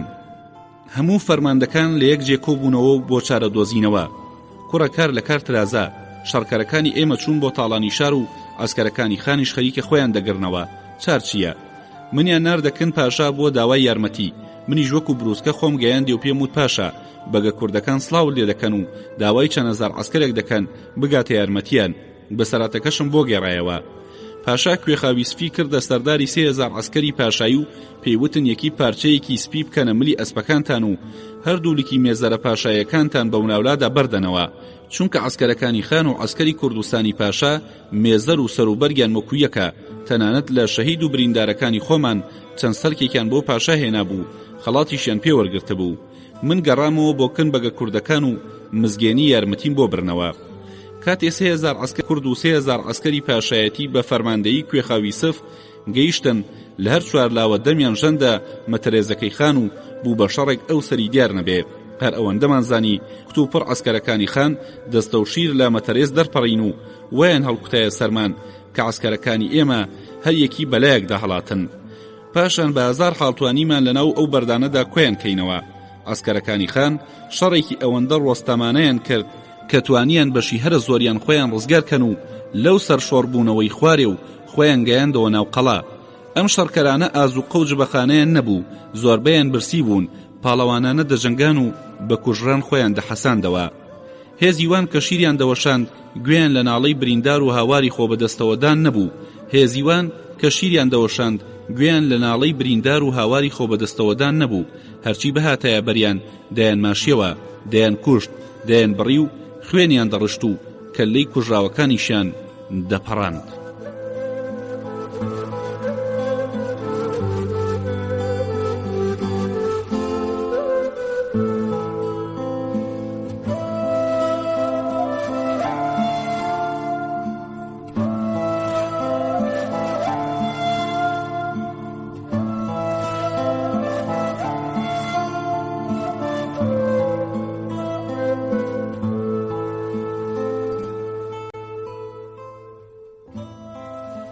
هەڵاتنی عەبداڵخان بۆ ناو هۆزی مودەکی.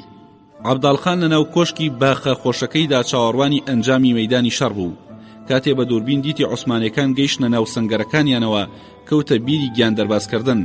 بۆ ژن و ماڵ و منداڵی سەر و ئەسپی ڕەسەنی ساز کرد و لە سامانی خۆشی هەرە بە نرخی هەڵگرت و بە 5000 تفەنگچیەوە ڕووی کردە چیاکانی مودەکی. هەرچەندەخان نێوانی لەگەڵ ئەلیاخای مودەکی زۆر خۆش نەبوو، دیسان بۆ ئەبێ چوو. ژن و مناڵەکانی لای ئەو دانا و خۆی بەسەڵت و بارسووکی بۆی دەرچوو. محەممەد بەگی مەلازگر کە دوژمنە ڕەشەی خان بوو بە دوادانارد. پاش کوژران یەمە مخەڵکە و ڕژانی دەریای خوێن و نەمانی سەنگەرەکانی خان، عەسکەر وەکو گورگی برسی پەلاماری ناوشاریاندا و کەوتنە تاڵانی خەڵک.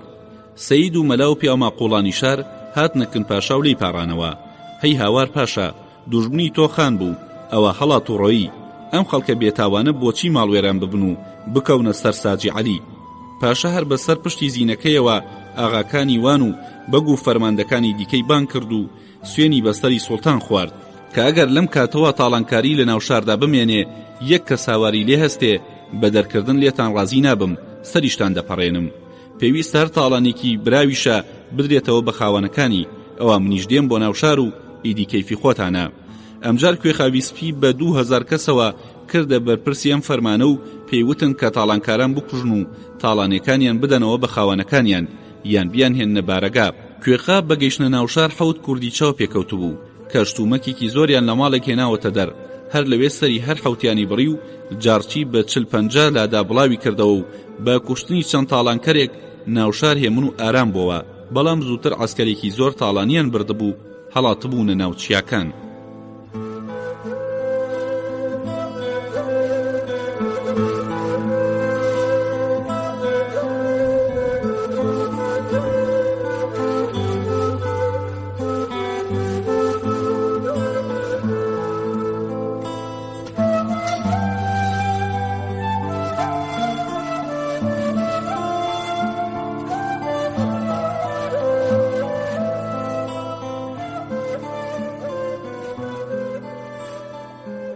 گیرانی قەڵای بتلیس.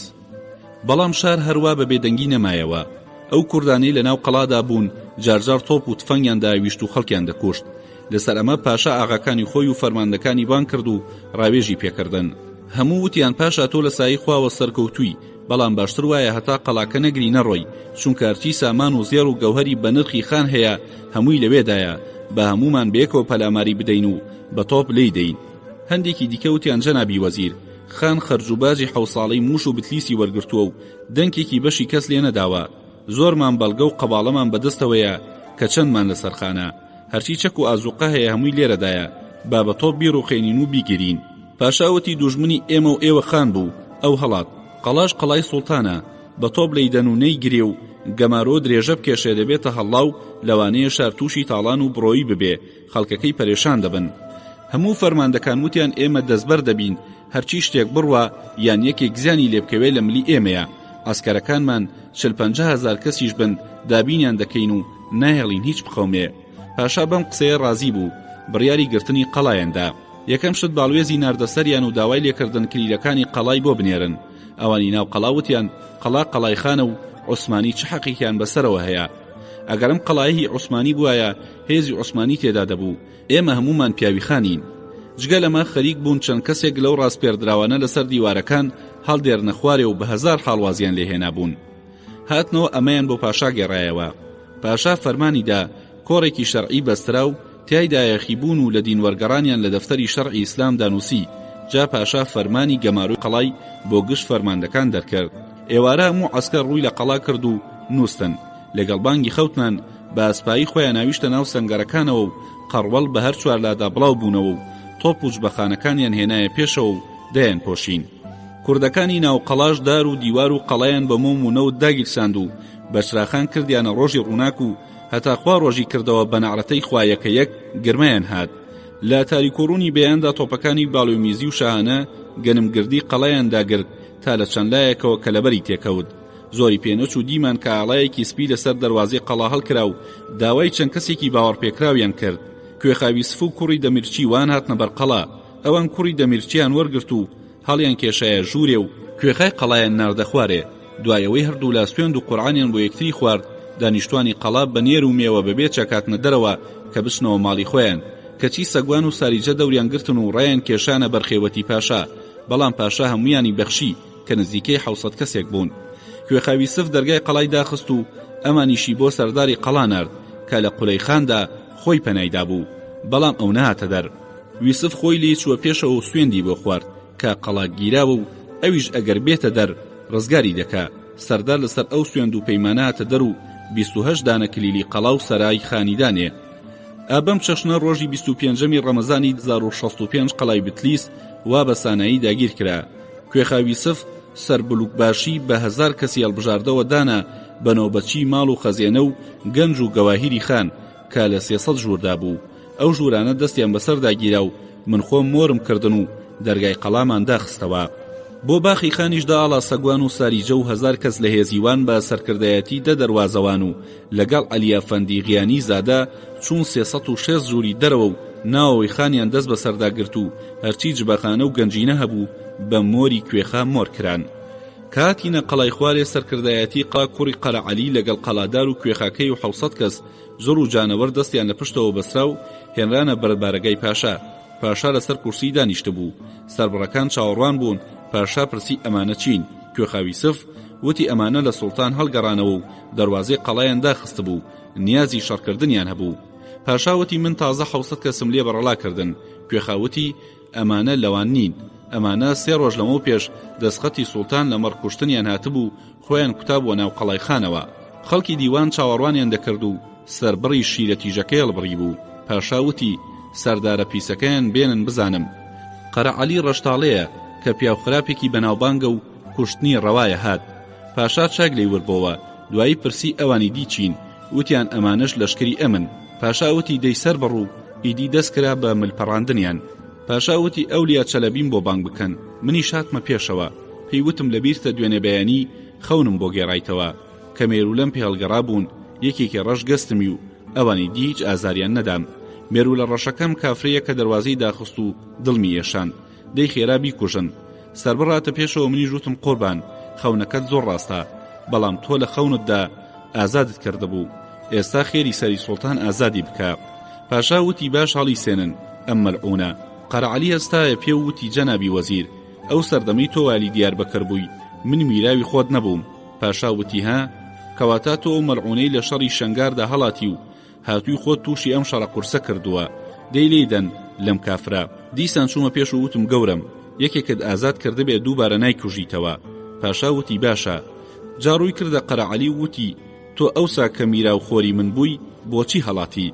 قەرەعەلی وتی تۆ لەسەر ئەوەی گوایە ئەسپات چەقەڵت لاوازە فەرمانتدا 50 قامچیم لێدەن، منیش کە لەبەر چاوی هەمووان ئابڕوم چوو بوو نەمتوانی ڕاوەستم. لە شەنگارەوە بە یەک شەو هاتمە ماردین و لەوێوە بۆ حەسەن کێف و دوای هاتمە بتلیس و بووم بە پیاوی خان. خان کردمی بە خاوەنی ماڵ و حاڵی خۆم. پاشا وتی باشە، لە جیاتی ئەو 50 قامچەی بەناحەق لێت درابوو وا ئازادم کردی، بەڵام تۆ دەرگای قەڵات بۆ داخست و ئەم هەموو زیانت لێداین. عەلیاغا وتی وەزیر، ئێشی قامچەکان تێشتا لە بندانمدایە و داخت لە دڵم نەچۆتە دەرێ، ویستم تۆڵەی خۆمت لێ بکەمەوە. پاشا وتی ئەم مەلعونە ڕاست دەکا، فەرمانی دا قەڵاتێکی باشیاندایە و دایانە دەست کوێخاوی سف کە بە ئازادی لای ئەو میوان بێ. ئەمجا پاشا وتی لەسەر دەستخەتی سوڵتان من ئەمانە قڕ دەکەم، دێر کەسە چەندیان لێ دەکوژێ جلەکانیان بۆ خۆی. ئەو دانیشتوانێ ئەوێ کەس ذاتی نەکەورتەی لێەوە بێ. من وتم پاشا ئاخر تۆ لە خەونەکەتدا 16 مێرولت بە من بەخشی بوو. پاشا وتی ئەشمابیلا ڕاستە، دەی ئەولیا لەمانە 16 هەڵبژێرە و لە جیاتیار یەکەیان فاتیحایەکی بۆ بخوێنە. وتم گەورم 80 فاتیحات بۆ دەخوێنم، هەتا دەنگم بڕی کرد وتم فاتیحە. پاشان چوم لە ناو باڵبەسراوەکاندا 60 کەسم لێ جیاکردنەوە. پاشا وتی ئەولیا ئەوە تۆ چی دەکەی؟ بە یەک فاتیحە هەموویت بەردان، بەڵام من هیچم نەوت، ئەوانم بردە خێوەتی خۆم و نانم لە پێش دانان. کاتمەوە دیم پاشا زۆر تووڕەیە، حەیزەرانەکەی دەستی هەڵدەسوڕێنێ و هاوار دەکات دەی خێراکەن ئەمانە قڕتێخەن. پەنا بە خوارچی سەگوان و ساریجە لێوێ بوون بە شیری ڕوود لەم خەڵکە دەست بەسەر بوون، دەست و سەر و قۆڵ و ملیان پەڕاندن. ئەوانی ژوەک و مەڕی بەردەستی قەساب لە سەرداخستن زیاتر هیچیان لە دەست نەدەهات.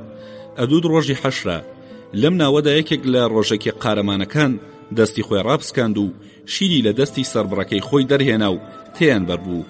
حەوت سەربڕیدا پاچی و ئەوانی دیکەی بڵاوە پێکرد.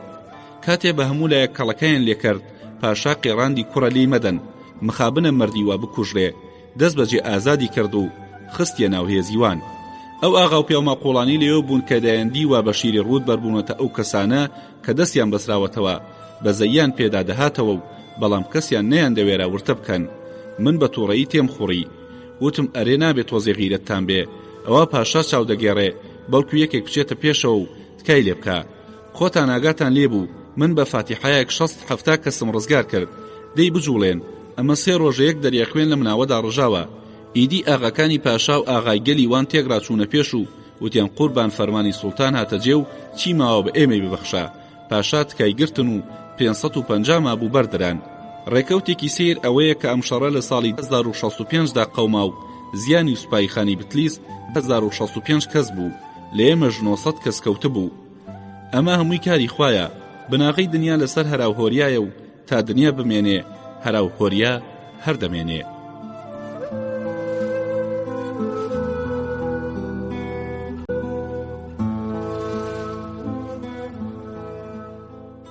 هۆی ڕاستەقینەی ئەم شەڕە. لە پاش هەموو شتێک مەلیک ئەحمەد پاشا پێیوتم: ئەولیا دەزانی لە بناغەوە ئەم شەڕم بۆ کرد؟ من وتم نەوەڵا نازانم. پاشا وتی ساڵی 1948 کە سوڵتان مورادخان بەغدای گرت لە گەڕانەوەیدا خانی بتلیز نەهات غەزا پیرۆزانەی لێ بکە. مورادخان زۆر دڵی ڕەنجا و بە منی وت ئەحمەد وەکو قەرزی خوا لەسەرت فەرز بێ کە تۆڵەی من لە خانی بتلیز بسێنیتە. پاشان لەو کاتەدا کە من 7 مانگ جێگری ئیبشیر پاشا بووم، ئەو شەوە ئیبشیر بە سوپاوە هاتە ناو ئەستەمبوڵ. شەو سوڵتان موراد هاتە خەونم لەسەر چیایوان ڕاوەستا بوو، نانێکی خوێناوی بەدەستەوە بوو. پێی وتم ها لەتێکی بدە بە چیا و لەتێکی بە خانی بتلیز. بەوە قسەکەی پێشوویم بیرکەوتەوە. ئەم شەڕەم ساز کرد. پاشان لەگەڵ پاشادا چووینە سەر سەنگەرەکان کە پڕبوون لە لاشەی هەردوولا. پاشا فەرمانیدا بتلیسیەکان بێن لاشەکانی خۆیان بەرن بیشارنەوە و تەرمی کوژراوەکانی خۆشمان لە گۆڕستانێکی تایبەتدا بنێژرێن، بریندارەکانمان بدرێن بە حەکیم و برینکاران دەرمانیان بکەن. ناو سەنگەرەکان کەلاک بەسەر کەلاکدا کەوتبوو. خوایە هێز و سەرکەوتن بەدەست تۆیە لەناو ئەم بەردوو ڕەوەز و دۆڵ و دەریەدا چۆن توانیمان سوپای خان بشکێنین و ناچێتە عەقڵی پیاوەوە. لە گەڕانەوەماندا خەبەریان هێنا کە لە بەگەنا پیاوەکانی کوردستان ئەوانەی نەخۆیان هاتەبوون نەیارمەتیان ناردەبوو، وەکو بەگی شیروان و هیزان و کارنی و سەعرد و زریقی و کەسان هاتوون دەیانەوێ پاشا ببینن. پاشا وتی تازە پاش چی؟ مانگا مرد و دۆبڕا. ئیدی هاتنی ئەم نامەردانەمان بۆ چییە؟ با بڕۆن ئەم یاخیانە ملیان بشکێنن. ئاغاکانی وان وەک ڕاهاتنە زمان و هەواریان کرد. پاشا بۆ خاتری خوا مەهێڵە دەرچن. پاشا وتی ئەمانە بەگی سوڵتانن لە ئالێتەکەی مندا، پێشتریش یارمەتیان ناردبوو، بەڵکو نەهاتنیان هۆیەکی بەجێ هەیە، بەڵام ئەوانەی نەهاتوون و یارمەتیشیان نەناردووە پێویستە شتێکیان لێ بکرێ، ئێوە فکرێکیان لێ بکەنەوە. هەموو وتیان ئیشەڵڵا ئەوانیش بە دەردی خان دەبین. لەم بەگانە یەکەم کەس بەگی شیروانە ژوور و دوای ئەو بەگی هیزان و کارنی و سەعرد و زریقی و کەسان هاتن. بەگی هیزان لە ئاستی خۆی دەلەرزی. پاشا بێ ئەوەی تەماشای بکە پاش دەقیقەیە گوتی ئەمانە چین؟ دەرکەوان وتی گەورم ئەمە شیروانیە و کوڕی تەتاری پێدەڵێن. پاشا وتی ئێ چەلەبیەکی بە زوڵف و ڕیشە، بیان وەژنانیەکەی دیارە، خان ڕیشی پێشتۆتەوە و ئەویش لەبەر خاتری خان نەهاتە یارمەتیمان. ئەدی ئەمە کێیە؟ وتیان ئەمەش بەگی هیزانە. پاشا وتی بەڵێ، دیارە کە کچ حەز بە شەڕەشیر ناکات و لە ناو چەکەکاندا قەڵغان هەڵدەبژێرێ. ئەوی دیکەیە. وتیان بەگی کارنیە. پاشا وتی دەی پیرەی بێدین، تۆ لە ژێر کێوەوە بۆ نەهاتی. بەم شێوەیە هەر یەکە توانجێکی تێگرتن و قسەیەکی ناخۆشی پێوتن و پاشان بە ئاغاکانی وان و بەگەکانی ئەرجیش و عادل جەوازی وت ئەم بەگۆکانە دەکەم بە میوانتان، ئاگاتان لێیان بێ. بەگی کارنیاتە زمان و وتی قوربان، سوپا و خێوەتی خۆمان پێیە، دەچینەوە لای خۆمان. پاشا قیڕاندی دەی بیان بەنم کافرانە. تومەز لەوە پێشڕای سپاردەبوون، دەست بە جێبەگەکان و ئاغاکانی وان قۆستیانەوە و بردیان لای خۆیان زنجیریان کردن. محەممەد بەگی مەلازگردی کە بۆ ڕاونانی خان ڕۆشتە بوو گەڕایەوە، زۆر ماندوو بوو، ئەسپەکانی پەکیان کەوتبوو، نەگەیشت بووە خان. بەڵام ئەو ئەسپ و ئێستر و بارخانەنەی لە ناوچیاکاندا بەجێما بوو بریتی بوون لە 1700 ئەسپ و ئێستر هێنابوونی و نزیکەی 700 کەسیشی کە پەراگەندەی ناودۆڵ و چیاکان ببوو گرتبوونی بە قۆڵ بەسراوی ڕێیان گرتن. ئەمانە زۆریان دوای سەر بردران.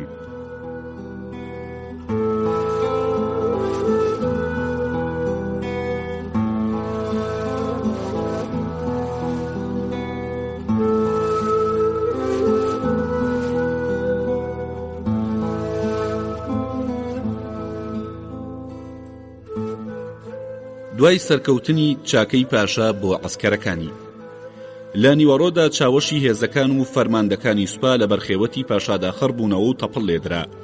لەو تاڵانیانەی بەگی مەلازگر تێنابووی لە پێشەوە 300 خێوەت و بارەگا و هۆبە دران بە فەرماندە و پیاوماقۆڵان. یەکی لە خێمە نەخشینەکانی خانیش کە 3000 قوروشی دێنا درا بە محەممەد بەگی مەلازگرد. ئەسپ و ئێسترەکان دران بەوانەی ئەسپیان نەما بوو. جبەخانەکەش بە چەک و شیر و 1700 فەنگەوە بۆ خەزێنەی میری دانرا و جبەچی هات بە دەفتەروەری گرت. تۆ پوشتەکانی دی خەرانە ناو کەشتی. چیهی عادل جەواز بوو بۆ عادل جەواز و چی هیوان بوو بۆوان نێرایەوە، تەنیا 10 تۆپ لەبەر خێوەتی پاشادا مایەوە. ئەم جارە 8 قات تەپڵ لێدرا، گژ ئاخا و فەرماندەکان لە چەپ و ڕاز ڕاوەستان. چاوەشی دیوان وتی ئەوانی دی بە دوایدا دەیانوتەوە غەزات پیرۆز بێ، سوڵتان عومرت درێژ بێ. یەکەم کەس کوێخاوی سفاتە پێش، کەوڵێکی سمۆرەی ڕەشیدا بەشانیدا و پشتێنێکی زێڕی لە پشبەست و پاشا بەدەستی خۆی 3 چەتاڵ و چەلەنگێکی بە مێزەرەکەیدا چەقاند. چاوەشەکان ئاواریان کرد خەڵات و چەلەنگت پیرۆز بێ. دوای ئەوە بە پێی تەشریفات مەلا محەممەد وەزیری فەرماندەیەکاری خەڵاتێک و چەلەنگێک، براهیمبەگی مەحمودی و بەگەکانی پنیانیش و غازی قەران و بارگر و ئەرجیش و عادل جەواز و موش یەکی خەڵاتێک و چەلەنگێکیان درایە. ئەو بەگانی نەهاتبوون بۆ شەڕ و بەند کرابوون هیچیان نەدرایە. ئەوانەی لە ئالێتی ئەرزڕوومەوە هاتبوون محەممەد بەگی مەلازگرد و بەگی خەنەس و بایەزید و ئونیک و پاسین و تەکمان و قوریجان یەکی خەڵاتێک و 3 چەلەنگیان لە مێزەر چەقێنرا. بەگی مەلازگر وتی پیرە وەزیر، هەرچەندە عەبداڵخان 40,000 سەرمەڕی بردم، نیازی وا بوو ماڵ و وڵاتم لێ تێک بدا، بەڵام کە تۆ لە بەرخاتری من لەشکرت کردە سەری و تۆڵەی من لێسەندەوە تازە هیچ خەمم نەماوە. دوای ئەوە بەگەکان خەڵات و چەلەنگیان وەرگرت، تیپ تیپ بڵاوایان کرد و گەڕانەوە. ڕەمەزاناخە پیاوی مستەفا پاشای فیراری والی دیاربەکر لە جیاتی 5 بەگی سنجاقەکانی دیاربەکر هاتە خزمەتی پاشا. پاشا زۆر قەدری گرت و پاش بە خێراتنی لێی پرسی ئەدی کۆ عەسکەرەکانت؟ کابرا دەستی کرد بە مەرایی و ماساوکردن و وتی قوربان غەزات پیرۆزە و ئێمە خۆمان ساز کردبوو بین کە هەواڵی سەرکەوتنمان زانی، وتمان تازە چوونی ئێمەی پێناوێ، عەسکەرەکانمان ناردە قەڵای حەزۆ و خۆم هاتمە خزمەتتان. پاشا کەوڵێکی سمۆرەی دایە و پەڕێکی لەسەری چەقاند و سەر و خەڵاتێکی گرانیشی بۆ بەگەکانی ئەوێدایە کە بیان داتێ، خۆشی ناردە کنوی سڤاغا میوانی بێ. ئاغاکانی وانی ژێکی خەڵاتێک و چەلەنگێکیان درایە. ئەو غەزاکەرانەی 2220 کە لە سەریان هێنابوو، یەکی خەڵاتێک و چەلەنگێکیان درایە و مێزەرێکی محەممەدیان وەرگرت. بە کورتی بیڵێن لە دیواندا 2070 خەڵات و 7 سمۆرە و 9 شەک و 20 سنجاو بەشاندا دران و تاو کاتە 205 کیسە خەرج کرابوو. ئەوەی من زانی بێتم ئەوە بوو کە باسم کردن.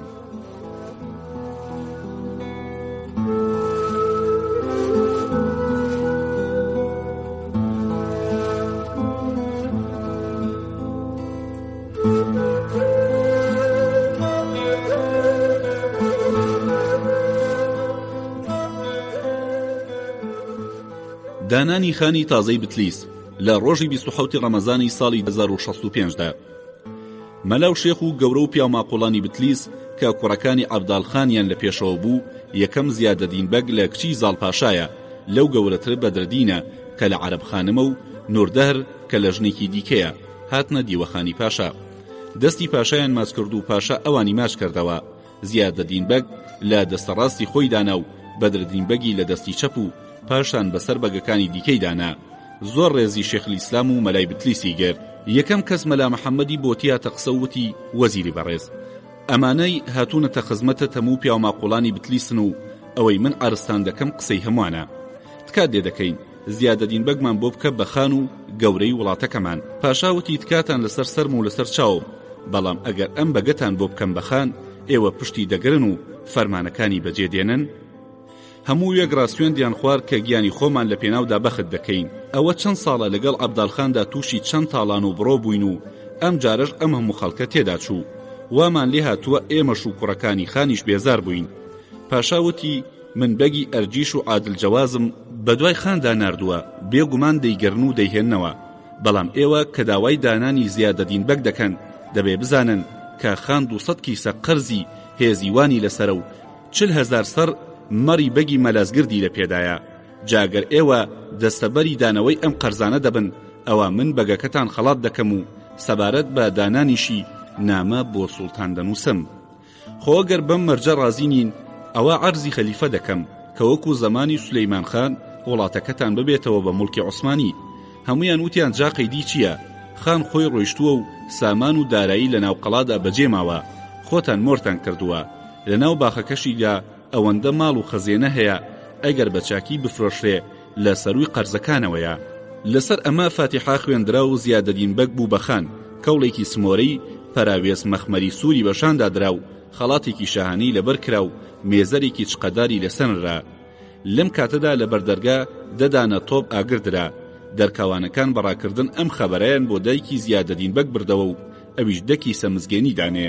پاشا قۆڵی زیادەدین خانی گرت و لەسەر کورسیە زێر نیشانەکەی خۆی دانا و لە بەردەمیا بە پێوە ڕاوەستا و وتی خانی گەورم پیرۆستان بێ. ئەمجا فاتیحا خوێندرا. دوای ئەوە بەدرەدینی برای هات بەیعەتی پێکرد و دوای ئەوە نوردەر هات چاوم لێ بوو لە کاتی بێعەتکردنە چاوی پڕ بوو لە ئاو. من کە ئەوەم دی زانیم گرەیەکی لە دڵدایە خوایار بێ ئەم ڕازە لە کاتی خۆیدا دەنووسم. براکانی دیکەی خانی نوێ شەرەفەدین شەمسەدین ئیسماعیل حەسەن حوسێن هاتن بەیعەتیان کرد و لە دوای ئەوان شێخ الئیسلام و نەقیب و شێخ و مەلاکان و فەرماندە و گەورەکان هاتن. پاشا حەفتە دەستخەڵاتی بەسەردا دابەش کردن. حەیدەراغاناوێک کە تەمەنی 108 ساڵێک بوو کرا بە کوێخای ماڵ و پاشا ئەویشی خەڵات کرد. خەڵکی شاری بتلیس خانی تازەیان بە 9 دەستدەهۆڵ و زۆرناوە گەیاندە سەرا و لە ناو قەڵاش دەستڕێژی تۆپ و تفەنگ کرا و 3 ڕۆژ کرا بە جەژن و شادمانی. بۆ ڕۆژی دوایی دیوەخانی بتلیس وەکو جاران دانرایەوە و هەر کەسە لە شوێنی خۆی دانیشتەوە. پاشا فەرمانیدا کوێخاوی سف و هەفتە ئاغا و قازی شارم لەگەڵ هاتن چوینە ناو قەڵا و مۆرەکانمان شکاند و ئەوەی لێی بوو لە ئێسترمان بار کرد و هێنامانن کۆمەڵ کۆمەڵ لەبەر بارەگادا ڕۆمان کردن. دیسان کوێخاوی سف و مفتی و مەلای شار و ئاغاکان چوونە ژووری ماڵی خان و دەرگای ژوورەکانیان کردەوە و بە ئاگاداری زیادەدین خان خەزێنە و جبەخانە و شتومەکەکانیان هێنایە دەر و لە 150 ئێستریان بار کرد و لەبەر بارەگا وەکو گردێک هەڵیاندانەوە. ئەمجا ئاگاداری فەرماندە و عەسکەرەکان و خەڵک کرا بێن بۆ بەشداری بوون لەم هەڕاجەدا. لەم ڕێگەی ئوایەدا ئەوەندە حەشامات خڕبەوە کە ئەو سەری دیار نەبوو وەکو دەریا جمەی دەهات.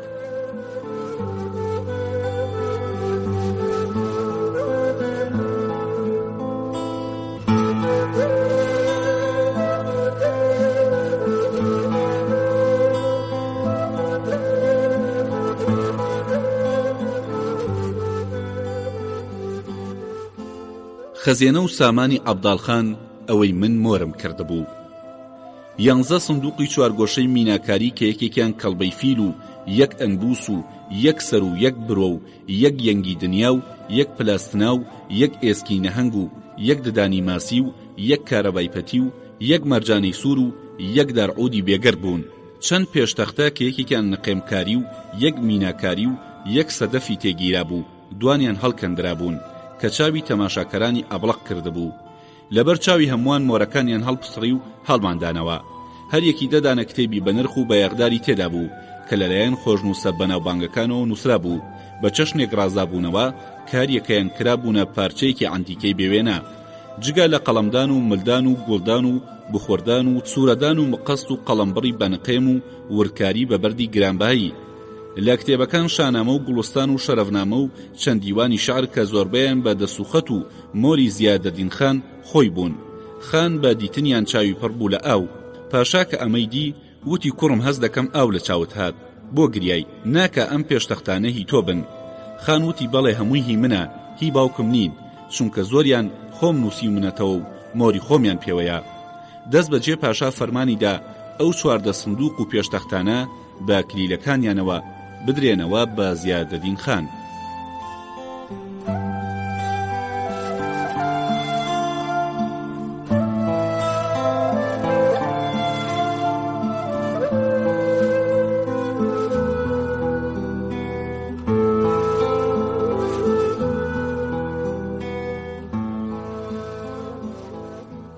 شتا بە نرخەکانی عەبداڵخان کە بە هەڕاج فرۆشران.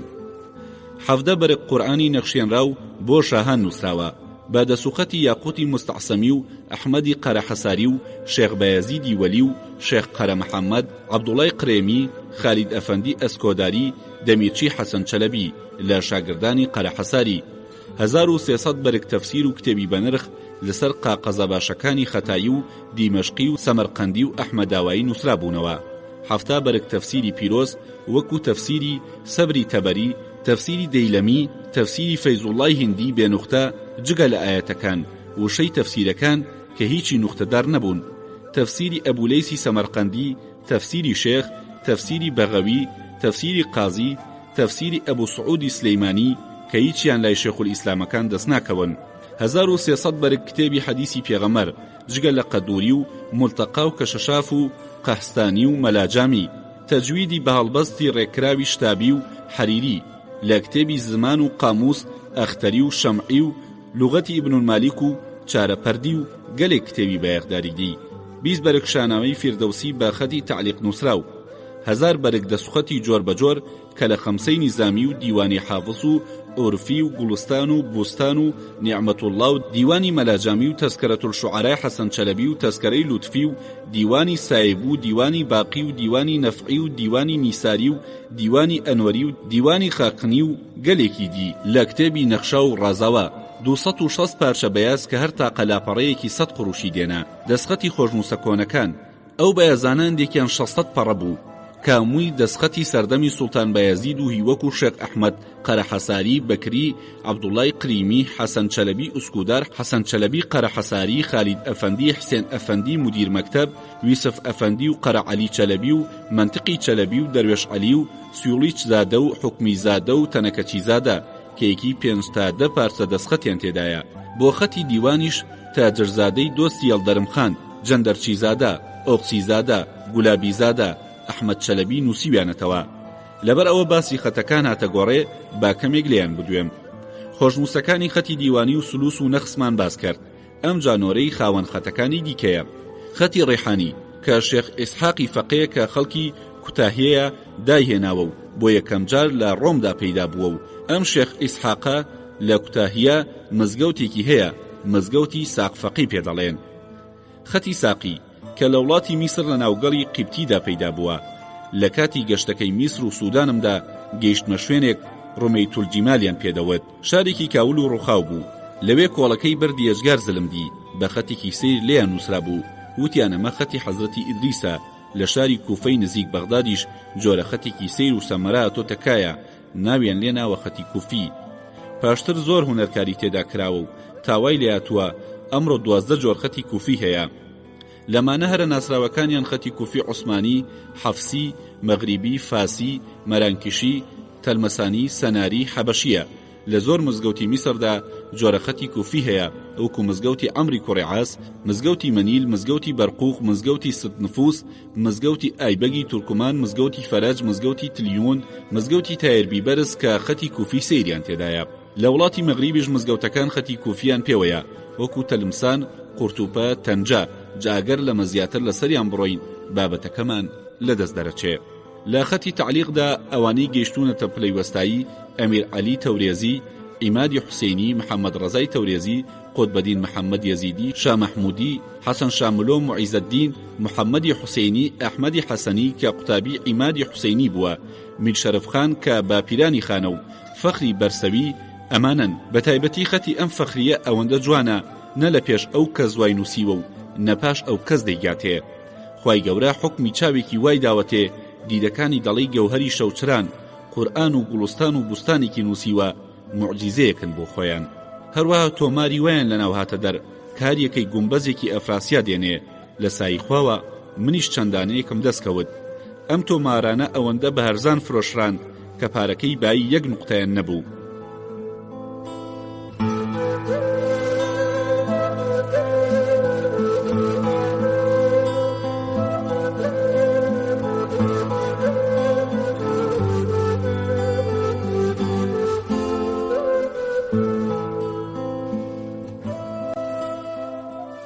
بەڵێ بە هەزاران کتێبی بە نرخ وەکو فتوحاتی مەکە دانانی شێخ محەیدینی عەرەبی، تەرجمەی پەننامەی شێخ فەرەدینی عەتاری لەلایەن ئەمیر چەلەبی پیاوی بایەزید خان، جەریدەت العەجایب مێژووی میرئایەتی کائینات، مێژووی تەبەری، قانوننامەی لوتفی پاشا، مێژووی غەزاکانی سوڵتان مورادی چوارەم، مێژووی پەچەوی، نامیلکەی عەقایدی کەمال پاشازادە بە لێکدانەوەی قوسنی زادە، تەرجمەی میرئایەتی کائینات لەلایەن فەنایی تەبرێزیەوە، تەقویم البلدان دانانی عاشق چەلەبی.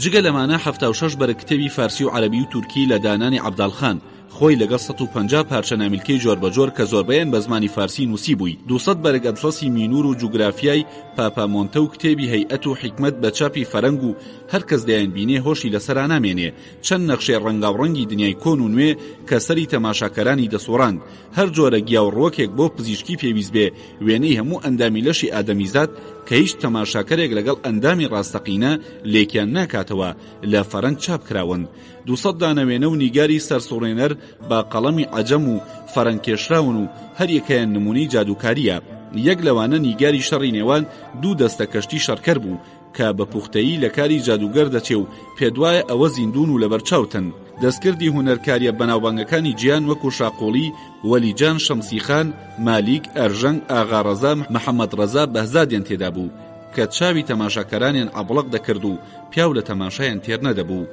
ئەسپ و فیلێکی جادویی کێشرا بوو کە بەڕاستی جادویان کردبوو وێنەی بێهاوتای سەرقوماش لە دەستکردەکانی ئاغاجان و تەقیەدینی بەڵخیان لەناودا بوو قەڵەمکاری ڕێزوانبەگی میریش کە یەکەمی دنیایە بەڵێ هەزاران بەرهەمی هونەرکارە بەرزەکانی دنیا لێرەدا خراپ و هەڕاجەوە و ئەو کووردە هەمەڕەنگ و ئەو جڕ و جانەوەرانەی کە هیچیان نەدەزانی ئەم وێنانەیان دەستا و دەست دەگێڕا و لەم خێوەتەوە دەیان بردە خێوەتێکی دیکە بێقەدر ئەم دیواودیویان دەکردن تاوای لێدەهات بە شەڕ و ژاکاوی دەدرایە دەست دەڵاڵەکە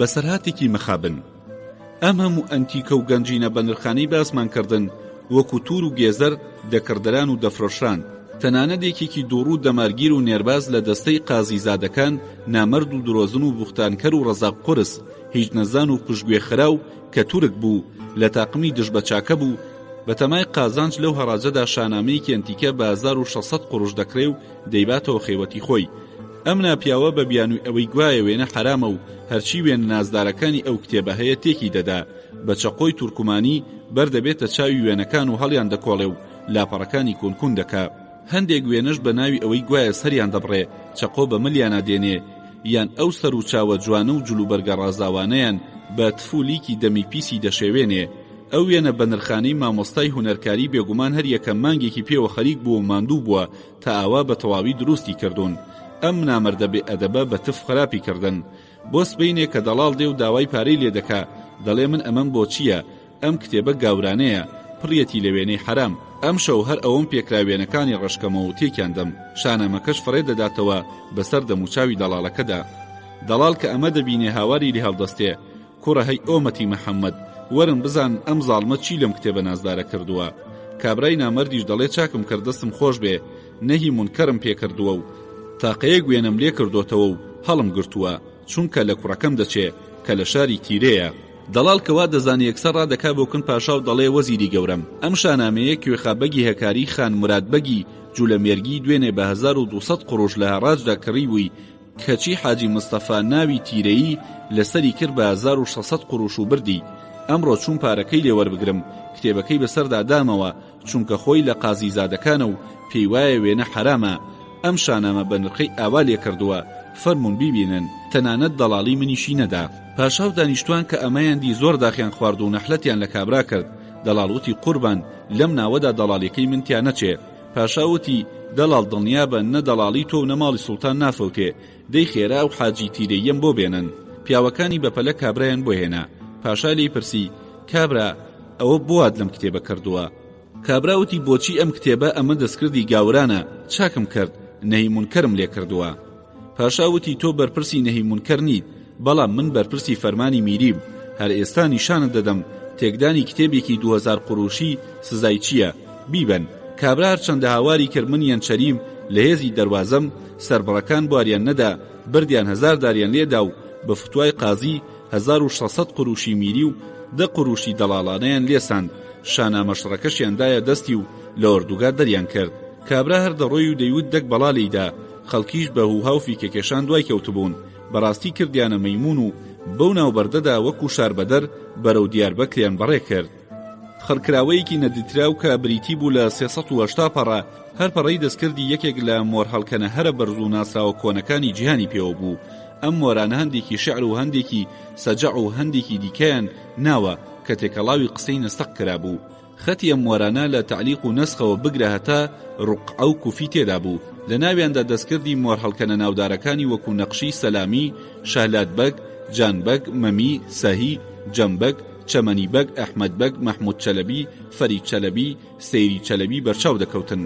ئەو مۆرەی لە هەر لاپەڕەیەک درابێ لە لاپەڕەیەکی دیکە دووبارە نەکراوەتەوە. ئەم تۆمارە ڕەنگینەش زۆر دەستا و دەستی کردبوو. نەزانان ئەم دیوە ئەو دیویان کردبوو تا لە دواییدا عەلیەفەندی غینایی زادە بە 100 قوڕوش کڕی.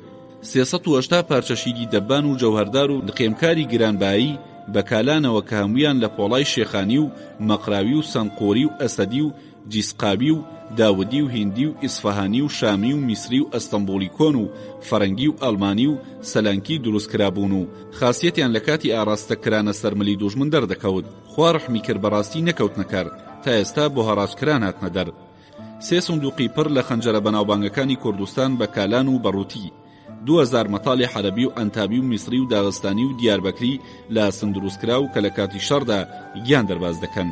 1700 دانە گۆپاڵی بەغدادی و بەسرایی سەر بە بزمان و ڕمبی میسری لە چەشنی غۆری و گورزی قیستمونی دەسگزی و پەردار، 200 دانە پەروانەی دەرەوە لە دەستکردی وەستاکانی وەکو حاجی ڕەجەبی پروسەیی، کوڕی خێرلی، محەممەد گاتەیی و ویسفی میسری و جان شیرازی و خانقولی شیرازی و یاروەلی شیرازی و وەستا عومەری ڕۆمی و وەستا قوردی میسری و میرزاجانی بەلخی کە بەڕاستی هونەریان تێدا کرابوو فرۆشران. 1000 دانە تفەنگی ڕەنگداری تەقەپێنەکراوی دەستکردی فەڕەنگ کە هەر یەکە یادگاری یەکێک لە کارخانە بەناوبانگەکانی ئەوروپا بوون و لە ناویاندا دەستکردی ئاسنگەری مازندەرانی و سەبی بەلخی و لاچینەتی میشای ئەسفەهان و مزەفەربای خوراسانی و سوندەکخانی بەلخی و وەستا ئوروجی میسری و ئۆزۆن عومەری ئەستەمۆڵی و وەستا مەمی و وەستا عومەر بچووک و وەستا محەممەدە درێژ و قەرە محەممەتە بوو کە وەستایی و شارەزایی خۆیان تێدا بەکارهێنا بوو. هەر لەناو ئەمانەدا دەستکردێکی حاجی شاش مستەفای تێدا بوو کە دەروژووری بەدەستچاک کرابوو. ئەم جۆرە تفەنگانە بە تایبەتی ڕاست پێردران و وێنەیان لە هەرسک و داسلیجە و بازارچک و ئەستەمبوڵدا نییە. ئەم وەستایە خۆی لە ئەنبۆڵیدا دەنیشێ و تفەنگی بێنقێم و ساکارەکانی بە 500 قوڕوش کەمتر نادا و لە ساڵێکدا تەنها 2 تفەنگی بۆ تەواو دەکرێت. وەستا ڕەجەبی قرێمیشەیە کە لە باخچەسەرای کارخانەی محەممەد کەرایخان کار دەکات و ئەویش وەستایەکی بێهاوتایە. 300 پێستی بەور و پەڵنگ و 70 تۆبزینی قێمدار و 200 تۆبزی زیویپەتی و 1000 تۆبزی ئاسن و 200 قوڵنگی فەرادی و 200 دانە تۆبزی ئاسنشکێن و 300 دانە زەمبەلەکی یایلی و 80 دانە زینی زیوی هەڵکەندرا و 1000 دانە سەرزینی سوورمە و مەخمور و چۆغە و 200 دانە دگدگی بە سوورمە و 200 دانە لغاوی شامی و ماردینی، 80 دانە پاڵ و قوشقونی چۆغە و سوورمە و 200 دانە عەبای شان سوورمە، 200 دانە مافوری ئەوریشمی عەجەمی، 70 دانە لەبادی درێژ و نەخشکاری ئەسفەهان، 150 بەڕێی فەرەنگی جاجمی عەرەبی، قایلچەی عاشقانە و بەرماڵی میسری، 70 دانە خێوەتی سێ ژووری نۆ ئەستونی، 600 خێوەتی کولەدار، 300 خێمەی نەخشین، 600 خێوەت و خەرگا و 300 وردە چادر. ئەمانە هەمووی بە مەزاد و هەڕاج فرۆشران. ئەم کڕین و فرۆشتنی شتومەکانە تا ئێوارە درێژەی کێشا کە دیوان چۆڵ بوو.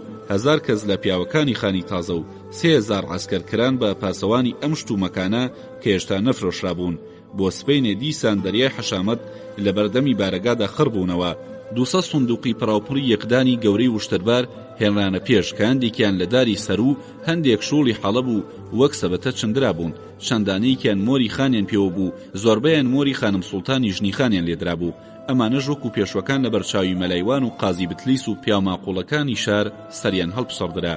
یەکەم سندوق پڕ بوو لە کەوا و سەڵتەی هەریر و زێردوروی نایەبوو بەرگی شاهانیوە کە ئەو خەڵکە وێک ڕادەمیان داچەقاند و حەپەسابوون. سندوقێکی تر پڕ بوو لە جلکی سوورمەی پەراوێسپی، کراس و ئاوەڵکراسی ژنانە و سەرپۆش و چارشێو. پاشا وتی ئەمانە هی ژنانن با بمێنێ. سندوقێکی تر پڕ بوو لە کەوای سوورمەی خەتخەتی ژنانە و سوخمەی بەگەوهەر و بەردی بە قیمەت نەخشاو کە دوگمەی سەردەستەکانیان ئینجونی حەبەشی بەقەدەر فندقێک بوون. سندوقێکی تر پڕ بوو لە کەوای سوورمەی خەتخەتی ژنانە و سوخمەی بەگەوهەر و بەردی بە قیمەت نەخشاو. پاشا بە چاوپێکەوتنیان چاوی زەق بوو. لە سندوقێکی دیکەدا بازن و خەرخاڵ و گۆ و گوارە و حەمیاڵ و تاجی زێڕ و گەوهەر و مرواری لەگەڵ گەردانە و پڵپڵە و تاج و بازبەند و دوگمە و دۆڵاب و 90 دانە بێکەم و زیاد کەمەربەندی ئەڵماس و مرواری کار یەکەیان خەرجی وڵاتی ڕۆمیان تێچوو بوو، کەچی ئەم 90 کەمەربەندە هیچی لە هیچی نەدەچوو، لێکتر جیاواز بوون. پاشا وتی ئەمانە شەڵگەرن. سندوقێکی گەورە کرایەوە بە هەزاران دەسەسڕی بۆنخۆش و خاولی ڕەنگاوڕەنگ و ڕیشوەی مێزەر و پەردەی تەنک دەرکەوت. لە ناوەندی ئەمانەشدا پێش تەختەیەکی سەدەفکاری بچکۆلە دۆزرایەوە کە لە 7 لاوە قفڵ و مۆر کرابوو. وەستاکان ویستیان بیکەنەوە، خەڵکی بتلیز ڕازی نەبوون، بەڵام موانیەکان پێیان چەقاند کە ئیلا و بیللا هەردەبێ بکرێتەوە. بە ناچاری کردیانەوە چ ببینن؟ پەنا بەخوا 700 دەنکە لەعلی بەدەخشانی ئاودار کە 300 دەنک یاقوتی سوور و یاقوتی زەرد و یاقوتی شین، 3000 دانە پیرۆزەیی نیشاپوری، 6 مشتوی خەنجەری لە پیرۆز دروستکراو، 7 پیاڵە شەربەتی پیرۆزە، 7 فنجانی پیرۆزە، 3 فنجانی زمرود، سوراودانێکی زمرود، 6 کاسە یاقیق و 7 تەبەقی سیلانی تێدا بوو. لە قوتولەیەکی قەرەق ئەم پێشتەختەیەدا 245 دانە ئەڵماس هاتە دەر کە هەمویان مۆر بوون. لە قوتولەیەکی زەردا 70 دانە ئەڵماسی نەتاشا و دۆزرایەوە کە وەکو گەوهەری شەوچرا دەتروسکانەوە. پیاوما قوڵان و خەڵکی شاری بتلیس ئەشمابیلەیان کێشا و سوێندیان خوار کە لە بەیانی وە تا ئێستا هەرچی شتومە کێنراوەتە ئێرە. ئەم گەوهەرانەش هەمووی خانم سوڵتانی کتی زاڵپاشایە کە بەجیاز لە عەدل جەوازڕا لەگەڵ خۆی هێناوێتی و ئێستاش کلیلەکانی لای خۆیەتی. پاشا لە بەرچاوی هەموو پیاوماقوڵ و گەورە پیاوان ئەو 7 سندوقەی دایە دەست ئەمباراغای خواجەی خانم سوڵتان کە بۆی بەرێتەوە. ئاغاکانی وان هاواریان لێ ئێستا، وتیان وەزیری بەڕێز، ئێمە ئەم پارە زەرەر و زیانەمان لەسەر خانە، تۆ ئەمانە بدەیتەوە پارەی ئێمە لەکوێ وەردەگری؟ پاشا وتی ئەگەر پارەی ئێوە هەمووی دەرنەچوو من بۆتان تەواو دەکەم، هەڵیان گرنم سنوقانە. ئاغا تەواشی بردنیەوە بۆ خانم سوڵتان. پاش ناردنەوەی ئەو سنوقانە چەند شتومەکێکی کەم نرخ مابوو فرۆشرا و هەڕاش هەڵگیرا.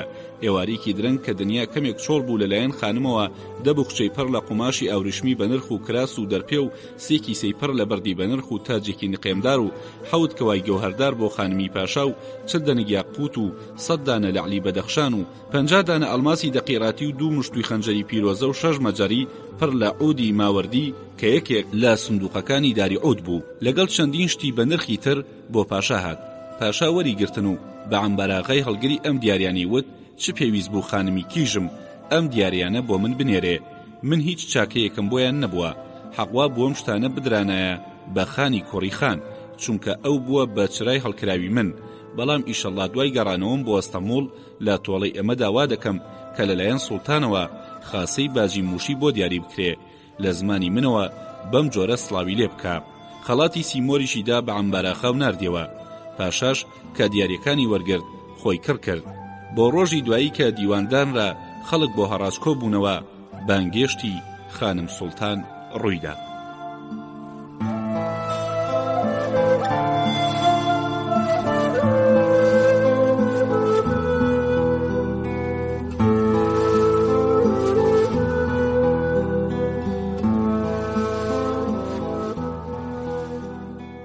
گوێگرانی خۆشەویست، تا عەڵقەی داهاتووی سیاحەتنامەی ئەولیا چەلەبی بەخواتان ئەسپێرین، خواتانەکەم. بانگێشتەکەی خانم سوڵتان. لە لای شاری بتلیسەوە 300 پیادە دەرکەوتن، کاریەکەیان سینیەکی پڕ لە کاسە و دەوری فەخفوری و قاپی زێڕی پەتی لەسەر بوو. عەمباراغا ئەمانەی لە بەردەم پاشادانە و وتی خانم سوڵتانی گەورەم سڵاو لە پاشای بەڕێز دەکات و ئەم بەرقەلیانی بۆ ناردووی. جاخۆی پشتەماڵێکی زێردوڕووی لە پشتبەست و سفرەیەکی قەڵەمکاری ئەسفەهانی ڕێخست، کارچی لەوێ بوون، ئافرینیان لەدەم هاتە دەر. مەسینە و لەگەنێکی نقێمکاری هێنا، پاشا دەستی شت و بسمیلای کرد، سەرقاپی هەموو خواردنەکان لابرا. ئای لە گەورەی خوا، چونکە خواردنەکان بە میسک و عود و عەمبەر لێن رابوون. بەرامەی خۆش ئەو ناوەی پڕ کرد. خواردەمەنیەکانی سەر ئەو 300 سینیە لە خۆشترین و بەتامترین خواردنەکانی دنیا بوون. پڵاوی بریانی بە زعفەران، کوکی، چڵاو، ئوسلە، خۆشەک، عەمبەر، گوڵنان، سیر، گوڵاو، کفتە، بادام، سنەوبەر، تۆ و شتی دی. کە پاشا دانیشتە سەر سفرە و بە خەڵکەکەی وت فەرموون، دەفتەرداری وانوتی گەورم، تۆ خۆت دەزانی ئێمە چەندمان شیر لە ڕووی ئەم شاری بتلیسە وەشاند، سەڵتەنەتمان لێ تێکدان. کتێبێکەیە ناوی مەکری ژنانە، نازانم خوێندووتەوە یان نا. ئەم خواردنە ببێتە شیری خورما و نەباتی حەمەوی دەمی لێ نادەم. ئەمەی وت و کشایەوە. پاشا بانگی شا ئەفەندی کرد، وتی تۆ وەرە بخۆ. لە ئاغاکانی وان کوڕی دەمیرچی وتی عەمبەر ئاغا پیاوێکی بەڕێزە، بابێ لەگەڵماندا بنیشە و بخوا. هەر قاپێ ئەو لێی خوارد ئێمەش لێی دەخۆین. عەمبەر ئاغا وتی قەیدی چییە؟ بیسمیلای کرد و هات چۆک بە چۆکی پاشا دانیشت و یەکەیەکە لە قاپەکانی دەخوارد و بەوانی دەوت بخۆن. ئەشمابیللا دەتوانین بڵین خواردەمەنی بەهەش بوو. منیش بە جۆرێک بەربوومە سەر خواردن، هەر مەپرسە. دوانان خواردن تاقمەسینێکی دیکەیان هێنایە پێش. پاش خواردنەوە و دەستشۆران عەمبەر ئاغا دەستی پاشای ماچ کرد و وتی سوڵتان خانمی گەورە سەلام لە پاشای بەڕێز دەکات و داوای خۆشی و لەشساغی بۆ دەکا. دەڵێ گەورەیم لەگەڵ بکە، ئەم سینی و قاپانم لێ وەربگرێ کە تایبەتی هیزاڵ پاشای باوک من. پاشا زۆر مەمنون بوو، وتی خوا ڕووسوری کا و لەشساغ بێ، دەی خێرا ئەسپە بۆرەکەی خۆم بێنن با عەمبەر ئاغا سواری بێ و هەر بۆ خۆشی بێ. پاش ڕۆیشتنی عەمبەر ئاغا پاشا ڕووی کردە زیادەدین خان و پێیوت کۆڕە بەڕاستی دایکت ئێمەی شەرمەزار کرد. هەر لێرەدا ئەولیا چەلەوی باسی چوارەم ڕۆژی هەڕاجکردنی شتومەکانی خانی بتلیسەکە کە بە پێویستی نازانم بیخوێنینەوە چونکە زۆربەی شتەکان دووبارەن.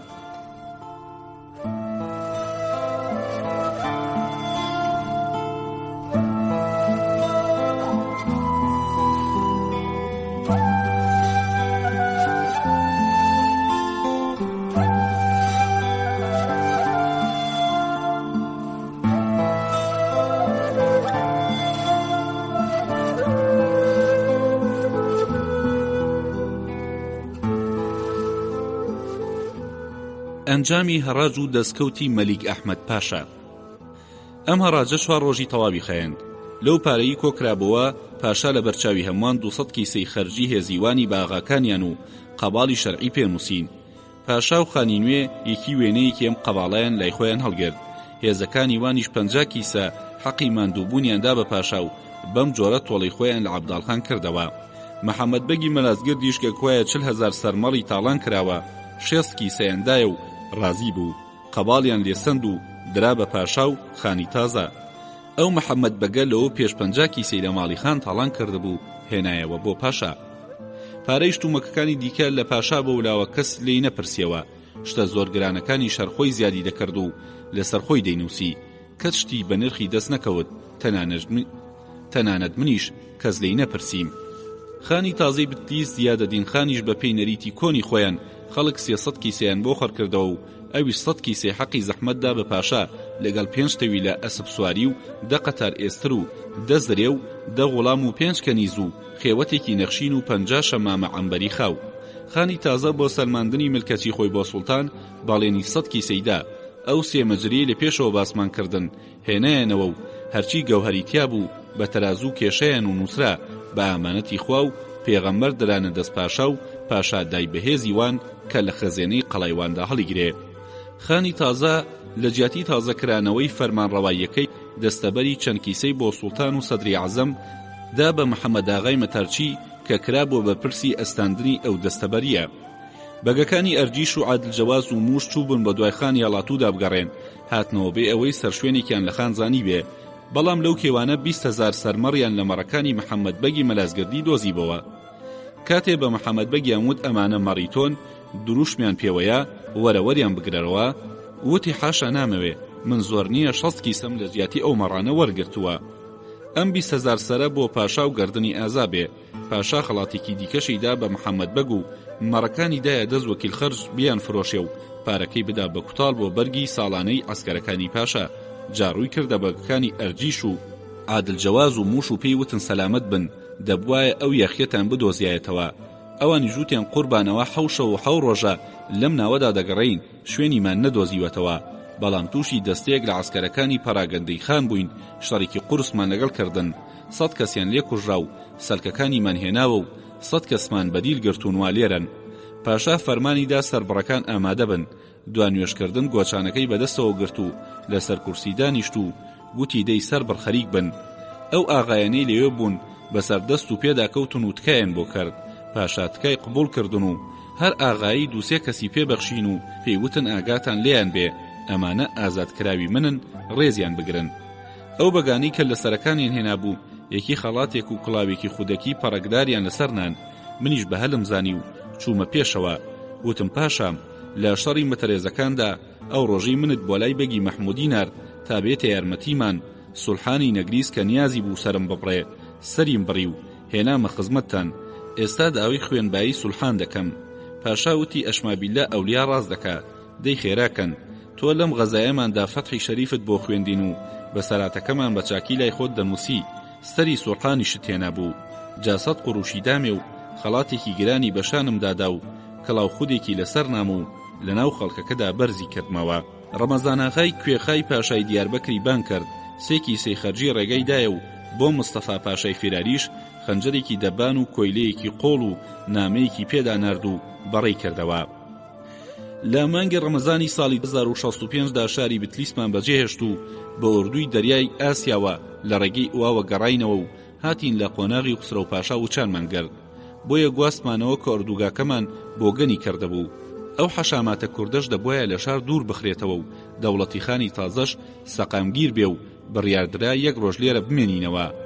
ئەو بەگانەی لە ئالێتی ئەڕۆژڕوومەوە هاتبوون خەڵات کران و سەردارەکانی شانێکی خەڵاتێک و سێکی سە و چەلەنگێک و ئەسپێکی ڕەسەنیان درایە. بۆ والی ئەرزڕوومیش خەنجەرێکی دەبان و دەمانچەیەکی نقێمدار و نامەیەک نێردرا و ئەمانیش ڕۆیشتن. ئەو بەگانی کوردستان کە بند کرابوون هەروامانەوە. تەنها بەگی شیروان لەسەر تکای خانی تازە بەسیکی سەلەی خۆش بوو، وتی هەر کەسێ لە فەرمانی وەزیری عوسمانی هەڵگەڕێتەوە سەری دەبڕم، بەڵام لە بەرخاتری خان ئازادم کردی. ناردی خەڵاتیشیان بۆ هێنا.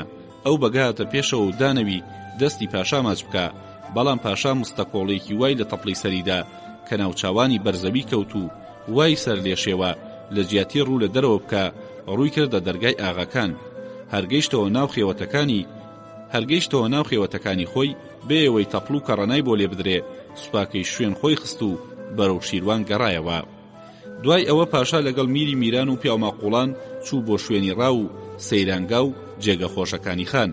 لە گەڕانەوەدا بۆ میری میران ئاغاکانی وان یەکی یەک نێچیری ڕاوکراویان بۆ نارد. ئەویش بۆ هەر یەکە لەو ئاغایانەی نێچیریان بۆ هێناوە ئەسپێکی کەهیلە و چەند تۆپ قوماشی کوجەرانی دانێ و بڕیاریشیاندا دیاری بۆ پاشا بنێرن. هەموو ڕۆژێ بەیانیان لەلایەن خانم سوڵتانەوە 100 و لەلایەن خانەوە 200 قاپ خواردنی بەیانی دەهات. لەلایەن خانەوە سەبارەت بە تازەکرانەوەی فەرمانڕەواکەی 100 کیسە ڕۆمی بۆ سوڵتانی ئەستەمبوڵ و 100 کیسە بۆ وەزیری گەورە سەدرەلعەعزەم و هەندێکیش بۆ کاربەدەستانی ئەستەمبوڵ ڕێکخرا. ئەو 200 کیسە زێڕە بە باری 20 وڵاخەوە ڕەوانەی ئەستەمبوڵ کرا. بۆ سبەینێ پاشا بەدەست و دایرەوە هاتە ناو شاری بتلیس و نوێژی هەینی لە مزگەوتی شەرەفخان کرد و لە گەڕانەوەیدا پیاوەکانی پارەیان بەسەر ئەو خەڵکەدا بڵاو کردەوە کە لە ڕاست و چەپی ڕێگەدا ڕاوەستا بوون. هاتەوە بارەگای خۆی و بۆ بەیانی توغەکانی کەوتە ڕێ و خۆشی بەدوایاندا ڕێگەیوانی گرتەبەر و هاتن.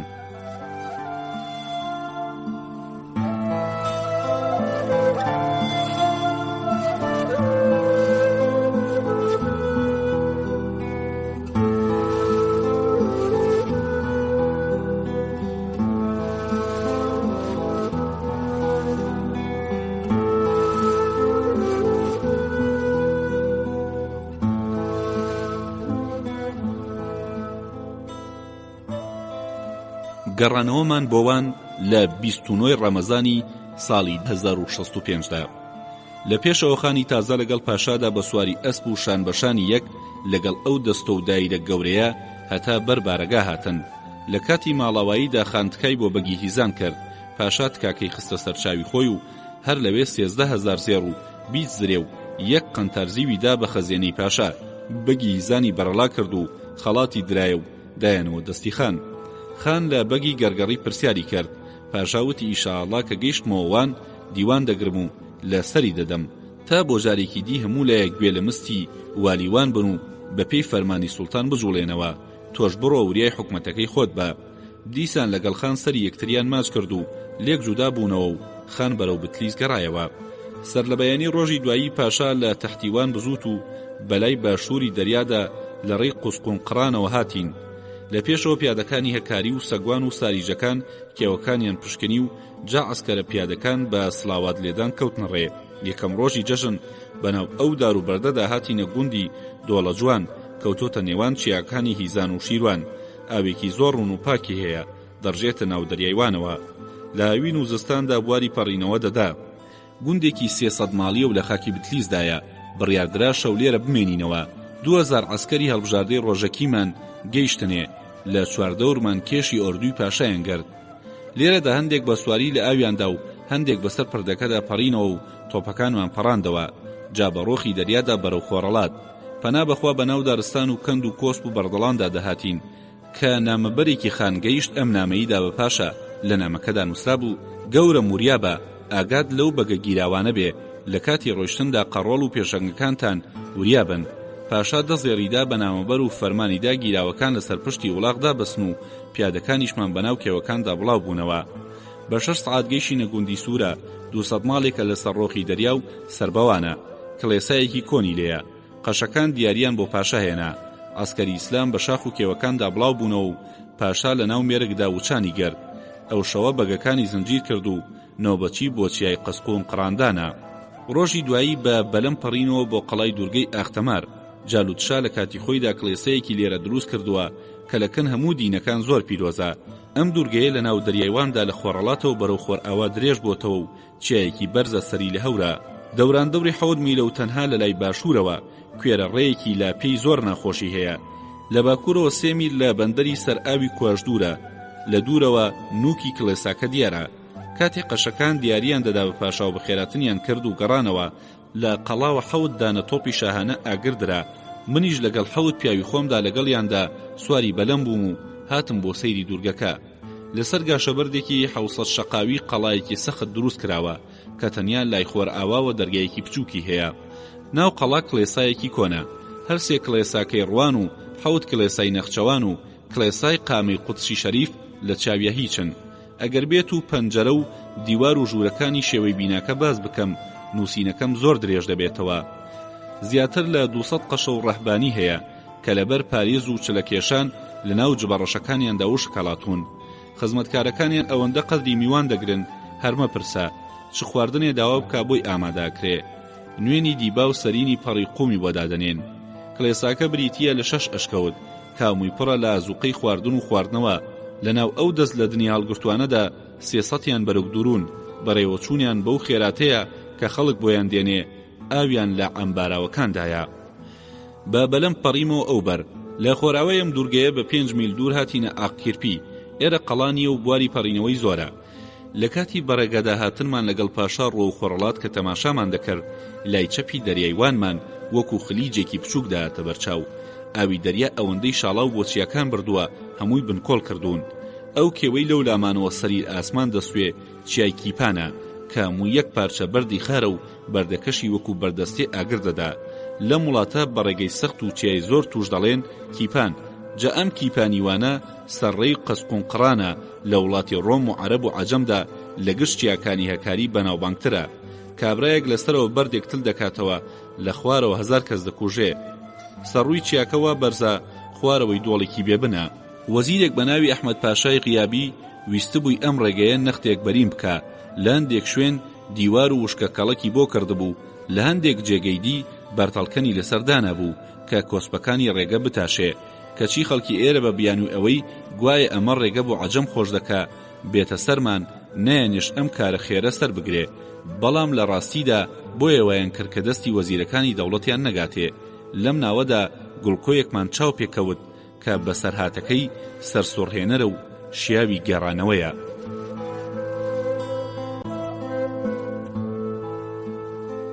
بەسەرهاتی چاوماری بلوکباشی لە ساڵی 1055 کابرایەکی یەجگار ئازا بە ناوی چاومارەوە لەم ناوەدا پەیدا بووە کە لە زۆر شوێن خزمەتی کردبوو. یەکەم جار پیاوی گورجی نەبی بووە و کوڕی قاترچی بووە.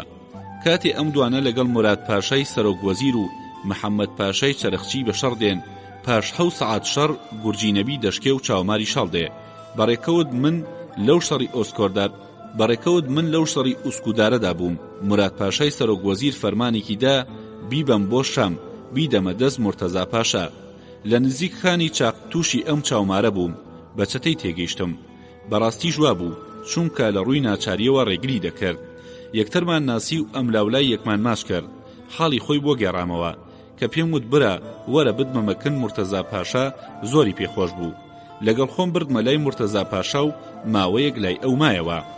لە پەلاماری پاشا بۆ سەر دەروازەکاندا لە دەربەندی ناقوری سەدەفدا ئەوەندە ئازایەتی نواند خۆی پێشخست کە گەڕانەوە شام زۆری نەخەیەند شامیان لە مرتەزا پاشا سندەوە و دەیان بە ئیبشێر پاشا. مرتەزا پاشا سیواسی درایە. مرتەزا پاشا لە سێواز چاوماری کرد بە میراوی شاری نیکسار 6 مانگ میراوی کرد. ڕۆژێ دلاوەراغا ناوێ کات بۆ پشکنین و لێپرسینەوە چاوماری گرت و هەرچی هەیبوو لێی سند و تەنها 3 ئەسپ سواری بۆ هێشتەوە. بەرحاڵ بوو چاومار لە بەندیخانە هاتە دەر و 100 کەسێکی لە خۆی خڕ کردەوە و لە ناکاو بە سەرماڵی دلاوەر ئاغایدادا هەرچی دارایی هەبوو لەگەڵ 50 ئەسپ تاڵانی کرد و ماڵەکەشی ئاگر تێبەردا و یەکسەر خۆی گەیاندەکن محەممەد دەمین پاشای شەمسی زادە لەوان. ئەویش زۆر قەدری گرت. ئەم محەممەد دەمین پاشای والیوانە نێوانی لەگەڵ سولەیمان بەگی مەحمودی بەگی خۆشا بوو فەرماندەکانی یەکاری ناخۆش بوو. چاوماری کردە سەردار. ئەوی شەری بۆڵکەوت جارێ هێرشی دەبردە سەرەکاری و ڕۆژێک پەلاماری مەحمودیەکانی دەدا و هەموو جارێ بە تاڵانێکی زۆرەوە دەگەڕایەوە. وانیەکان ئەم پیا و خراپیانەی چاوماریان زۆر بەدڵ بوو هەتا توانیان ڕوویاندایە. ساڵی 1600 کە مەلیک ئەحمەد پاشا بوو بە وەزیری گەورە محەممەد ئەمین پاشا لەوان یاخی بوو دەستی بەشەڕ کرد. قەڵای سەرەوە بە تۆپی قەڵای خوارەوە وانی داگرت و لە چەند لاوە کەلەبەری کەوتە دیوارەکانی. لەو لاشەوە والی دیاربەکر بە هەموو سوپایوان و دیاربەکرەوە هاتە سەر محەممەد ئەمین پاشا و لە هەموو لایەکەوە تەنگی پێڵچەنرا تا ناچار بوو شەوێک لە ناکاو بە گوریس خۆی لە دیواری قەڵاشۆر کردەوە و ئەسپیان بۆ ڕاگرت بوو سوار بوو هەڵات. بە 9 ڕۆژ خۆی گەیاندە ئەستەمبوڵ و پەنای بردە مەلیک ئەحمەد پاشا و ئەویش لێی برد و لە ڕۆمەیلی و سنجاقی کۆستەندیلی پێسپارد و ناردێکریت. لە دوای هەڵاتنی ئەمین پاشای تازە چاومار نەی دەتوانی لەوان دانیشێ هاتەکنخانی بتلیس خان کردی بە ئاغای خۆی و ئیدی چاومار بە ڕەحەتی دانیشت و حەسایەوە.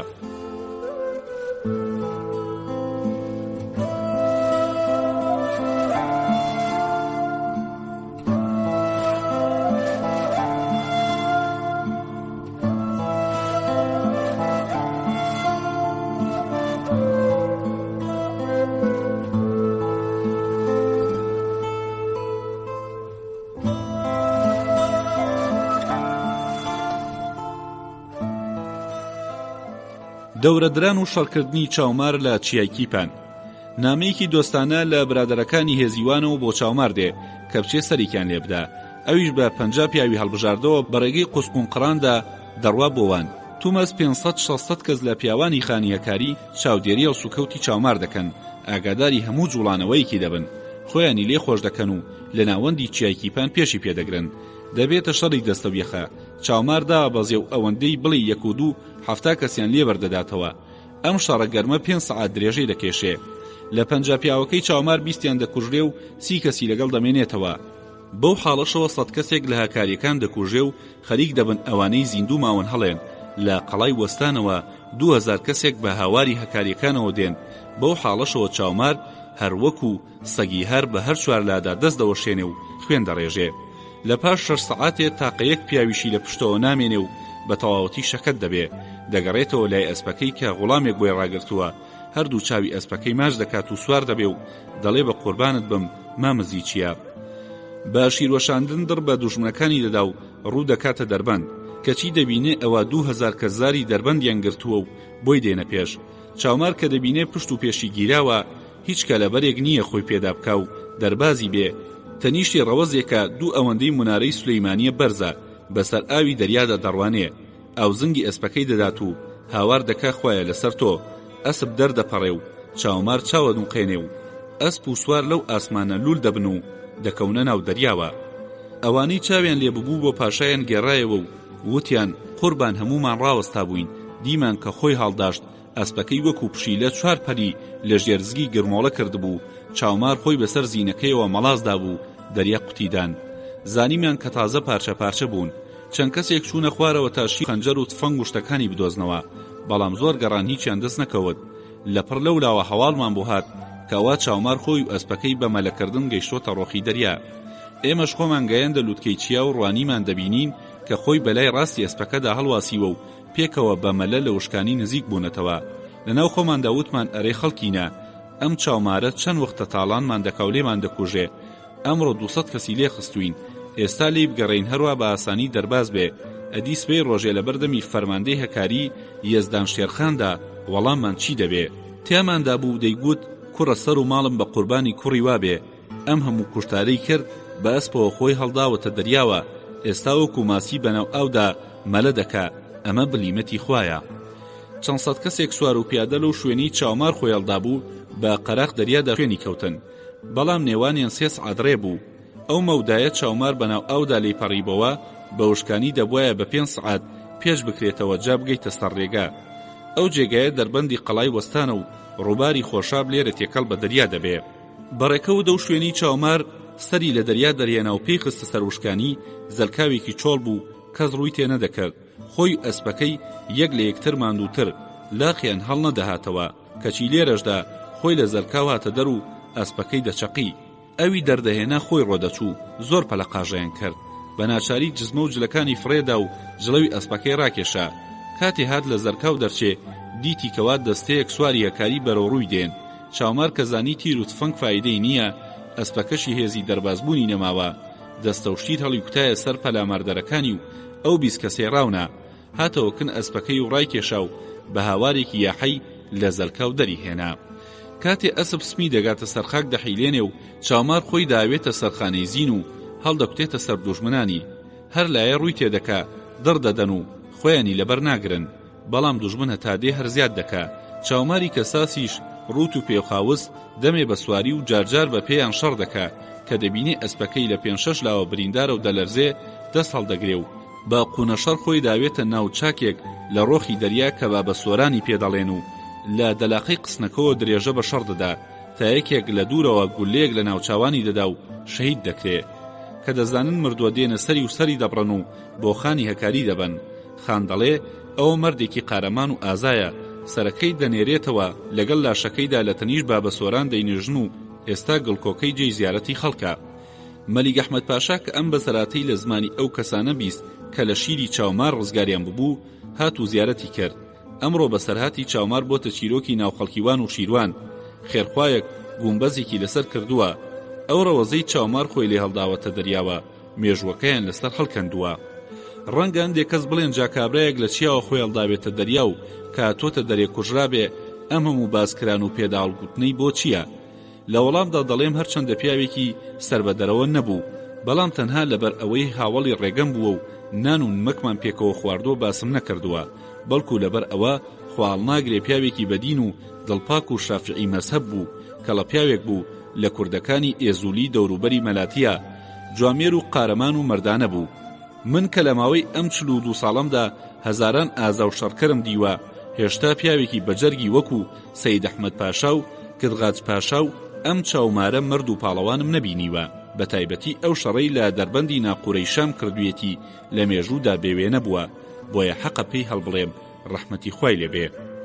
بەرەو خۆڕەڵا دەڕۆیشتین کە میراخووری پاشا و ڕەوەیەک ئەسپی بتلیسیەکانیان گرتە بوو. پاشا ئەسپەکانی یەکەیە کە دایەوە بە خاوەنەکانی و ئەوەی بێخاوەن بوو دایبەوانەی لە شەڕدا ئەسپیان لە کیس شووە، هەندێکیشیدا بە ئاغاکانی وان لە سایخواوە ئەسپوزینێکیش بەر من کەوت. کە لە پاشان بیست دەڵێ خۆت حازر کە دتنێرم بۆ وڵاتی عەجەم، لە خۆشی ئەوەی جارێکی دیکەش ئەو وڵاتە دەبینمەوە جێم بەخۆم نەدەگرت. یەک کیسە قوڕوشی بۆ خەرجی ڕێگە و کورتیلەیەکی بربەسمۆرە و دەستێک جلی باش و پشتێنێکی ڕەخت و غوڵامێکی ئێسکسووکی دامێ و وتی ئەولیا کاتێک گەیشتیتە وڵاتی عەجەم ئەو دەستبڕانەی ڕەندەیان پێدەڵێن لەوێ زۆرن، شاعیری زمان درێژ و بێدین و هەڵوەڕیان هەیە. دەدوێن نوشتت لێ دەپرسن، وریای خۆت بە و ڕێوشوێنی موسڵمانێتیت لەبەرچاو بێ، هەمیشە بە تەنگ 5 فەرزەی نوێژەوە بە و بەوە ناموسی خۆت بپارێزە، ئاگاداری پیاوەکانت بە و دابینیان بکە. لە هێزەکانی خۆمان 70-80 ساریژەی تفەنگ هاوێژ لەگەڵ خۆت بەرە. خەریکی ئەم جۆرە قسە و ئامۆژگاریانێ بوو. من قسەکەیم پێ بڕی و وتم پاشا تۆ دەفەرمی وڵاتی عەجەم وایە، پاشان دەتەوێت جڕوجانەوەر و سەگوان و ساریجە لەگەڵ خۆم بەرم؟ من ئەمانم لە خاکی بێگانەدا چۆن پێدابین نەکرێ؟ بە سەری مبارەکت قەسەم پیاوی وا هەڵدەبژێرم کە پێم دابین بکرێ، چەکەڵگر و بە ئەدەب و موسڵمان و بەناموس بن. پاشا وتی ئافەرین، بە کەیفی خۆت بکە. 80 کەسی ورا و بەدینم لە سەگوانەکان هەڵبژارد و یەکەیە کە پیشانی پاشامدان زۆر کەیفی پێیان هاتوو. یەک کیسە قڕوشی بۆ خەرجی ڕێگەدانێ و پێیوتن با بزانن چۆنە سەردینی محەممەد دەکەنەوە و ئابڕوو و ناموسی خۆتان دەپارێزن لە قسەی ئەولیا دەرنەچن هەر کەسێ لە فەرمانەکانی ئەولادا منیش کەلەی دەپەڕێنم دەبڕۆن خوا کارتان ڕاست بێ. پاشان بە ساری عەلیاغانی وت تۆش دەچی بۆ لای شا عەباس لە ئەسفەهان خۆت ئامادە بکە و 2 ئاڵات چەکدار ببە 1 کیسە قوڕوشی دا بە ئەو. بۆ ڕۆژی دوایی ئاغاکەی مورتەزا پاشاشی ئیزندا بڕواتەوە. بەو ئاغای سەرۆک وەزیرە کە بۆ مەڕخڕکردنەوە هاتبوو وتی تۆ فەرمو بگەڕێرەوە ئەستەمبوڵ ئیشەڵڵا خۆمان بۆتان خڕ دەکەینەوە. 5 کیسە و غوڵامێکی گورج و ئەسپێکی دایە و ناردێەوە. ئەو بەگو پیا و ماقۆڵانی پنیانیش کە بۆ شکاتی تاڵانی کران و مەڕووماڵاتیان هاتبوون پێیوتن ئێوەش خۆتان حازرکەن سپەی لەگەڵ ئەولیا چەلەبی بگەڕێنەوە. ساری عەلیاغاشی بان کرد و نامەکەی سوڵتانی دایە و دوای ڕاپرسی ئامۆژگاری کرد و بەڕێی کرد. پاشان منی بان کرد و وتی ئەولیا لەسەر ڕێگا کە دەگەیتە فەرمانڕاوەکانی عەجەم بەخۆشی و زمان شیرینی لەگەڵیانە بدوێ کە گەیشتیتە گەنجاڵی خانی ورمێ خۆتی لەگەڵ ڕێککە و هەتا ڕۆژێک زووتر ئەو 40,000 سەرمەڕە پنیانیشینیەکان وەربگریتەوە باشترە چونکە من بەم زوانە لە ویلایەتی وان لا دەبرێم دەمبەنەوە بۆ ئەستەمبوڵ. ئەم ئەسپەچاکە بە دیاری بەرە بۆ خانی ورمێ تا توانی نێوان خۆشکردن و سەرنەوەی مەڕەکانت لەبەرچاو بێ. خانی دومبڵی کە برادەرێکی مورتەزا پاشای خۆمانی گرتووە ئەسپ و نامەکەی بدێ و ئەو برادەری لە چنگ بێنە دەرەوە و لەوێوە دەچی بۆ بەغداد. ئەم شیرە جەوهەردار و خەنجەرە دەبانە و تیردانە نەقێمدارە دەبەی بۆ مورتەزا پاشا لەگەڵ نامەکان بەڵام لە بەغداد زۆر مەمێنەرەوە. لە گەڕانەوەدا بە شارەزور و قەڵای ئەحمەد و هەوارگەی زەڵم و هەریر و وڵاتی ئەردەڵان و بەناو هەکاریدا وەرەوە بۆوان. ئەم زینە زێڕینە و ئەم ئەسپەڕەستەنە و ئەم خەنجەرە دەبانەش بەرە بۆ قەرچیل قەتمەرخان فەرمانڕەوای تەورێست. لە هەمویان زیاتر ڕێز و خۆشەویستی بۆ دەربڕە چونکە یەکێکە لە وەزیرە وریا و کارزانەکانی ئێران. ئەو کاتی من لە بەغداد بووم ئەو کرابوو بە سوپاسالاری ئۆردوی ئێران بۆ سەر قەندەهار. پاشان کردیان بە خانی خانان ئێستاش لە سەرۆک وەزیری لابراوە و وەکو من کراوە بە خانی تەورێز. ئەو کاتی ئێمە چوینە سەر بتلیس لە وڵاتی عەجەمدا وا بڵاو بووبەوە گوایە نیازمان وایە بچینە سەر ئەوان. ئەگەر پرسیاریان کرد ڕاستیەکەیان بۆ بگێڕەرەوە. لە مەڕەکانی ورمێ ئەگەر شتێکیان لێمایەوە ئەویش لەگەڵ نامە و دیاریەکان بەرە بۆ خانی تەورێز و تا ئەتوانی بە قسەی خۆش و زمانی شیرین دۆستایەتی لەگەڵ بگرە. زین و ڕەخت و بەرەگەوهەری نیشانی خانی بتلیس و ئەسپە کە هێلە تایبەتەکەی و 3 سەر ئەسپی خۆشبەزی دیکە و کتێبی شانامە و یەکی هومایون نامەیدا بە ساری عەلیاغا کە بیبە بۆ پاشا. بۆ دایکی شا ئەسپێکی ڕازاوە و 5 جووت کەوای سوورما لە بوخچەیەکدا بۆ وەزیری شاش نامە و ئەسپێک. ئیدی دوعای خێری بۆ کردین و هەردووکمان ماڵ ئاواییمان کرد و ڕۆیشتین.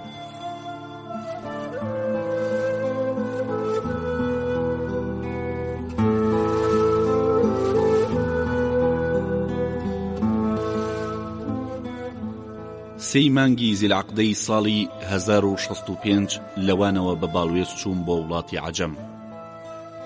لە پێشەوە ساری عەلیاغا بە 200 چەکدارەوە و بەڕاستپێراوی بۆ لای شای ئێران. ئەمجا من بە 100 کەسی ئازا و موسڵمان و قەتارێک ئێسترەوە. لە پاش من ئاغای مورتەزا پاشای عەلیاغا بە 100 کەسەوە لەوان هاتینە دەر.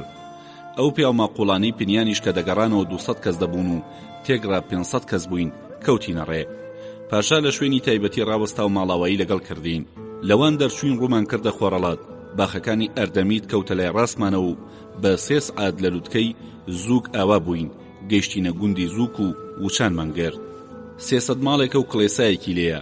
باجی ئێرە درێ بە میلیوان و دەفتەردار وەری دەگرێ. لێرەوە بە 3 سعات بەرەو خۆڕەڵات هاتینە کڵێسای ونگ ورگ کە لە دامێنی چیای ورگدایە.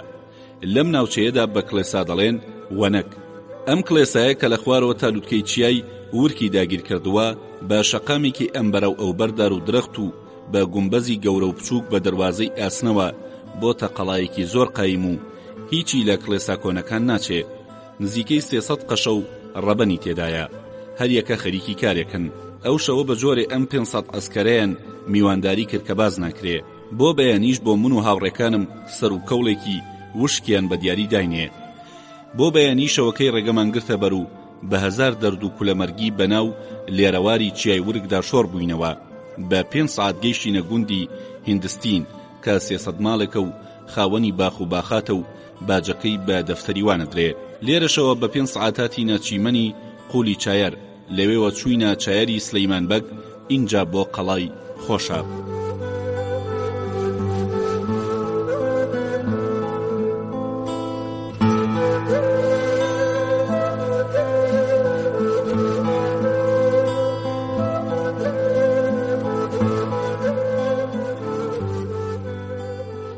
قەڵای خۆشاب. لەبەر ئەوەی ڕووباری خۆشاب بەبن قەڵاکەدا دەڕوا ناوی قەڵای خۆشابیان لێناوە. ناوە کۆنەکەی ئەرچەکی باڵا بووە.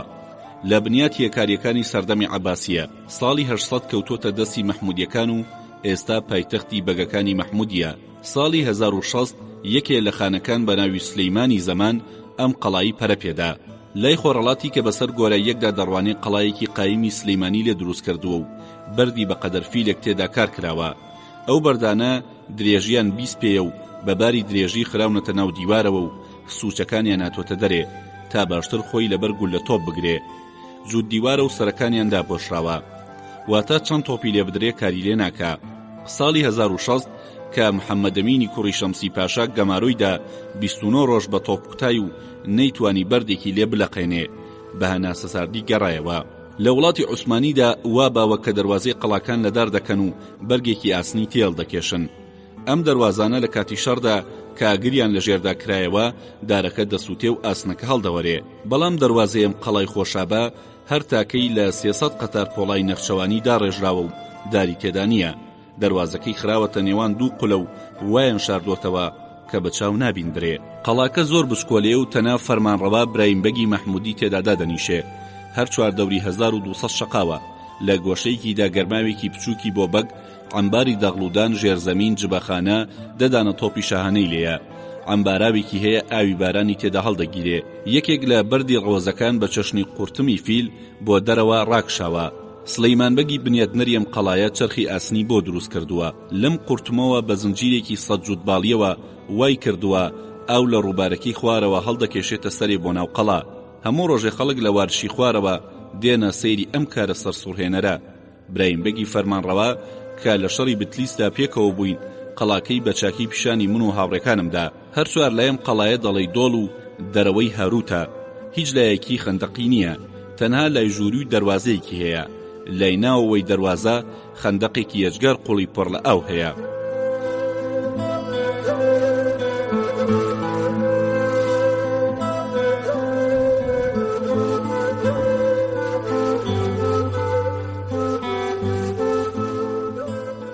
وارشی خوارێ لەم ناوە بە وارش دەڵێن ڕەبات. جام ڕەباتە لە دۆڵێکدایە هەر چوار لای حەواڵی بەسەرەوەیە. لای خۆر ئاوای ڕووباری خۆشابە. چل قولەی هەیە و دیوارەکانی نزمن. دوو دەواازەی بێخەندەقی هەیە. ئەم قەڵایە نزیکەی 4000 شقاو دەبێ. لە ناوەوەی 800 ماڵ و مزگەوتێک و خانێک و گەرماوێکی پیس و چەند پارچە دووکانۆکەیەک و هیچی دیلێ نییە.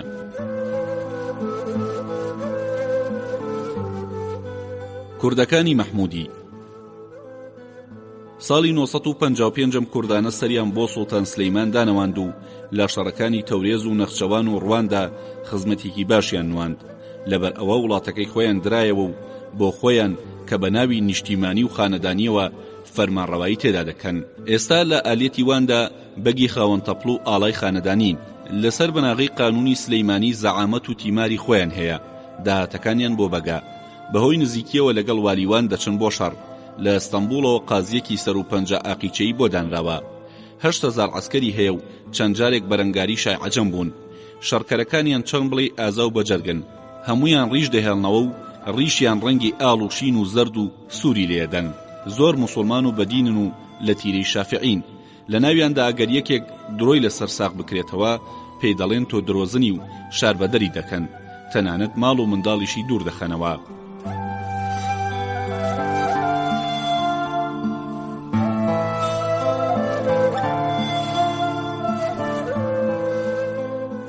ڕووباری خۆشاب ئاوەڕوون و خۆشەکانی چیای هەکاری و هەوارگەکانی حوسێنی کۆ دەبنەوە. لە ژێر ئەم قەڵایەدا ناوی خۆشابی لێدەنرێ و دەڕوا بەرەو خوار. لە دەشتیواندا بەناو باخەکانی ئەردەمیددا تێدەپەڕێ و لە بن قەڵای وەستانی هەکاریدا دەڕژێتە دەریایوانەوە. شەوێک لەم قەڵایە ماینەوە و خانگەلێک دیاری داینێ. بەیانی دەرچوین بە 5 سەعات گەیشتینە گوندی دوو ئاوان کە 100 ماڵێکە و لەژێر دەسەڵاتی مەحمودیەکاندایە. خەڵکەکەی کوردن و مزگەوتیان هەیە. لە ناو چیمەنێکدا خێوەتمان هەڵدا و دانیشتوانی گوندەکە بەرخ و کاریلە و ماست و پەنیرێکی زۆریان بۆ عەسکەرەکانمان هێنا. جۆرە چێشتێکیان بۆ هێناین بە ماست و گژوگیا لێنرا بوو. پێیان دەوت پۆخن. لێرەدا وەرژێر تێبینێکی نووسیوە کە دەڵێ بە زمانی تورکی بە پیسایی دەڵێن پوخن وا دیارە ئەم پوخەی ئەولیا چەلەبی لە خۆشاب خواردوێتی زۆری پێخۆش بووە دۆکڵی بووە. پاشان ئەولیا چەلەبی درێژەی دەداتێ و دەڵێ هەمومان لەو پوخنەمان خوارد و زۆریشمان پێخۆش بوو. گوایە ئەم پوخنە لەم ناوچەیەدا لە خواردنە باشەکانیانە و بۆ میوانی خۆشەویستیانی لێدەنێن. بەڵام هەندێک لە کوردە ناقۆڵاکان تاوە ناتاوێ دەهاتن لێیان دەپرسین ئەرێ پۆخن ناخۆن. هیوامان تێدا بوو بە شەرمدا دەکەوت و لە ترسی ناوە خراپەکەی نەی دەخوارد، بەڵام بەڕاستی شتێکی خۆش بوو. لێرەوە بە 6 سەعات گەیشتینە قەڵای ئارجەک.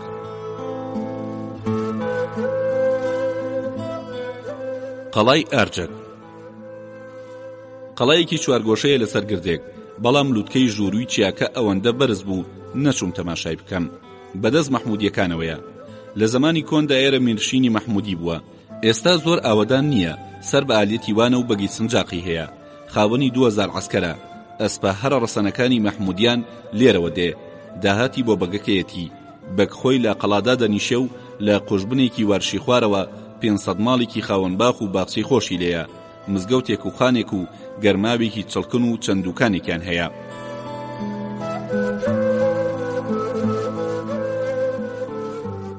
دەریاچەی ئارجەک. ئەم قەڵایە خلیجێکی بچکۆلانەی هەیە. ماسی ئاڵای ئێرە لە کوردستاندا بەناوبانگە و یەکی 10 هۆقە دەبێ. ڕاوکەر دەیانگەرن و بە دیاری بۆ ئەم لاولای دەنێرن. هیچ بۆنی ماسی لێ نایە. سوڵتان مرادی چوارەم کە ڕوانی داگیر کرد بۆ خواردنی ئەم ماسیە لێرە وچانی گرت بوو.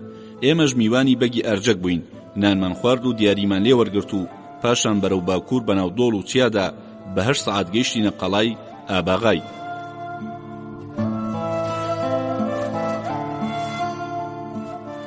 قەڵای ئاباغای ناوەکەی وشەی شێواوی ئاباقاییە کە بە تورکمانی قایی بەشا دەڵێن. وەیە لە میسردا هێشتا ناوی قیتیبای و ئەم جۆرانە هەیە. لای خوارەوەی ڕێگەیەکی قەتبڕی هەیە بە 10 سەعات دەگاتەوان. ئەم قەڵایە 5 گۆشەیە و لە سەردوندێکی ماهیک زۆر بە قایمی دروست کراوە. ئێستا بەدەست مەحمودیەکانەوەیە. لێرەوە بەڕێکەوتین بەرەو خۆڕەڵات و بە 7 سەعات هاتینە قەرە حەساریوان.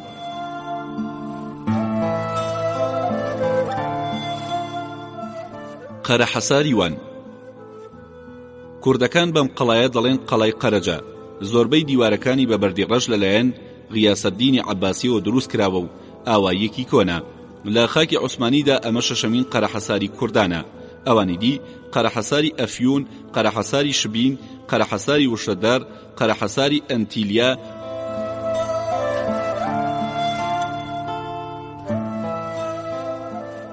قەرە حەساری ساحیب.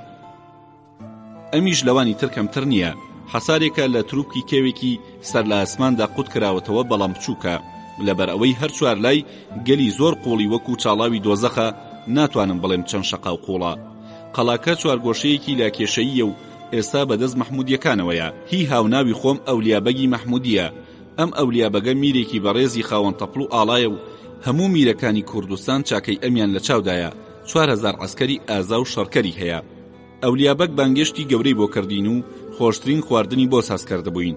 پاش نان خواردن ئەنگوستیلەکەی دەستم کا بە خەتی فەرید شعرێک لەسەر نقێمە زمڕوتەکەی هەڵکەندرا بوو. ئەولیابەک داوای لێکردم پیشانی بدەم. منیش دامە دەستی و خوێندیەوە. نووسرا بوو بە فارسی. لە سەرۆکی گشتخێڵی ئەنبیا هیوابەخشینی هەیە ئەولیا. میر بە چاوپێکەوتنی ئەم مۆرە و کوشتێتی لێهات. وتی ئەولیا گیان ئەم مۆرەم ئەیەی تێ؟ وتم میرم ئەمە بۆ من پیرۆزە و بۆ خەڵکی دی نەکبەتیە. وتی نا ئەولیا وشەی ئەولیا ئەنبیا قەت نەکبەت نابن. من و تۆ ئەولیای بێخەوشین و من ئەم مۆرەم پێوە دێ. ئیدی هیچ چارم نەما. وتم پیرۆزت بێمیرم ئەدوو دنیایان داوەتێ. بانگی کرد کوڕا 500 سەرمەڕ بدەن بە کاکە ئەولیای خۆم. هەروەها کورتەکێکی بەرسمۆرە و شیرێکی شێخانی و ئەسپێکی مەحمودیشی دامێ. سەر و ئەسپیشی بۆ ئاغای مرتەزا پاشا و ئاغای پاشای خۆمان خەڵات کرد و ماڵ ئاواییمان لێ کرد.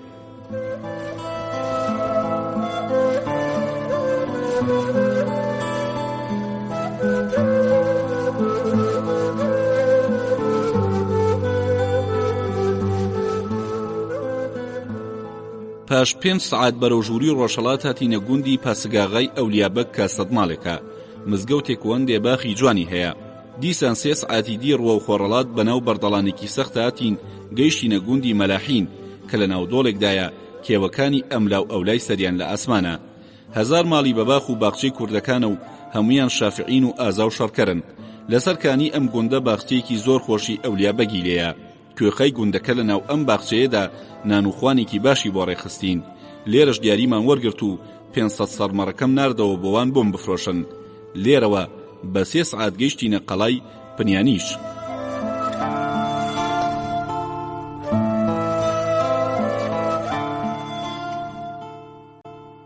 قەڵای پنیانیش ئەم قەڵایە لە سەرچیایەکی قوچەڵ چنراوە کە لە کاری ئادەمیزاد ناچێ و شیاوی بینینە.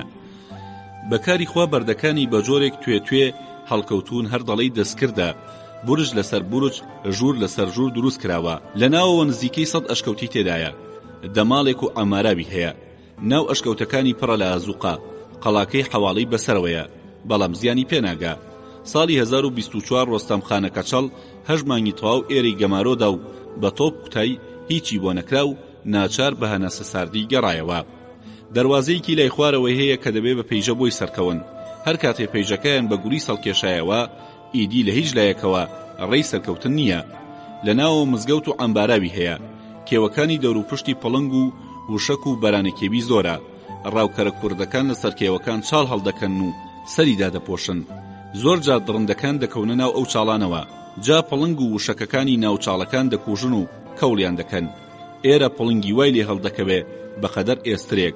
لە دۆڵی بزدۆکی خوارقەڵاوە 600 ماڵە کوردی لێیە، بەڵام وارشی لە دەور نییە، تەنها خەندەقیان هەیە. قەراغ ڕووباری ئەم بزدۆکە بە هەزاران سوورە چناری گەورە و ئەستوری لێیە.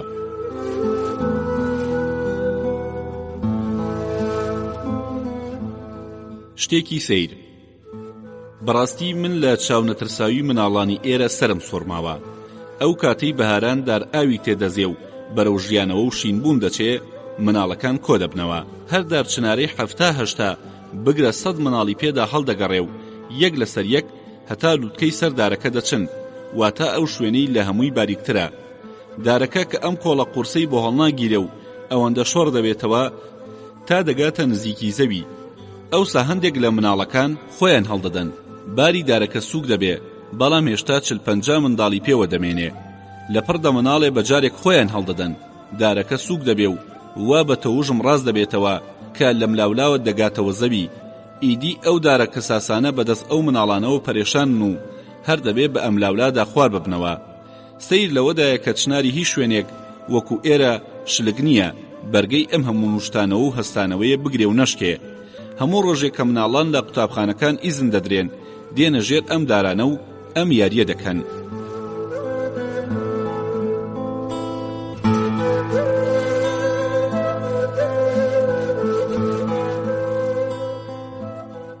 ئەم شارە مزگەوتێکی بچووک و مزگەوتێکی جومعە و خانێکی هەیە. گەرما و بازاڕی نییە. مەڕێکی یەجگار زۆریان لە کوێستانەکانە. گوایە لەسەر پلانی ئیبشیر پاشای والی حەلەب ئاجەمەکان 40,000 سەرمەڕی ئێرەیان فراندووە. ئێمە ژوا دەچین هەوڵی سەننەوەی ئەو مەڕانە دەدەین. خەڵکی ئاوایی لەژێر ئەو چنارانەدا جێگەیان بۆ ڕاخستین و زۆر قەدریان گرتین. ئەو هۆی ئێرە زۆر پاک و خۆشە.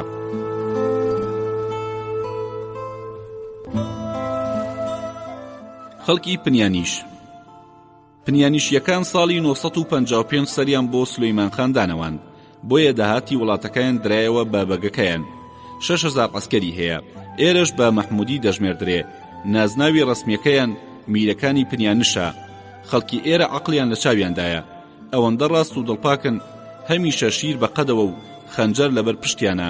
دەڵێی ئاگری قودرەتن. خۆیان ئەوەندە لەکن گەورەیە قەت فێڵ و درۆ ناکەن. ئەو 100 کەسەی لەوانەوە لەگەڵمان هاتبوون لێرە بەجێمان. من 10 کەسم لێ هەڵبژاردن و لەگەڵ خۆمدا بردمن بۆ وڵاتی عەجەم.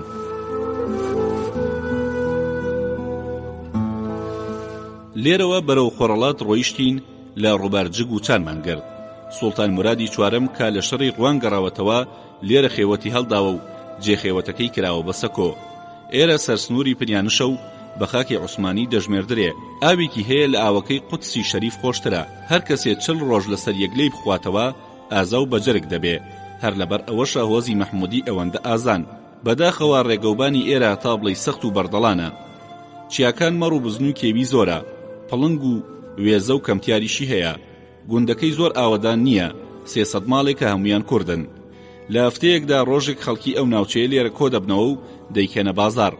هەر کەسێ شتێکی هەبێ بۆ فرۆشتن دەهێنێتە ئێرە، کە ڕێکەوتین بە 6 سەعاتاتینە قەڵای قوتور.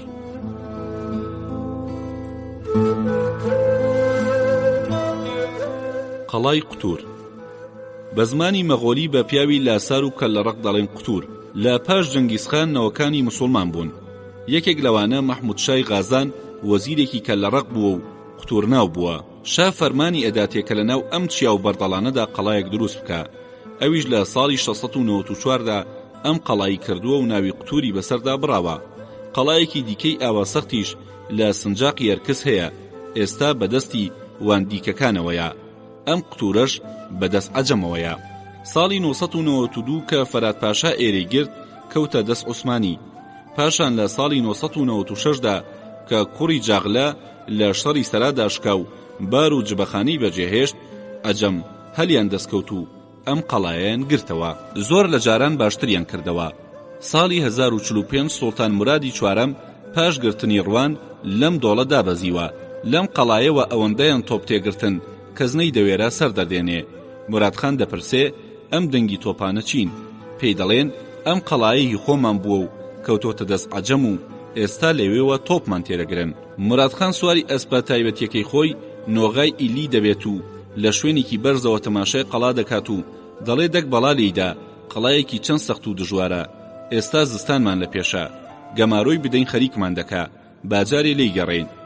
ساڵی 1046 کە بەغدادی گرت، لە کاتی مۆرکرانی ئاشتینامەدا بە قەرە مستەفا پاشا دەڵێ مستەفا لەم ئاشتیەدا بە عەجەم قەڵای مەکۆی نزیک ڕوان تێکدەن و قەڵای قوتوری لایوانیش بڕوخێنن. بەڵام وانەکرا، تەنا سەربازەکانی ناوی هاتنە دەر و قەڵاکەیان بەجێهێشت. وا ڕێکەوت لە پاش گیرانی بەغداد سوڵتان مراد مرد و ئیبراهیم خان لە جێی دانیشت. عەجەم لە پەیمانەکەیان پاشگەز بوونەوە. قەڵاکانی مەکۆ و قوتوریان ئاوەدان کردەوە و ئەوەندەی دی قایمیان کرد. ئێستا ئەم قوتورە هەوسنووری پنیانیشە سەر بە عالیەتی وانە. جاران پایتەختی سنجاقی قوتور بووە. هەرچەندە قەڵاکەی بەدەست عەجەمەوەیە، بەڵام ناوچەکە خاکی عوسمانیە. قوتور خۆی بەگی هەیە و ئەم بەگا لە شەڕی بتلیزدا بەشدار بووە.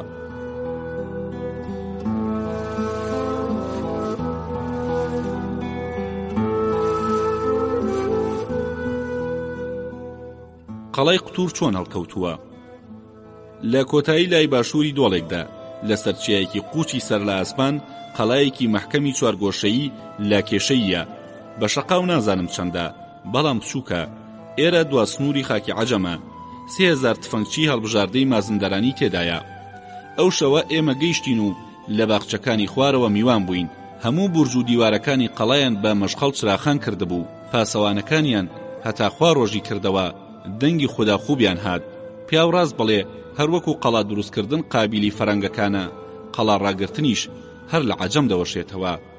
سەرپاسەوانی قەڵا و ئەوانەی لە سەرچۆکدا دەنیشن لە قەڵا هاتنە خوارەوە و لەگەڵمانە دانیشتن. زۆریان قەدرگرتین و میوانداریان کردین. بەیانی زوو هەندێ پیاویان لەگەڵ ناردین، هاتینە ئەو شوێنەی پێی دەڵێن محەممەد دەرا. ئێرە گردۆڵکەیەکە دەبێتە سەرەتای خاکی عەجەم. لە مانگی زیلعەقدەی ساڵی 1065دا سنوورمان شکاند و پێمان خستە سەر خاکی عەجەم. بە 4 سعات گەیشتینە قەڵای ئالباق.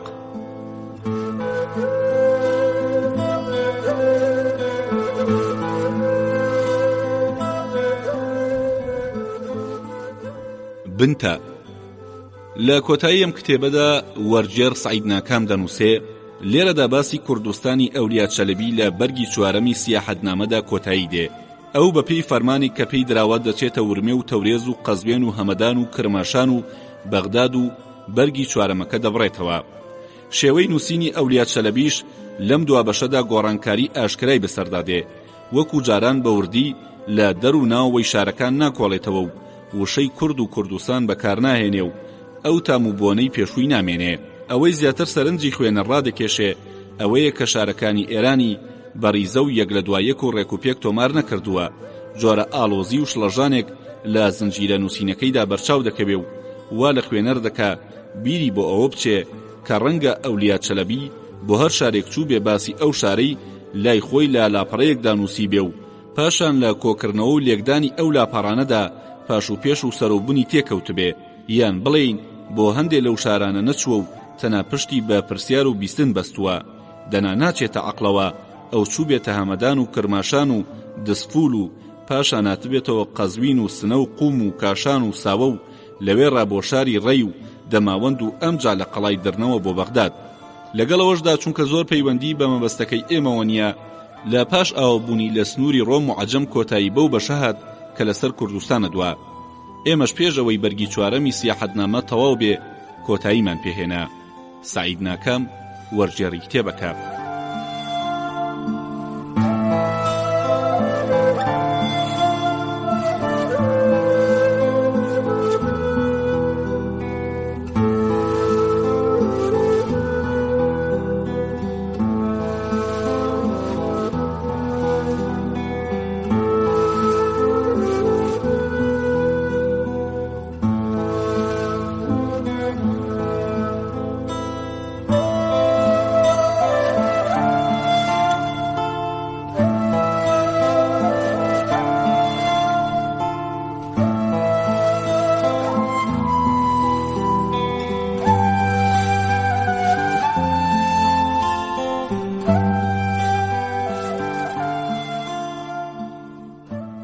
گوێگرانی خۆشەویست، لێرەدا هاتینە کۆتایی گەشتەکەی ئەولیات چەلەبی. هیوادارین توانی بێتمان لە ڕێگەی ئەم کتێبەوە خزمەتێک بە مێژووی کورد و بە گوێگرانی خۆشەویستی دەنگی خاک بکەین.